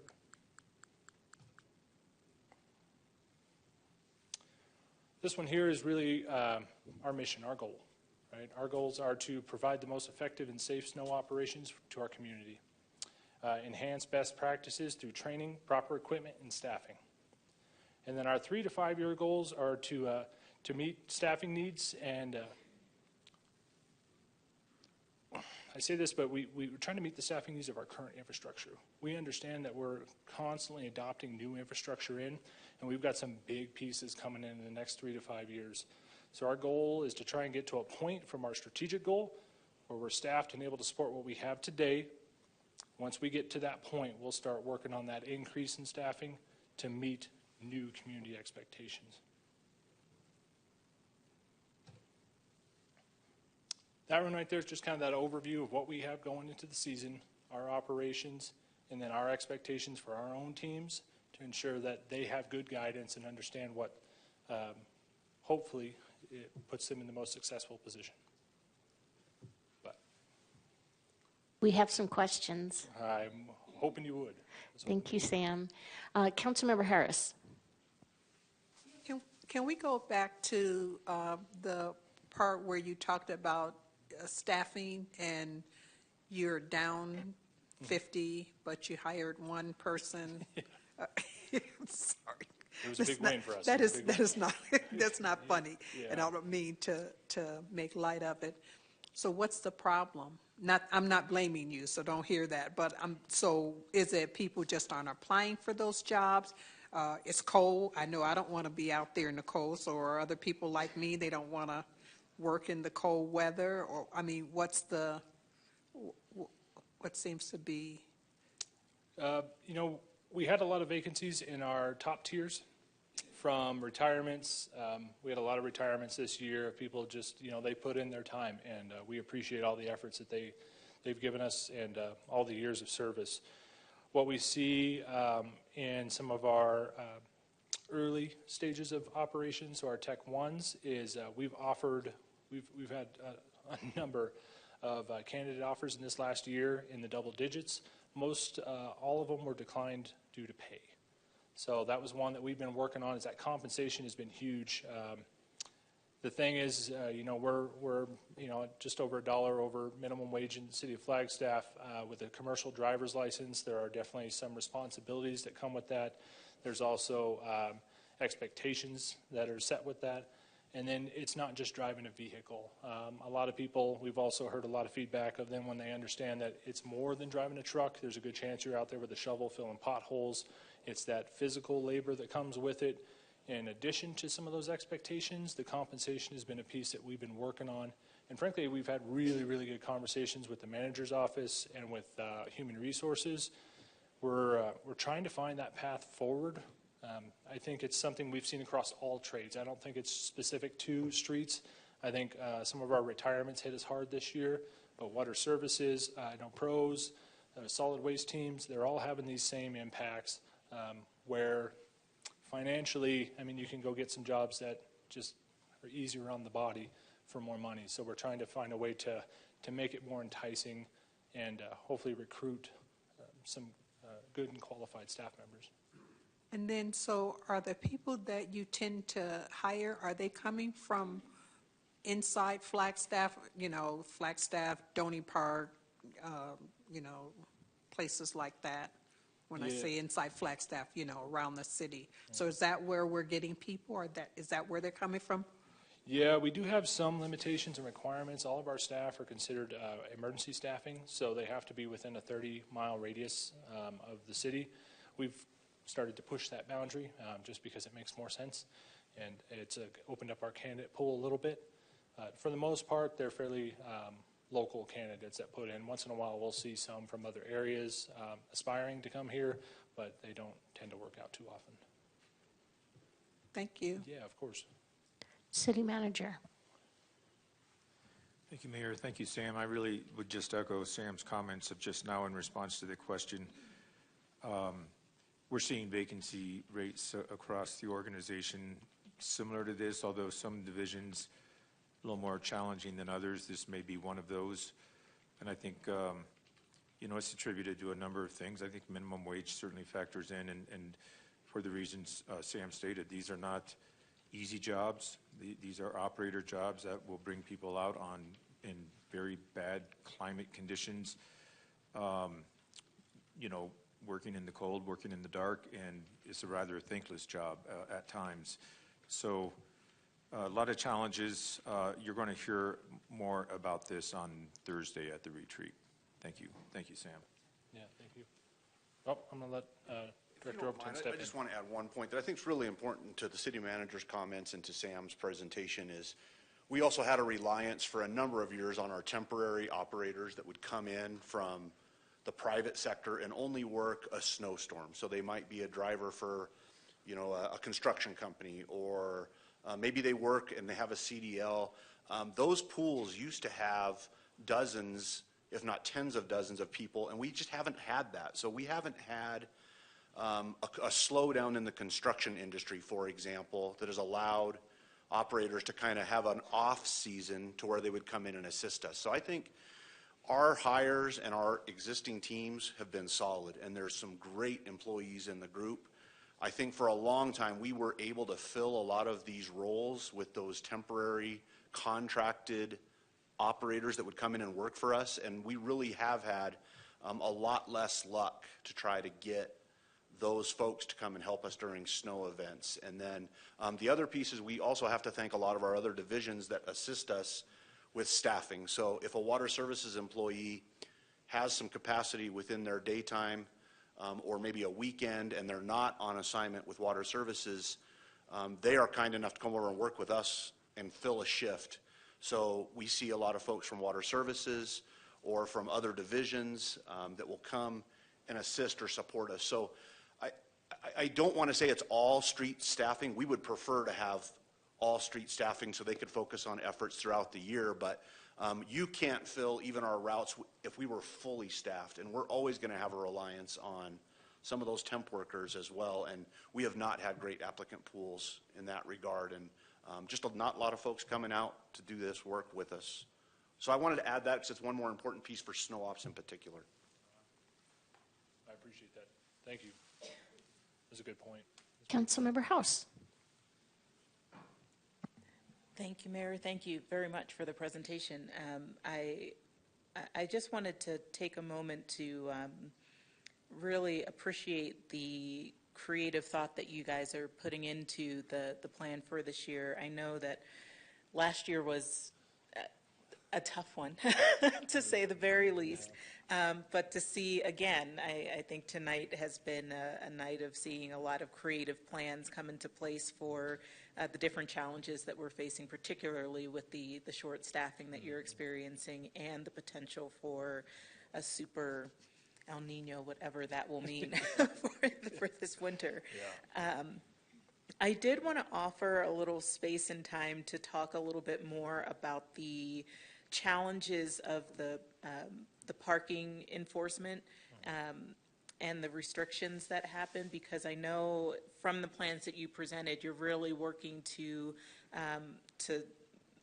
circumvent or work around, however you want to say that, the challenges that come up with people parking on the streets outside of those hours. And I'd just like to offer a little bit of space for you to talk about how much that impacts the snow removal operations and what we as a community can do to better support that. Sure, I know, and I really appreciate you bringing that up, and I know, Chief Musselman's in the back when we get to the enforcement piece, but this is one of those that it's always kind of that top tier issue. We know we're going to see those impacts, whether it's day shift, night shift. The parking ordinance really helps us because we can help nudge them and say, hey, you're within that window. We really don't want to get to that point where you get a citation. Could you just move for us? In the daytime, we don't have that ability to leverage that opportunity. It's available to park there. What we saw last year in particular is we saw a lot of operators just full intent was to do the right thing, to get in there and plow those roads, and we saw a lot of impacts. And when I say impacts, I mean vehicle impacts. And so we stopped and we said we got to stop. So moving forward, if the operator believes in any instance that they cannot safely get through there or that it's just too tight, they're going to skip that road entirely. Simply because we can't continue to have the damage to private vehicles, we can't continue to have the damage to our own personal vehicles. So we're skipping those roads. What that now does is on these routes where they have to travel, between 30 and 60 miles per route, it doesn't get done until the next person comes back in on that route. And then if that vehicle's still there, it gets skipped again. So we're trying to work with the public. We work with Sarah to try and get that message out there, be very proactive and help people understand, we want to help you out. And we understand that maybe you're stuck in the road. But if you can get that car out of the road, we'll get your road plowed. And that's going to help you tremendously. And so we're really working on that public education piece. And as we get closer to these storms, you're going to see that ramp up. If we start now, we tend to see a little bit of forgetfulness just because there's so much going on. People tend to just kind of move past it. But as we get real close to those storms or we start seeing those pick up, you're going to see that message to our community as a reminder, help us out, we'll help you out. So I hope that helps. But on the enforcement side, we definitely leverage everything we can with our law enforcement friends, and I'll let him speak to that. Good evening, Mayor and Council. Chief Musselman from the Police Department. So for the first 2 weeks of November, we've been hammering warnings out through all the neighborhoods. The problematic neighborhoods are the ones with the tight, narrow streets and limited parking. Southside, Railroad Springs, Mobile Haven, some of those places. So now we're in the citation phase of it, but we're still seeing violations out there. We're being as compassionate as we can, but we still don't want to impede the snow plowing operations once they do kick off. Once they do kick off, if it is snowing, we will be issuing citations. We usually reserve towing vehicles for those where we absolutely cannot get a hold of the owner of the vehicle to move the vehicle.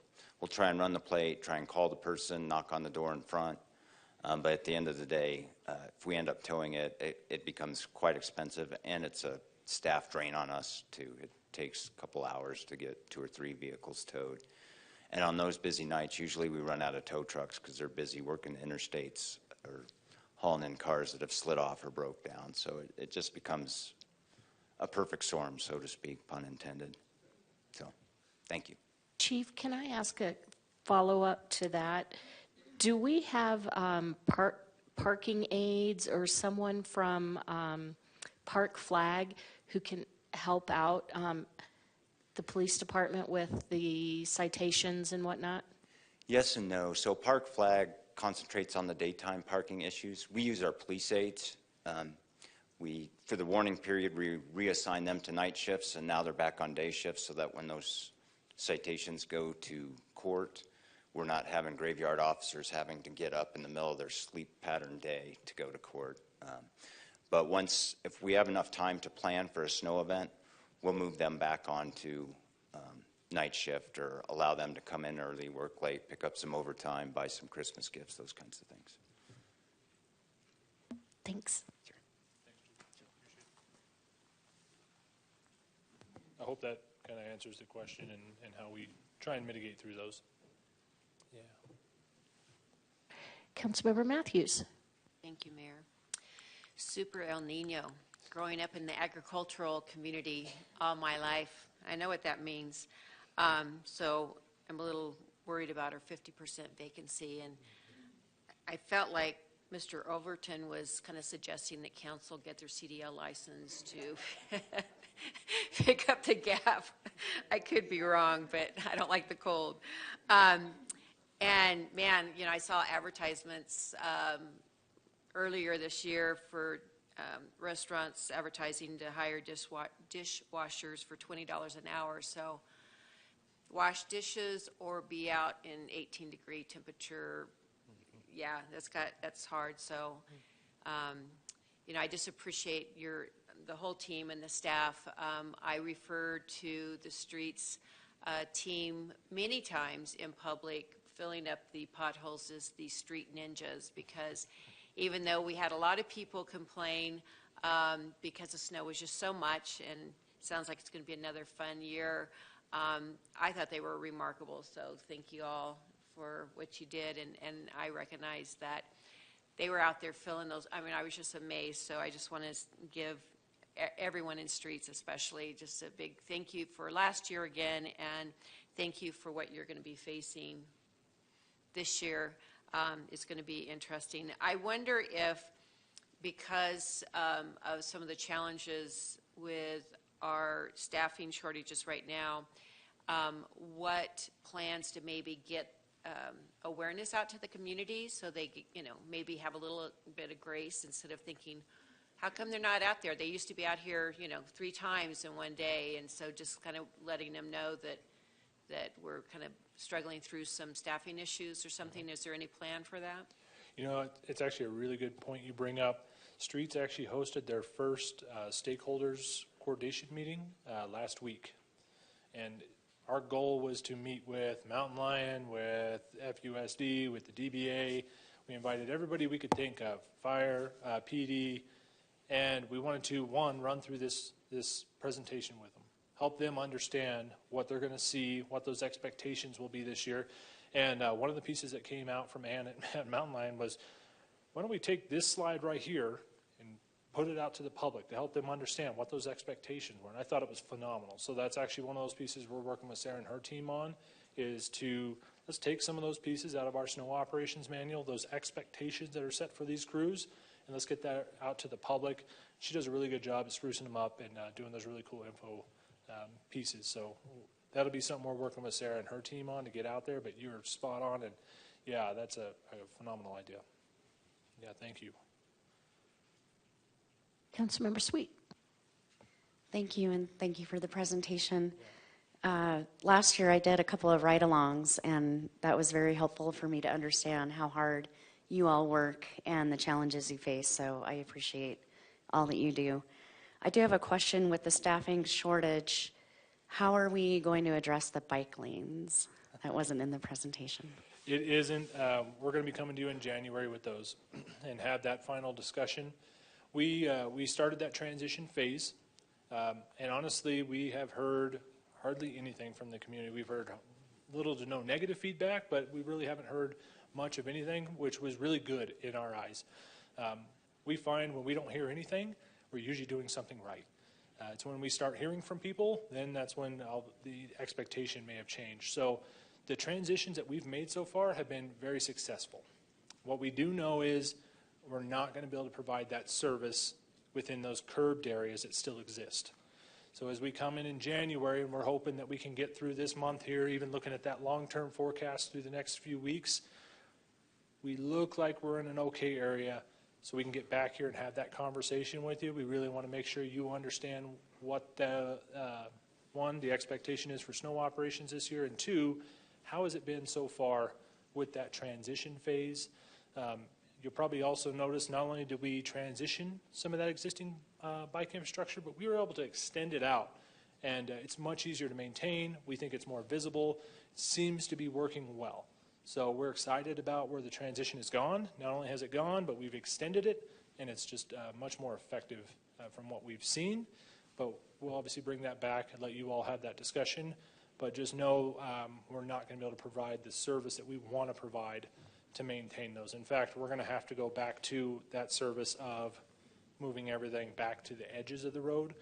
We just won't be able to provide the cleanup service and the snow hauling operations along Butler.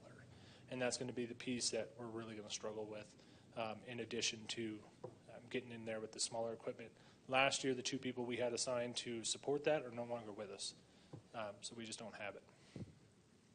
So to add on to what Councilmember Matthews said, I do think it'd be helpful to get that word out to the biking community now rather than after.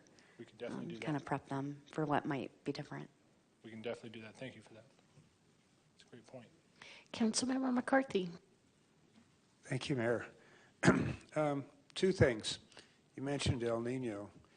Are there predictions that this snow season will be more significant, less significant, or whatever compared to last year? You know, the Weather Service is telling us that there's a above or below average chance that we could see equal or lesser or more snow than we saw last year. So they were pretty direct about it in their response. We were pretty excited. Right now, we're really hoping that we see kind of a balanced snow operation or snow impact this year where we don't see just continual significant storms. But what they've said is we will most likely see more precipitation than we normally see, and it should be colder than we normally see. So I asked, so you're saying it's going to snow? And they said, that's not what we said. We said we're going to see more precipitation, and it should be colder. So I don't know what all that means yet. As we move closer into our peak months of winter, we'll see what that brings. We're ramping up for a big winter. If it doesn't happen, great. That gives us an opportunity to get ahead of some of the internal pieces that we're working on. Well, thank you for being so clear on that. Yeah. I guess what it boils down to, it's pretty hard to predict what Mother Nature might do. It is. My second point, I'm the council liaison to the Transportation Commission, and I attend the bicycle and pedestrian advisory boards. And the subject that comes up all the time is, well, 2 things. The one that comes up most often is we got to get those cinders off of the bike lanes or off the areas where bicyclists and pedestrians go. And then the other one is that, you know, getting snow off of, you know, foot trails, whatever. I understand that's a very difficult task. And but my question is, do you have any comments on that one way or the other? Thank you. Yeah, on the ice cinders, the best way to get them out of there is with our big road street sweepers. When we have those separated bike lanes like we have to send the smaller stuff out, try and kick it out of there. What we see is a good portion comes out, the rest of it hits the curb and kind of bounces right back in and just winds up kind of stuck in that limbo mode. So when we don't have those obstacles in the way, we can use those big street sweepers and get in there. The mains and arterials get hit first, just because those are the ones we usually see the biggest impacts on. The sooner we can get the cinders picked up, the better everything kind of goes after that. We see less dust, we see better traction after the storm, so just little things like that. So we'll focus on mains, arterials, hills, the downtown core, things like that. It just takes a really long time for them to get in there, especially with just 3 trucks. And they do run 24 hours a day once they get back into that operation. But again, it's 4 to 5 sweeper hoppers to get what one 10-wheeler puts down one time. So it's just the ratios are a little off. And just a quick follow-up, if you do have some more presentations on, things affecting Butler and Beaver, but more generally everywhere that affect pedestrian and bicycle, you might invite the bicycle and pedestrian committees, because they might be interested in coming down and listening to a presentation. That wouldn't be any more work because you're going to give the presentation anyway. For sure. I think Jeff's already working on meeting with some of those committees, so I think it'd be a great idea to have them here. I think the more the merrier. For sure. That's a great point. Thank you. All right, I have a couple of questions, and before I ask, I will just restate what everyone has restated, and that is that I so appreciate all of your employees and all of the hard work. We get a lot of emails, you get a lot of emails, I know you feel the pressure, and we're very appreciative. I just want that to come across. So last year we received a lot of emails, of course, about the snow berms, right? And also about plows pushing snow back onto sidewalks.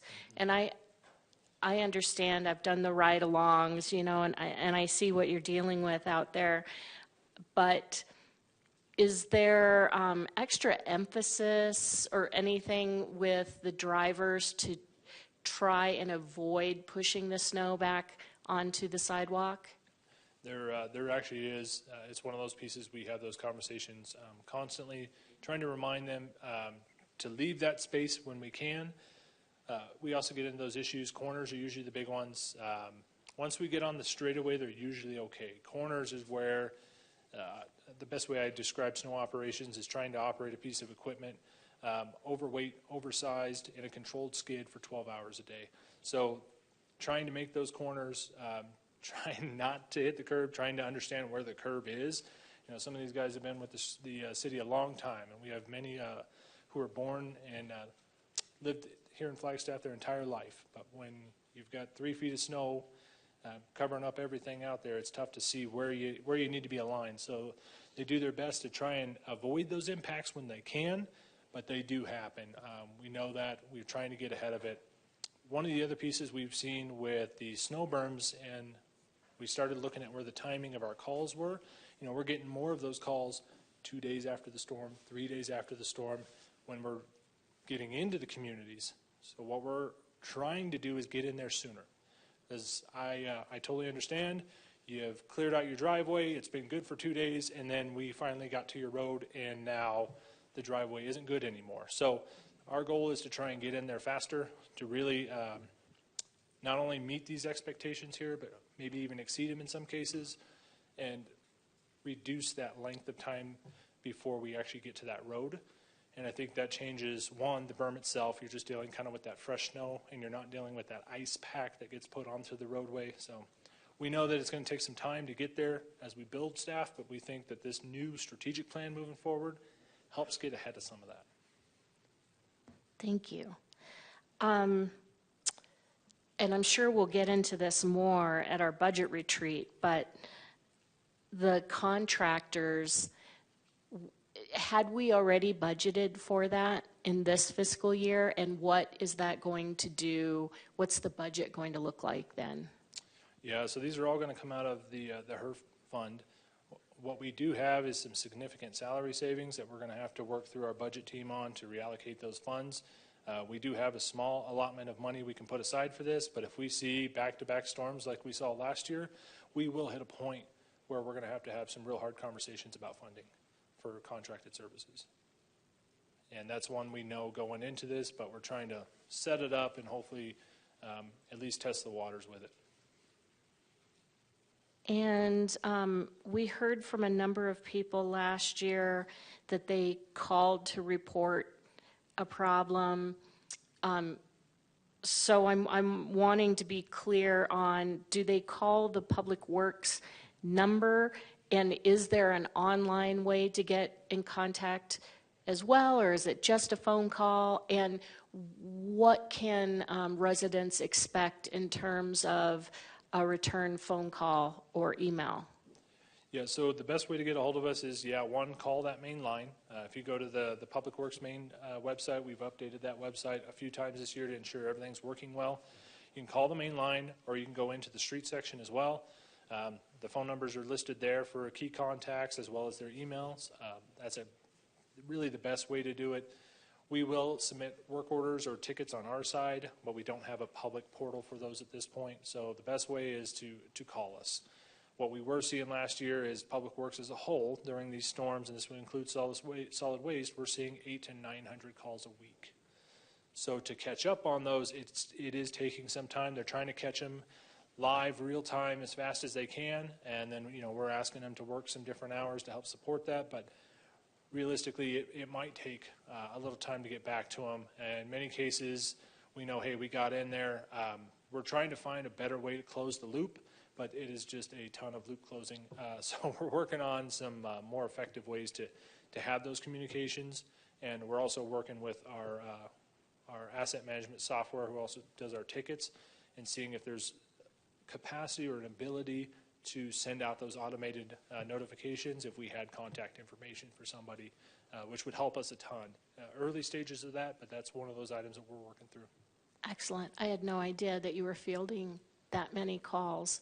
So along with this slide, I saved every email that you sent last year explaining why things work the way they did in my special little SAM file in my email, so that I can maybe not ask you so many questions next year. But that kind of information is really helpful when we're dealing with the public and trying to help them understand what you all are going through. So when I ask a bunch of questions, I am ultimately trying to ease the pressure on you. And honestly, I appreciate those questions. We've had those talks internally. I know sometimes it takes me a little bit to get back to you on those, a few hours or a day as we're trying to get caught up. But honestly, I appreciate those more than you can realize. And I know that your advocacy to help explain our operation is really important. One is a section, but two as a city.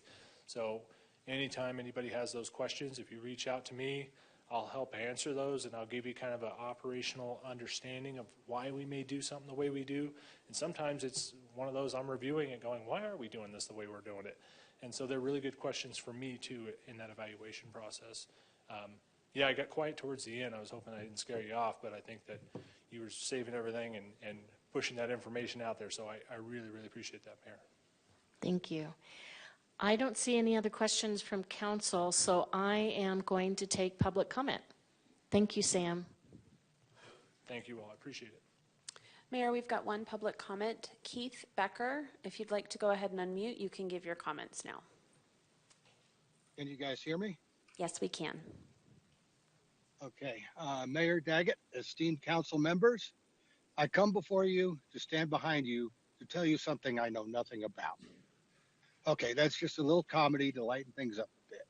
Actually, I come before you as a citizen of Flagstaff since January 5th, 1978. I wish to talk to you this evening about snow removal. I realize this agenda item is about streets, but since streets and sidewalks are so closely related, I want to briefly mention that 75 to 90% of sidewalks are useless, often for weeks after winter storms. 95% or more of sidewalks are useless for people in wheelchairs and mobility devices. And the remaining 75% of sidewalks are useless for everyone else. I feel we need a better sidewalk, snow removal enforcement, and smarter street plowing. I say we for me as a citizen, and I also say we for city staff, as we all need to work together. So I'm here to work with y'all. Now for city streets. I want to first say thank you to all the city employees that assist in clearing our streets. You are truly the unsung heroes. Everybody gets angry. They never say thank you. So I want to say thank you. That said, I think that we need to work together with some better planning and maybe some training and education. The verbal presentation tonight was really good. I appreciate it. It opened my eyes a little more than just what I saw from the PowerPoint. Anyway, city plows are pushing huge berms on street corners. I personally watched them do it on purpose. As it is, we have a problem with citizens shoveling sidewalks, and more so rarely they do corners. That's with good reason, because the snow plows have been piling snow so high on berms on corners, more than they do along sidewalks. This points to training of snow plow drivers. Snow plows or plows, when working only priority routes, push berms across secondary routes, which makes secondary routes relatively impassable for modern vehicles, which are lower in clearance and have plastic air dams underneath for fuel mileage. The plastic tears off. The ice berms across the secondary, going over the ice berms on the secondary streets. That plastic is extremely expensive to replace. When it comes off on a freeway, it hits vehicles behind. Even if we don't get to the secondary streets quickly, we should plow the no berms across secondary streets. And I'm about to lose my time. Can I have another 2 or 3 minutes? Hey, Keith, thank you so much. You're one of our strongest advocates for clearing sidewalks. Could you put the rest of your comments into an email to council? Yeah, I could put the whole thing in there. Okay, thank you. Appreciate it. I know it's been a long night. All right, any other public comment? No, Mayor. Okay, thank you so much. Okay, now we're moving down to item number 11, water, wastewater, reclaimed water, rate study presentation. 1 of 2 on capacity fees and miscellaneous fees presentation from Stantec. That's a mouthful. Welcome, Erin.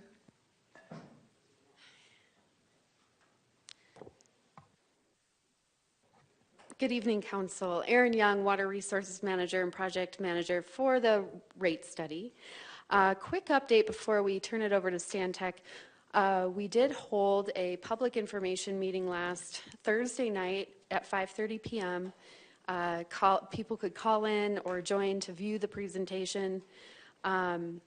It was informational. It was a great presentation. It is available on cleanwaterflagstaff.gov. So just providing more background information prior to coming forward with actual numbers for you. Tonight, we have an informational presentation preparing you for direction on capacity fees. So how are they calculated, and how are other fees calculated? We didn't want to provide this all to you in one big night. So this is part 1 of 2, as it says in the title. So Carol, are you ready to roll? I am, Erin. Thank you. Okay. Good evening, Mayor and members of council. Thank you for sticking around this long to listen to me talk about this rate study with you again. Tonight, we can't go anywhere, so we are happy to have this presentation, but we're not allowed to leave. So I'm sorry to hear that, but I think you will. I think you will enjoy this presentation. I'm going to talk tonight about just a very short agenda, but there's a lot of material here. I'm going to just basically remind you what our scope is. I'll talk about the technical analysis to date, and I apologize in advance if you were looking forward to some results. That will happen in January because we're still working through some of the data. However, I will talk to you about where we stand with capacity fees, with miscellaneous fees, and with the cost of service analysis. I'll provide you some data on the customers, your usage, and accounts. So we'll talk about that. At the end of each of these sections, if you'd like to ask questions, that would be great. Or if you wanted to wait till I get to the end, that's fine too, whatever you decide. To start, you've seen this graphic before.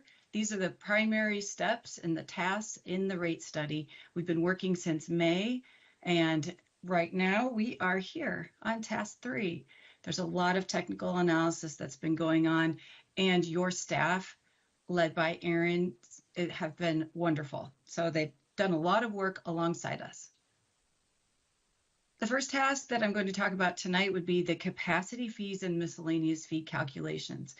The important part of this graphic is the approach.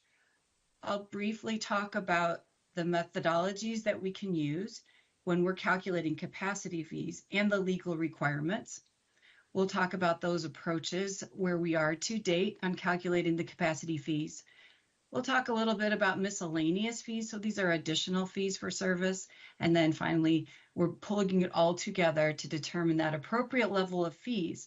These fees are important because they help minimize the rates and charges that you have to charge to your ratepayers for their monthly user fees. So we're trying to recover the costs of service from the appropriate users. First off, on the legal guidance for capacity fees are established in your statutes, in your Arizona Revised Statute Section 9-463.05. And what's important about this, the reason that we mention this, is the fact that we're calling them capacity fees. Capacity fees is the proper term to refer to these one-time charges for services that the city provides beyond the city limits. So these are the capacity fees. This is different from the development impact fee terminology. I am not an attorney, so there's probably someone that says there's more distinctions there, but we know that we're going to refer to these fees as capacity fees within the city. The capacity fee approach is very simple. The math is very simple. It's essentially a one-time charge to new connections or new development, and it finances or covers the costs of the growth portion of your capital improvements, of your increases in capacity. That's very simple. This formula that I'm showing you has that total system value divided by the system capacity to arrive at a capacity fee or a cost per unit of service. Right here in this graphic, I'm showing single family equivalent, but we also can call those equivalent residential units or gallons per day or million gallons per day. The actual unit is not the important thing. The important thing is that the formula and the calculation is very simple. The issue is that there are multiple approaches that are acceptable in the industry. The American Water Works Association and Water Environment Federation gives us 3 methods, and we call them the buy-in method, the incremental method, and the combined method. The buy-in method is actually a backward-looking approach where we look at your historical investments in your water, wastewater, and reclaimed systems. This is a good approach if you have available capacity in your existing system. And by capacity, I mean that treatment and water resources, and also your transmission and distribution on the water side, and then wastewater treatment, wastewater collection, and interceptors on the wastewater side. Typically, when you use this approach, you have little need for capacity from new projects or a new CIP.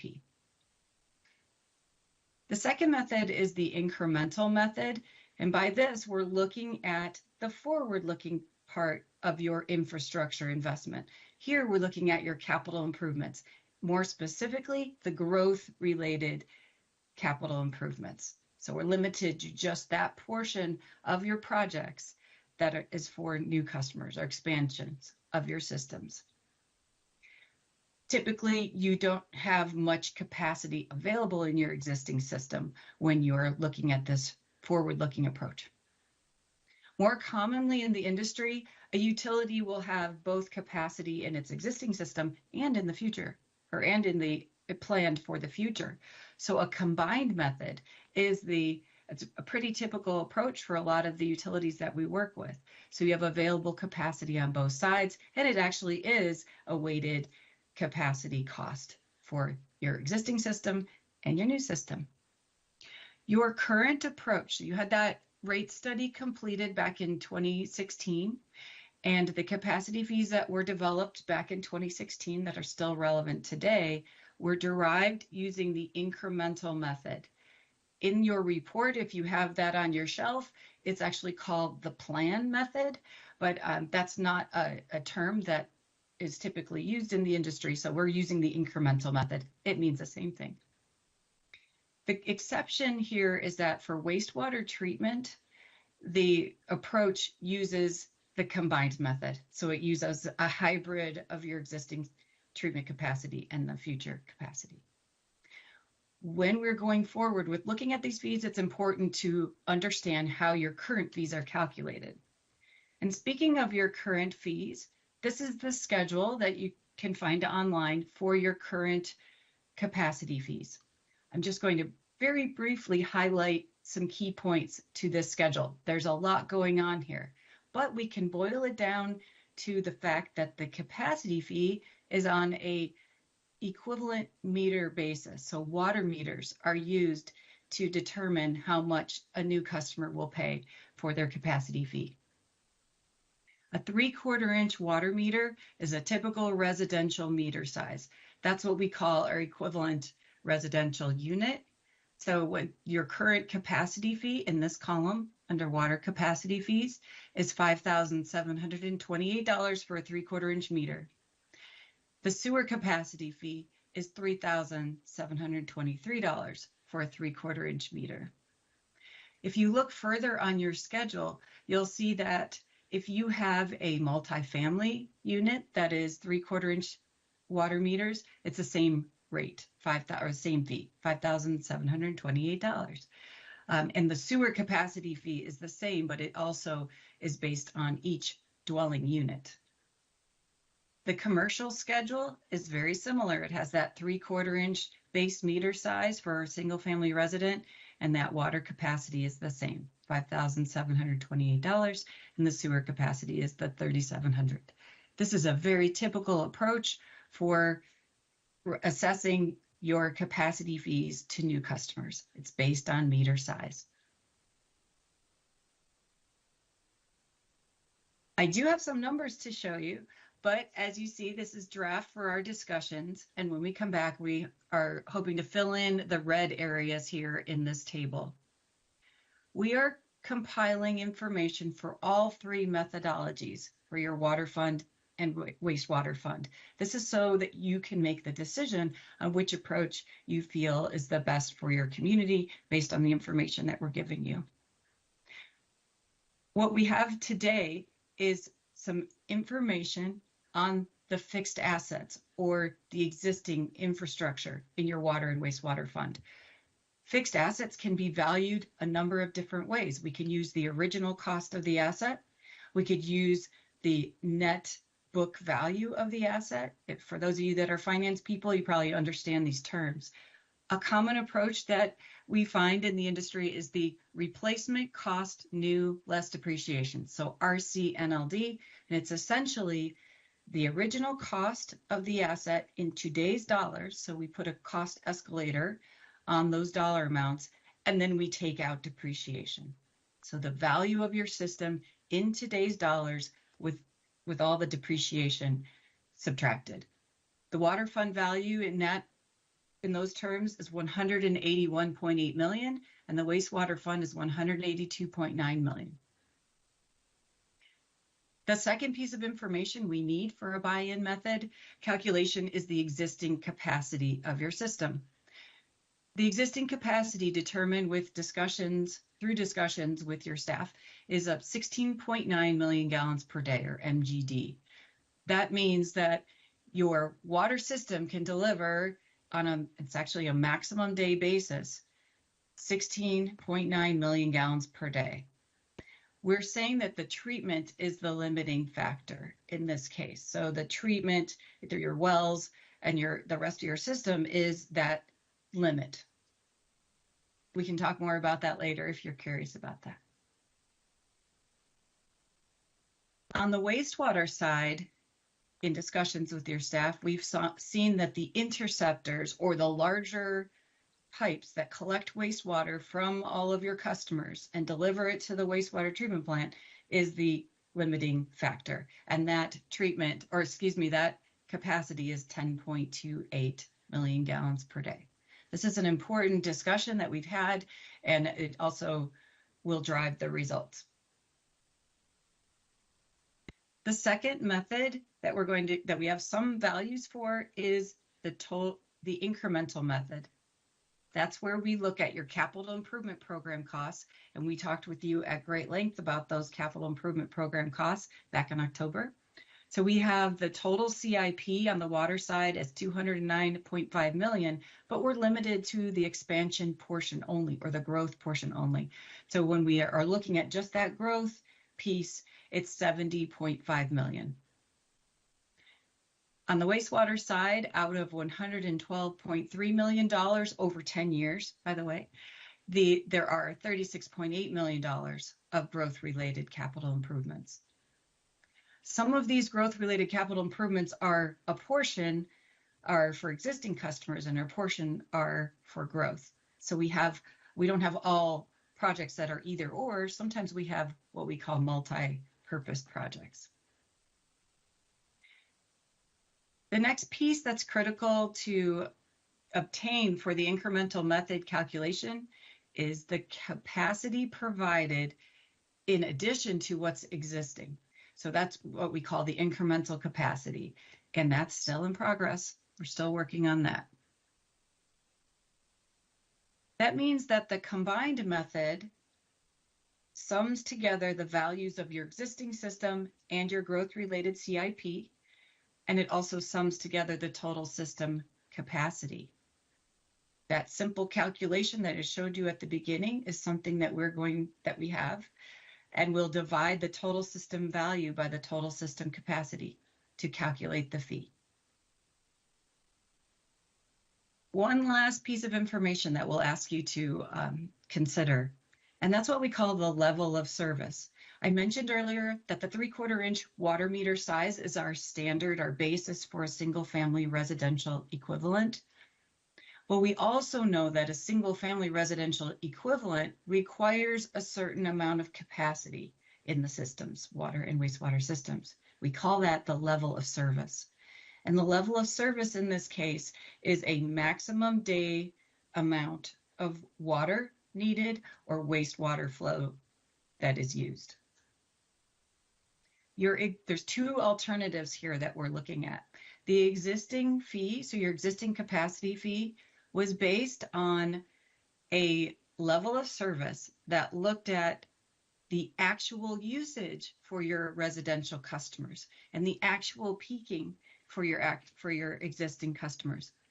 That value was 286 gallons per day, and that is a value that came from your water system master plan, water infrastructure master plan. On the wastewater side, that value was determined to be 90% of the water level of service, so we get 257 gallons per day. These values are important because when we calculate the fee for the combined method or the incremental method or any of these methods, we then multiply that fee by the level of service to calculate the dollar amount to charge to new customers for a 3/4 inch meter. So if you're dividing a large number by a small number, you can imagine what that dollar amount will be. Whereas when we are looking at the proposed alternative to level of service, we're looking at your actual design capacity for a single family residential equivalent. So we're looking at how much is needed to reserve in your system for a single family residential equivalent. And using your code, the city code, we calculate that value is 875 gallons per day. On the wastewater side, a 90% factor was used to calculate the wastewater level of service, and that's 788 gallons per day. These two approaches result and will result in different fees. And here's a little teaser for you. When we come back to talk to you next, we will show you what those results are. And this is just an example. And again, I mentioned that your existing capacity fee for a 3/4 inch meter using the lower level of service is $5,728 for the water fund and $3,723 for the wastewater fund. I have one more capacity fee slide before you might be interested in asking questions, and that's a capacity fee comparison. If you recall, a few months ago, we showed you what your regular water and wastewater bills are compared to your peers, and those peers were factored in based on some discussions with staff. So we have some of your peers are university communities like Boulder and Bend and Golden, Colorado. Boulder, Colorado, Golden, Colorado, Bend, Oregon. And then here are your current capacity fees. Then we have some other mountain towns in Colorado and some towns, I shouldn't say towns, cities near you. So with this comparison, you could see that Flagstaff's current capacity fees are in the roughly upper third of the sample.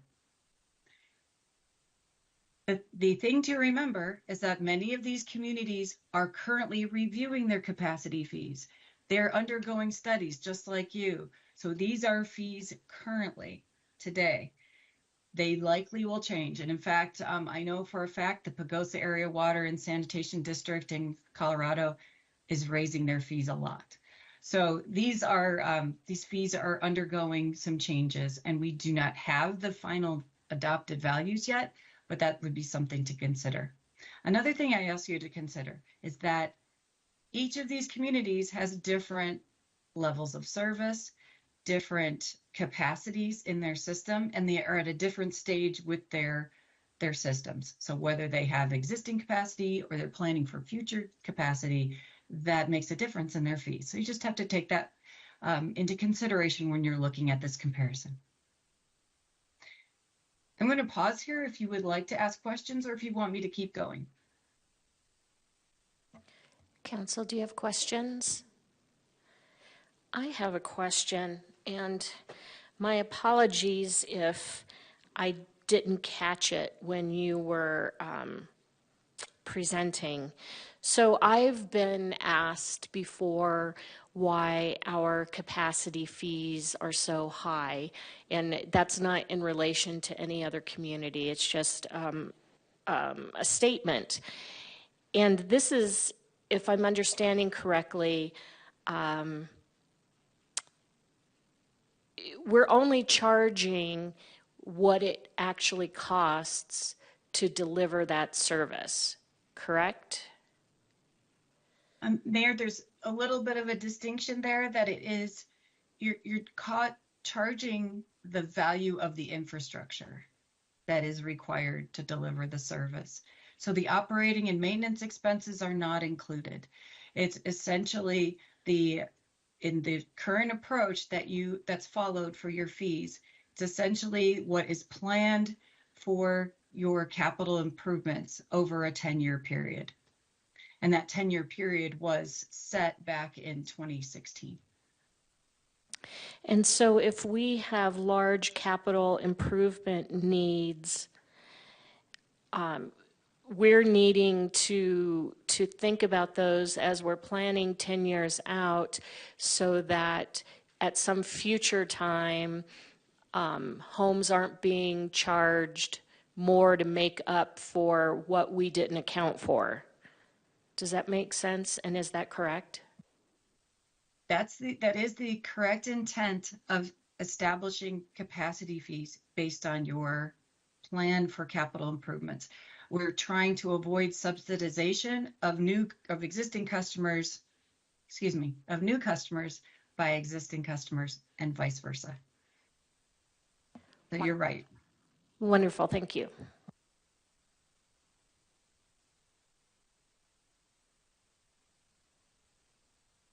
I could continue if you like. That would be good, thank you. Okay, thanks. The next section is short. This is the miscellaneous fee section that I was talking to you about. And again, we know where we're going. We don't have any dollars for you yet, but you might wonder, why are we spending time on this? Miscellaneous fees are sometimes called ancillary fees. These are services that Water Services provides to customers. And they are items like on the water side, water meter installations, service charges, whether it's to set up an account or there's a late fee that needs to be charged for non-payment of service, or it could be permits for watering outside of your regular days. There are backflow prevention permits, unauthorized connections, penalties for messing with your system. So all of these fees on the water side are important to review, as well as the sewer side, the wastewater side, industrial pretreatment discharge fees, those scavenger wastes that the city's wastewater department actually incurs costs to treat the septage wastes from waste haulers, restaurant grease, and solid waste. All of these fees require staff, time, effort, all of this, all of the costs. So we're trying to recover the costs from those cost causers so that they don't have to be factored into the regular water and sewer rates for monthly users. The fee process to calculate these costs of service can be summarized on what I've got here on the slide. We actually find out what are the activities that are provided in order to complete the service. So we look at the staff, like I said, and the hours needed to complete this. We have a cost computation template. Stantec has a model for everything, and we have one for miscellaneous fees.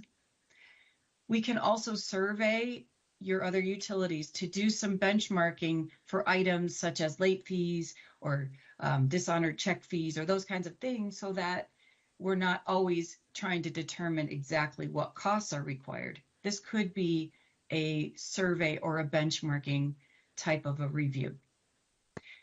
The formula is here, and it just basically, it'll assist in determining what the costs of service are for each of these fees, and then we'll discuss how much of that cost you would like to recover through the fees. Any questions on miscellaneous fees? That was pretty short. I don't see any. Thank you. The last part of this discussion is going to be the cost of service analysis. The cost of service analysis is what that task 3 title is, and it involves multiple parts. So for what we're going to talk about tonight, we're going to talk about customer class usage characteristics, because that is the foundation of the term costs of service. We look at the proportional impacts on your system by different customers in order to recover the appropriate costs of service. Then we'll look at how you allocate the system costs to different functions of your water system and your wastewater system, and I'll go over that. When we allocate costs to functional components, we can then, at the end of the day, distribute those costs to the different customer classes and calculate rates. That's our ultimate goal. We want to be able to justify and support your rates. So that's why we go through these steps. We'll first talk about customer class characteristics. I know that you're probably familiar with your current water rate schedule, but I'm just going to talk about it really quickly. Your water rates for monthly users are made up of a fixed charge or base charge and a volume rate. The monthly fixed charge, here we go again with the meter size. We have a different meter size charge for that monthly charge, and we have an inside city rate and an outside city rate. So there's a multiplier applied for outside city customers. The water rates for usage are based on 1,000 gallons of usage. And for single family, the rates are called a tiered rate structure or an inclining block rate structure. This is a pretty typical rate structure in the industry when you're enhancing conservation, when you're trying to send a signal to customers that the more water they use, the pricier it's going to be, and their bill will get higher. It's intended to incentivize conservation. Your current tiers have different amounts of water that are included in each tier. So for the first tier, your usage from 0 gallons a month to up to 3,500 gallons a month is priced at the lowest water rate. So that's $3.44 inside the city. If you use above that 3,500 gallons, just like 1,000 gallons more, that pops you up into tier 2. So for the first 3,500 gallons, you pay $3.44 per 1,000. Then for that additional 1,000 that you might use, you pay $4.45. So it gets added together. And then the same concept is true for tier 3. If you use over 6,200 gallons, you get charged in that tier 3 as well. And then the highest users are in tier 4, and that's any usage greater than 11,500 gallons at the highest rate of $13.72. I'm not going to talk about the water energy charge or the water resource charge because those are external to this rate study. We also have unit rates or water rates per 1,000 gallons for your other customer classes. And that is true because of their usage characteristics. Just a little caveat here, when we look at your rate structure, we will look at alternative rate structures for these other types of customer classes, as well as single family. So that's the water rate structure. How many customers do you have in your water system? We compiled billing data for 2023, fiscal year 2023. So starting in July of 2022 and ending in June of 2023, your customers, as you can imagine, are primarily residential. The residential in this case includes multifamily. We have not split them out. So you have about 21,400 accounts that are considered residential or multifamily. And then the rest of the non-residential customers are listed here in order of number of accounts. So your next highest customer class by number of accounts is a little over 1,700 for commercial customers. So in total, we're looking at 23,617 accounts. We can compare that to the consumption by customer class. So the challenge is getting all the data in front of you on a slide. So we're just showing you inside city water consumption and the current rates. The inside city customer class usage is all listed here, and it's listed in 1,000 gallons. So for example, this is 739,644 gallons. So this is really 739.6 million gallons. And this is consumption over a year. The single family customer class is broken down into those tiers. So out of the usage for single family residential, you see that the highest proportion of usage is in that tier 1, so 0 to 3,500 gallons. That gives you an indication of how your residential customers are using water. We still have about 2% of that residential usage in that top tier, so you still have some customers using over 11,500 gallons. So we'll talk about that in a minute as well. The rest of your customer classes use these corresponding amounts of water. And again, this is for the fiscal year 2023. The total usage inside the city, we're calculating to be 2.2 billion gallons of water. Now, again, if you add to that your outside city customers, you'd have more water delivered.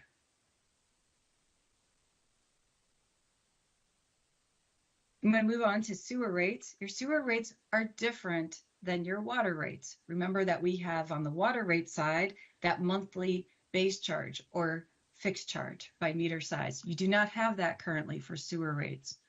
Your sewer rates are strictly a dollar amount per 1,000 gallons. That dollar amount varies depending on what kind of customer you are. So if you're single family and you're an inside city customer, you pay $5.35 per 1,000 gallons of sewer flow. The sewer flow is interesting because we don't have sewer meters, right, for residential flow. That would be gross. But we have our residential usage is based on averaging the water used in the winter. And those winter months are December, January, February, and March. That average is calculated each year. Then it's applied as this for the sewer bill calculations for these customers month over month over month for the subsequent months. So it's a very stable way to bill for wastewater service. It's very common in the industry because winter months are a proxy for indoor water use and water use that gets returned to the wastewater treatment system. So it's a pretty common approach. We also have different rates for other non-residential classes. And as you had requested way back when the rate study was being contemplated, we are going to be looking at these as well. For the wastewater system, you have fewer accounts. And that's because there's a lot of water accounts that are irrigation related, irrigation only. But there's also some water accounts that do not use your wastewater system. But you have quite a few that do. Most are residential accounts. Again, so again, you're primarily residential accounts here. For wastewater usage, we're really talking about that flow that goes back to the wastewater treatment plant. And you can see that, again, residential customers have the bulk of the flow. This is inside city again. And the various non-residential customers discharge this amount of flow in fiscal year 2023. It's important to understand these usage characteristics because, again, we use them in our cost of service process. One more rate type, and that's reclaimed. Reclaimed water, as you know, is from your treatment of your wastewater, and you have a certain amount of customers who pay for using reclaimed water at certain times. You have that same tiered structure for residential customers for reclaimed, and they pay an associated rate per 1,000 gallons. For non-residential, you have very specific rate structures or rate schedules. The off-peak and golf course rate is of particular interest because of how they take their water. So we're going to be looking at all of these types of rate classes for reclaimed. There were a total of 106 accounts, and you have various customer types, just like in water and just like in wastewater. In this case, the bulk of your customers are non-residential. This next table just outlines the amount of reclaimed water taken for fiscal year 2023 by each of these customer classes. I wanted to get to this slide because there's a lot of information here on the historical number of residential water bills per 1,000 gallons. And I believe you probably don't have this in your packet. This was something we were working on with taking the residential water bills and looking at how many water bills were issued each month and over the full year, full 12 months, for increments of water usage. So the chart, we'll talk about this graph first. The graph shows us how many bills over a year from residential customers were issued or sent out for different levels of usage. So for no usage at all, so customers who didn't use any water, your customer, the number of bills that you sent out was just about probably like 7,000 bills for the year. Then for those customers who used 1,000 gallons of water in a month, the number of bills was just over 26,000 bills. So, we're looking at all those 22,000 residential customers, and we're looking at each month and how many bills were issued for different amount of usage. This is important because it helps us look at that distribution of usage across your residential customers and help support the different rate tiers. The boxes represent the tiers of usage. So your first tier is set to be, it's like in between the 3,000 and 4,000 gallon mark. So we're not quite as refined as getting that to 3,500 gallons, but you could probably see that your incremental or cumulative number of bills sent between 3,000 and 4,000 gallons of usage, I'm going to refer you to this table here, is I would say is close to 60% of your residential bills. So that means the bulk of your customers are billed in that first tier. And you can look at these other tiers as well. The tier 2 threshold is at 6,200 gallons, so that's where that box line shows up. And then tier 3 is anything up to 11,500 gallons. So you have these increments of usage and the rates that are associated with it. So you could tell basically how customers pay for their different water usage. There's a lot, like I said, there's a lot of information on this slide. We can talk about it. I just want to make one more comment, and that aside from 2021, which we know was during the pandemic, the usage, water usage on average for residential bills is decreasing. So your conservation efforts and other considerations are having an effect on average water use.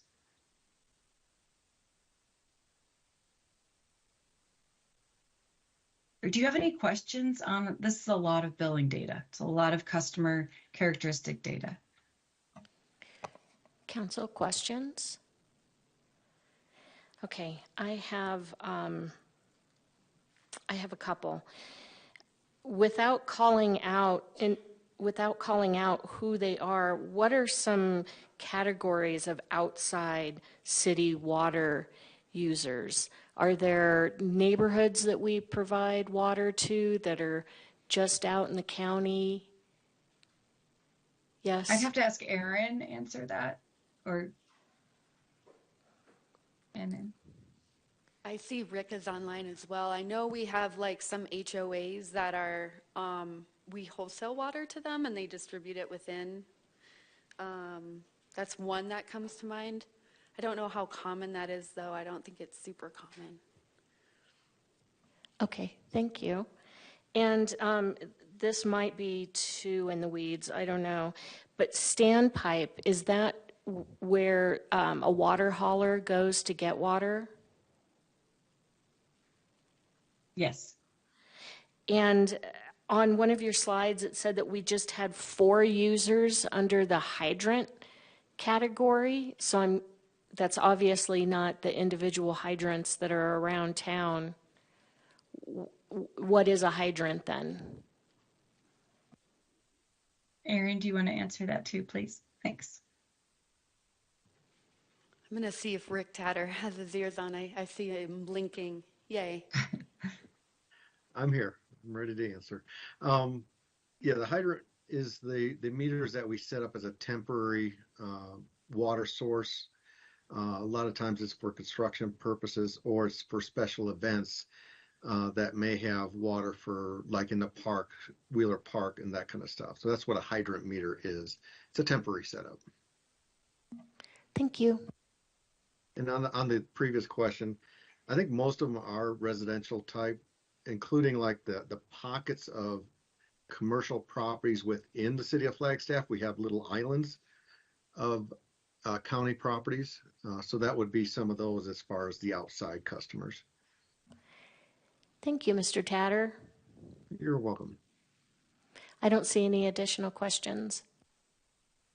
Okay, thank you. I'll move on to the last part of our discussion tonight, and that is the actual cost allocation. So this is the next step of the cost of service analysis, where we're looking at allocating system costs to the functions of the system. And very briefly, what is a function. So what's functionalization? And it's essentially taking your annual operating and maintenance expenses for water and wastewater and reclaimed, and your annual debt service costs, and your annual cash funded capital improvement program costs, and dropping them in buckets that are related to how the water and wastewater systems work. An example of this is on this slide. These are the water system functions. So for the water system functions, we work, I'm going to show, let's say, left to right. And it starts with water resources. So this starts with the function of your water supply. And in it, you could have raw water pumping, raw water storage, but essentially is getting the water. Then you move to water production, and that's essentially treatment and supply of that raw water, but it's treatment. So now you have finished water.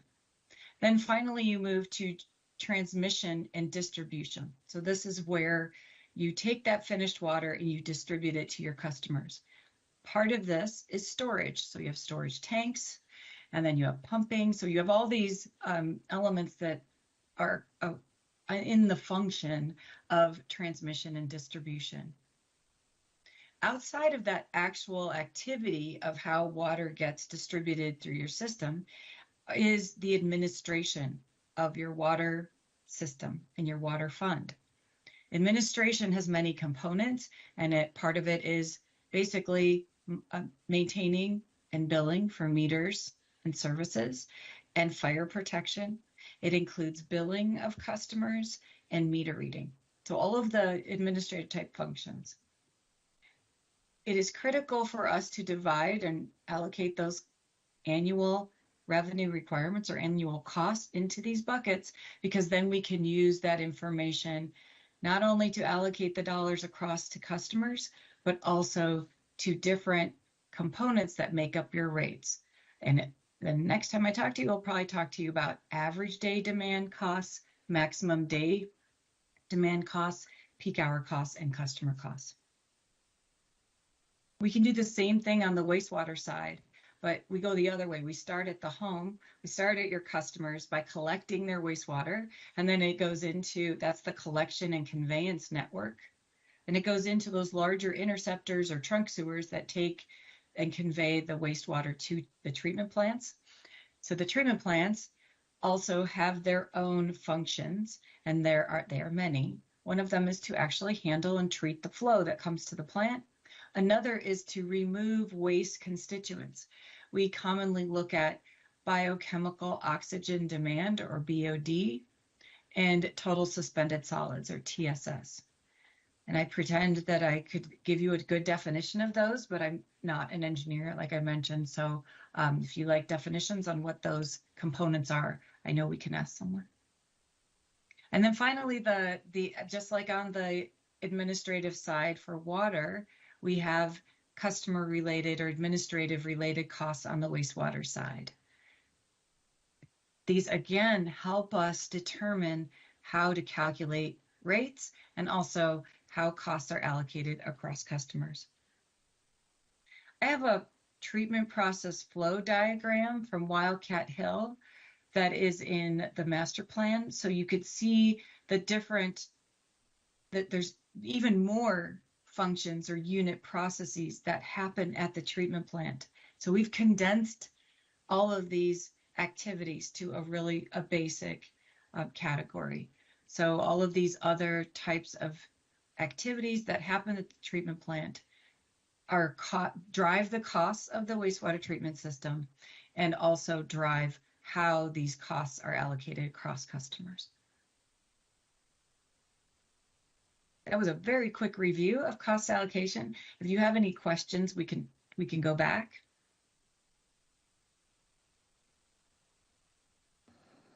I don't think we do. Fantastic. Thank you. I do have a next step slide so that from today until Thursday, we are going to be presenting the similar information to the Water Commission at their meeting. So it's essentially the same presentation. On the 19th of January, we're going to talk with the Water Commission about the capacity fee results and options and the rate design alternatives. So we're doing a lot at once. We'll present those, what we're looking at, and then we'll come to you. And you know what, Erin? This should be the 24th, right? I think the 23rd is a 23rd, Tuesday. excuse me. The January 23rd would be the next time we come to all of you with the results for you to consider. And I thank you for your attention. And if you have any questions from here, I'd be happy to talk through them. I do.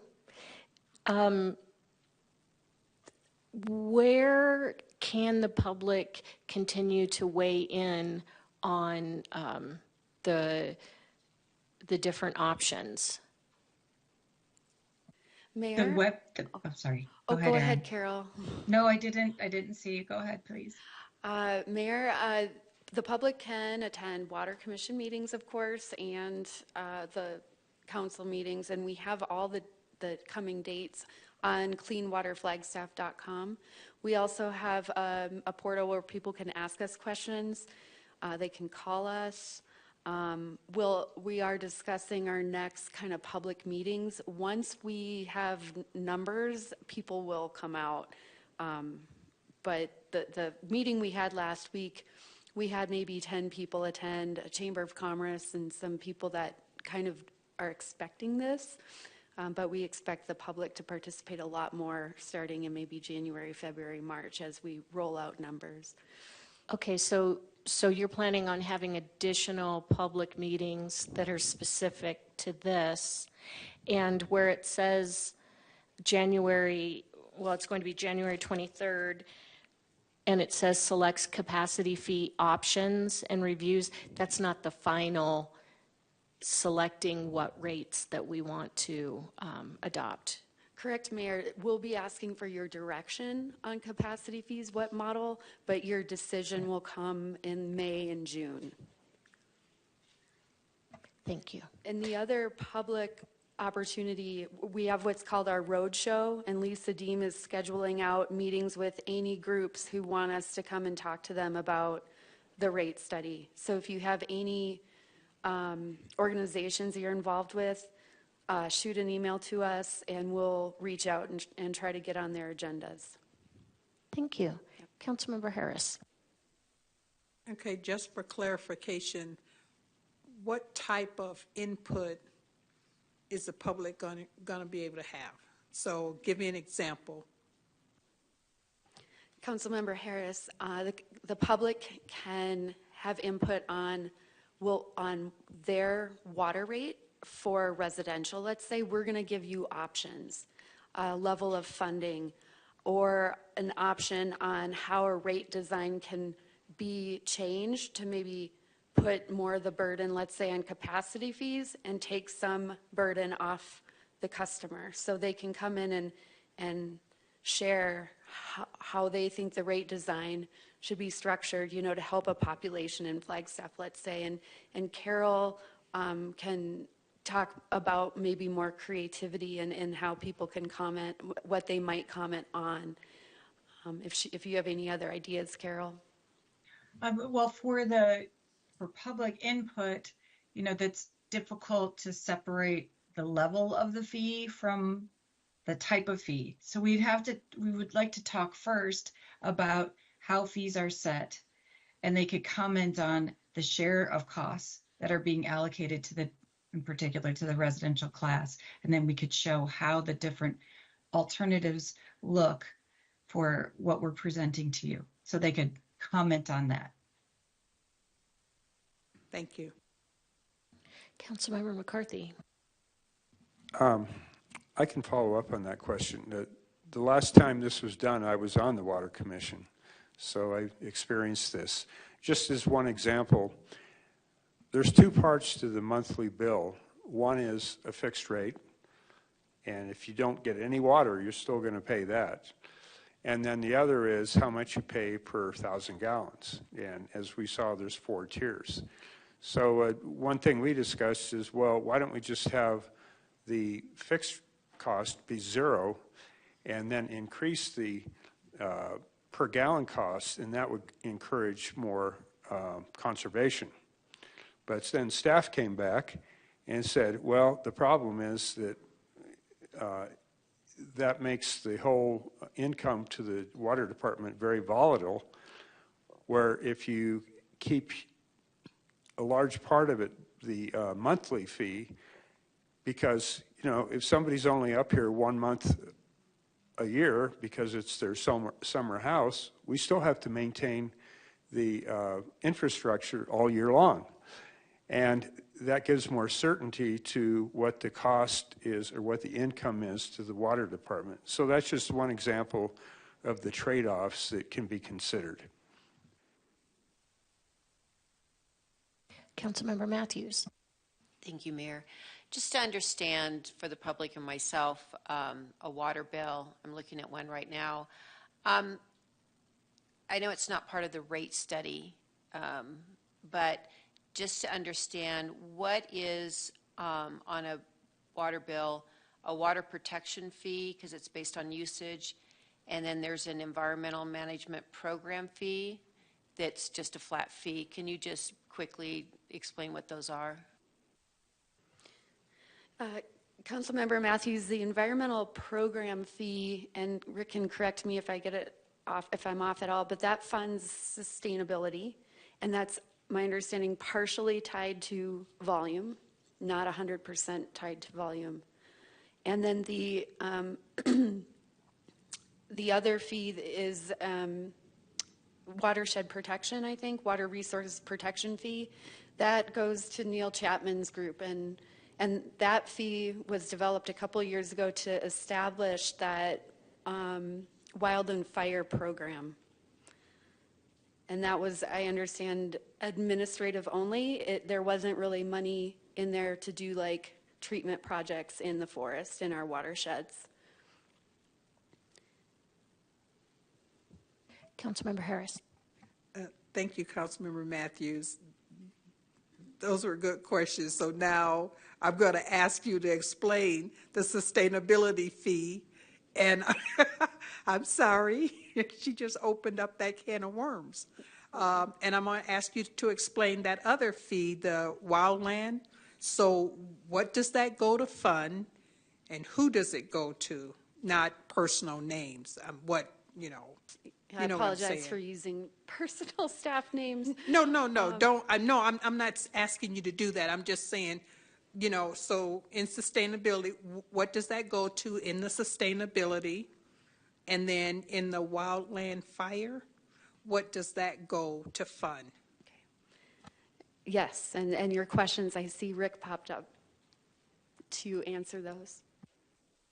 Yeah, so unless fire department's on, the wildland fire, the resource protection fee goes to our wildland thinning, our protection of our water infrastructure around the community, sewer infrastructure, and those kind of things, assuring that we thin the forest around and protect our city and that infrastructure. That goes to wildland fire management. The environmental fee kind of helps with a lot of our, yep, I thought Nicole was on. I could have her speak more to it, but it's in line with the services that we provide around waste and water and trash and those kind of things. And it's the sustainability function of our organization in delivering those things. But I would let Nicole explain that better since she is on today. Hi, good evening. This is Nicole, Sustainability Director, and thank you for the question regarding the environmental management fee.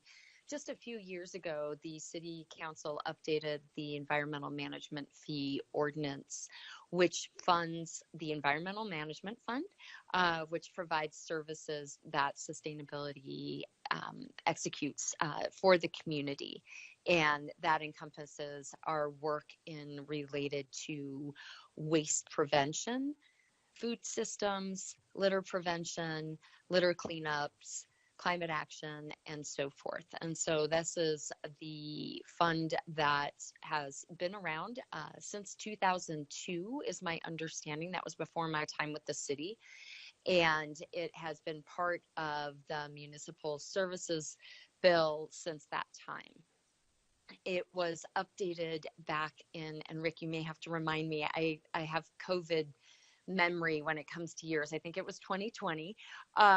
It was updated in 2020 to be more equitable as the rates were distributed. Prior to that, it had been a flat fee that was associated with each water meter, which meant that a single family resident would pay $4 and a multifamily housing unit would have potentially 4 meters and only pay $16.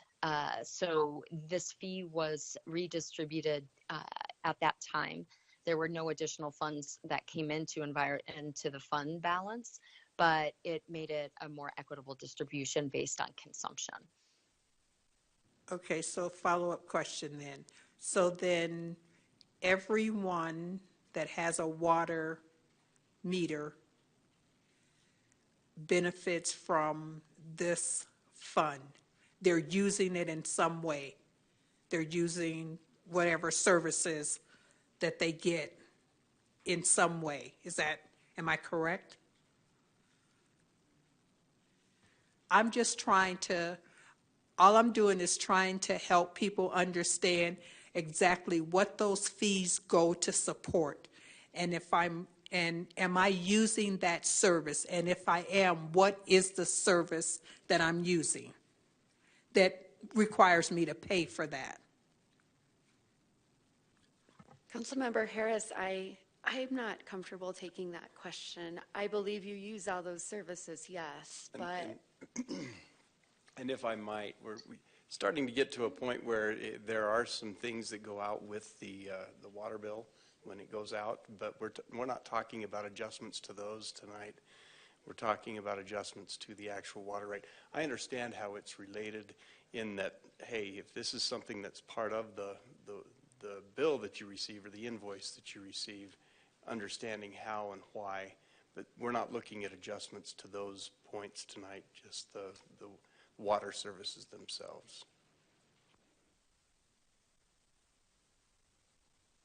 Not that shouldn't be answered. I think you can get an answer to your question. I just don't know that it fits really well within our discussion here tonight.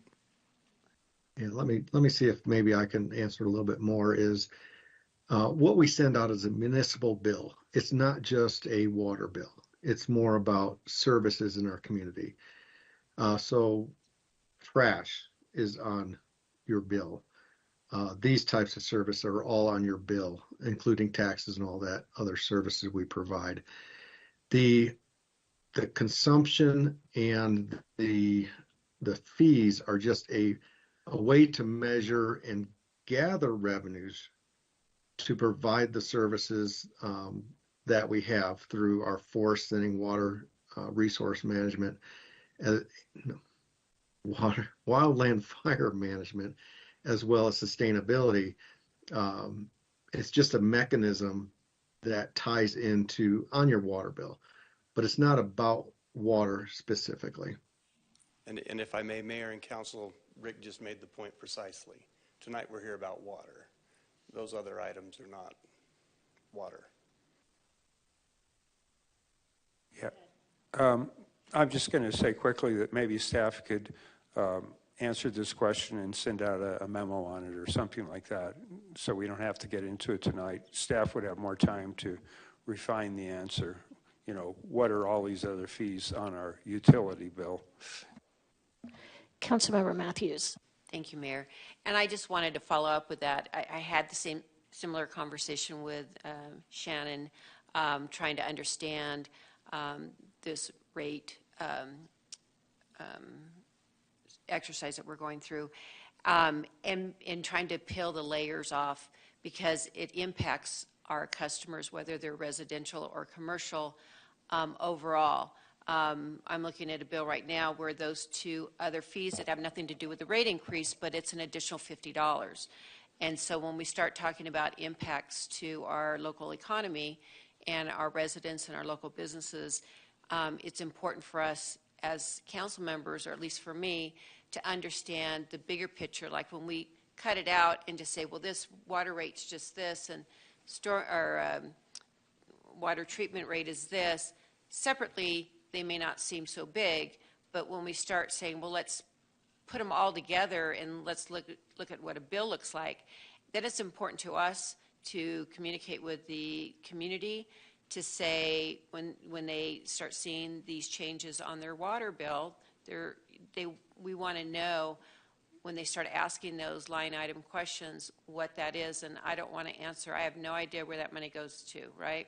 Because then they don't think we're being very fiscally responsible with monies that we're charging them for services. So it is important. So I know Nicole's on the line, and thank you, Councilmember McCarthy, for asking for it. I would like more information and be more knowledgeable in that, because this is going to have a pretty good impact on our local businesses and consumers.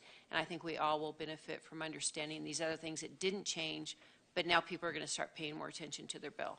And so I would like an answer for that. You will get that. Thank you. All right, thanks so much. I don't see any other questions or comments. I don't see any public participation. So thanks. Thank you very much.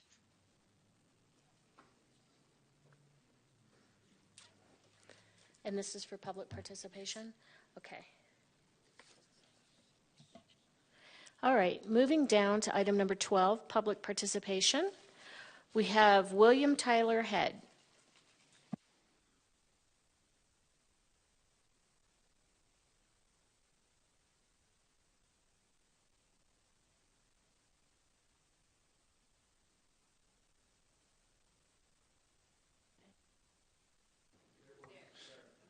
Check. There we go. I heard somewhere that tired driving is just as dangerous or more dangerous than drunk driving, so I apologize if my tired commentary becomes more dangerous than drunk commentary. Thank you for your time. I want to comment on water, snow operations, pickleball, and nuclear weapons. First with water, my, I guess, curiosity is what's the cost accrued to make that, to transition that water from source water to potable water? I'm sorry, can you pause the, these were items on the agenda, and they're appropriate to be discussed during those items. Public participation is for items that are not on the agenda. Oh, okay. If I may, I think your question was going to go to direct potable reuse. Is that? Oh, no, I was just curious about the cost accrued, like, to make it, because what I was leading up to is what is really the federal and state government's responsibility to alleviate some of that cost to treatment of water? Okay. Anyways, I'll move on to. Yeah, if we're in public participation, it has to be items that aren't on the agenda. Right. Yeah. Snow operations are on the agenda. Okay, so I can't. Okay. All right. Well, we'll move on to nuclear weapons. God, that's an Definitely escalation. not on the agenda. Okay. So I just wanted to come tonight and remind City Council and the Mayor about next agenda, and just simply repeat the ICANN Cities Appeal, which is an international campaign to abolish nuclear weapons. And so I'll just read it. Our city is deeply concerned about the grave threat that nuclear weapons pose to communities throughout the world. We firmly believe that our residents have the right to live in a world free from this threat. Any use of nuclear weapons, whether deliberate or accidental, would have catastrophic, far-reaching, and long-lasting consequences for people and the environment. Therefore, we support the Treaty on the Prohibition of Nuclear Weapons and call on our governments to sign and ratify it. So yeah, there's the appeal. Next week, during public participation, I'll comment on statistics and data, social health, and ecological impacts. But in the meantime, or next week and moving on, I hope you can move that petition forward and eventually pass the resolution. But again, thank you for your time, and I hope everyone gets some rest. Thank you. Cool beans.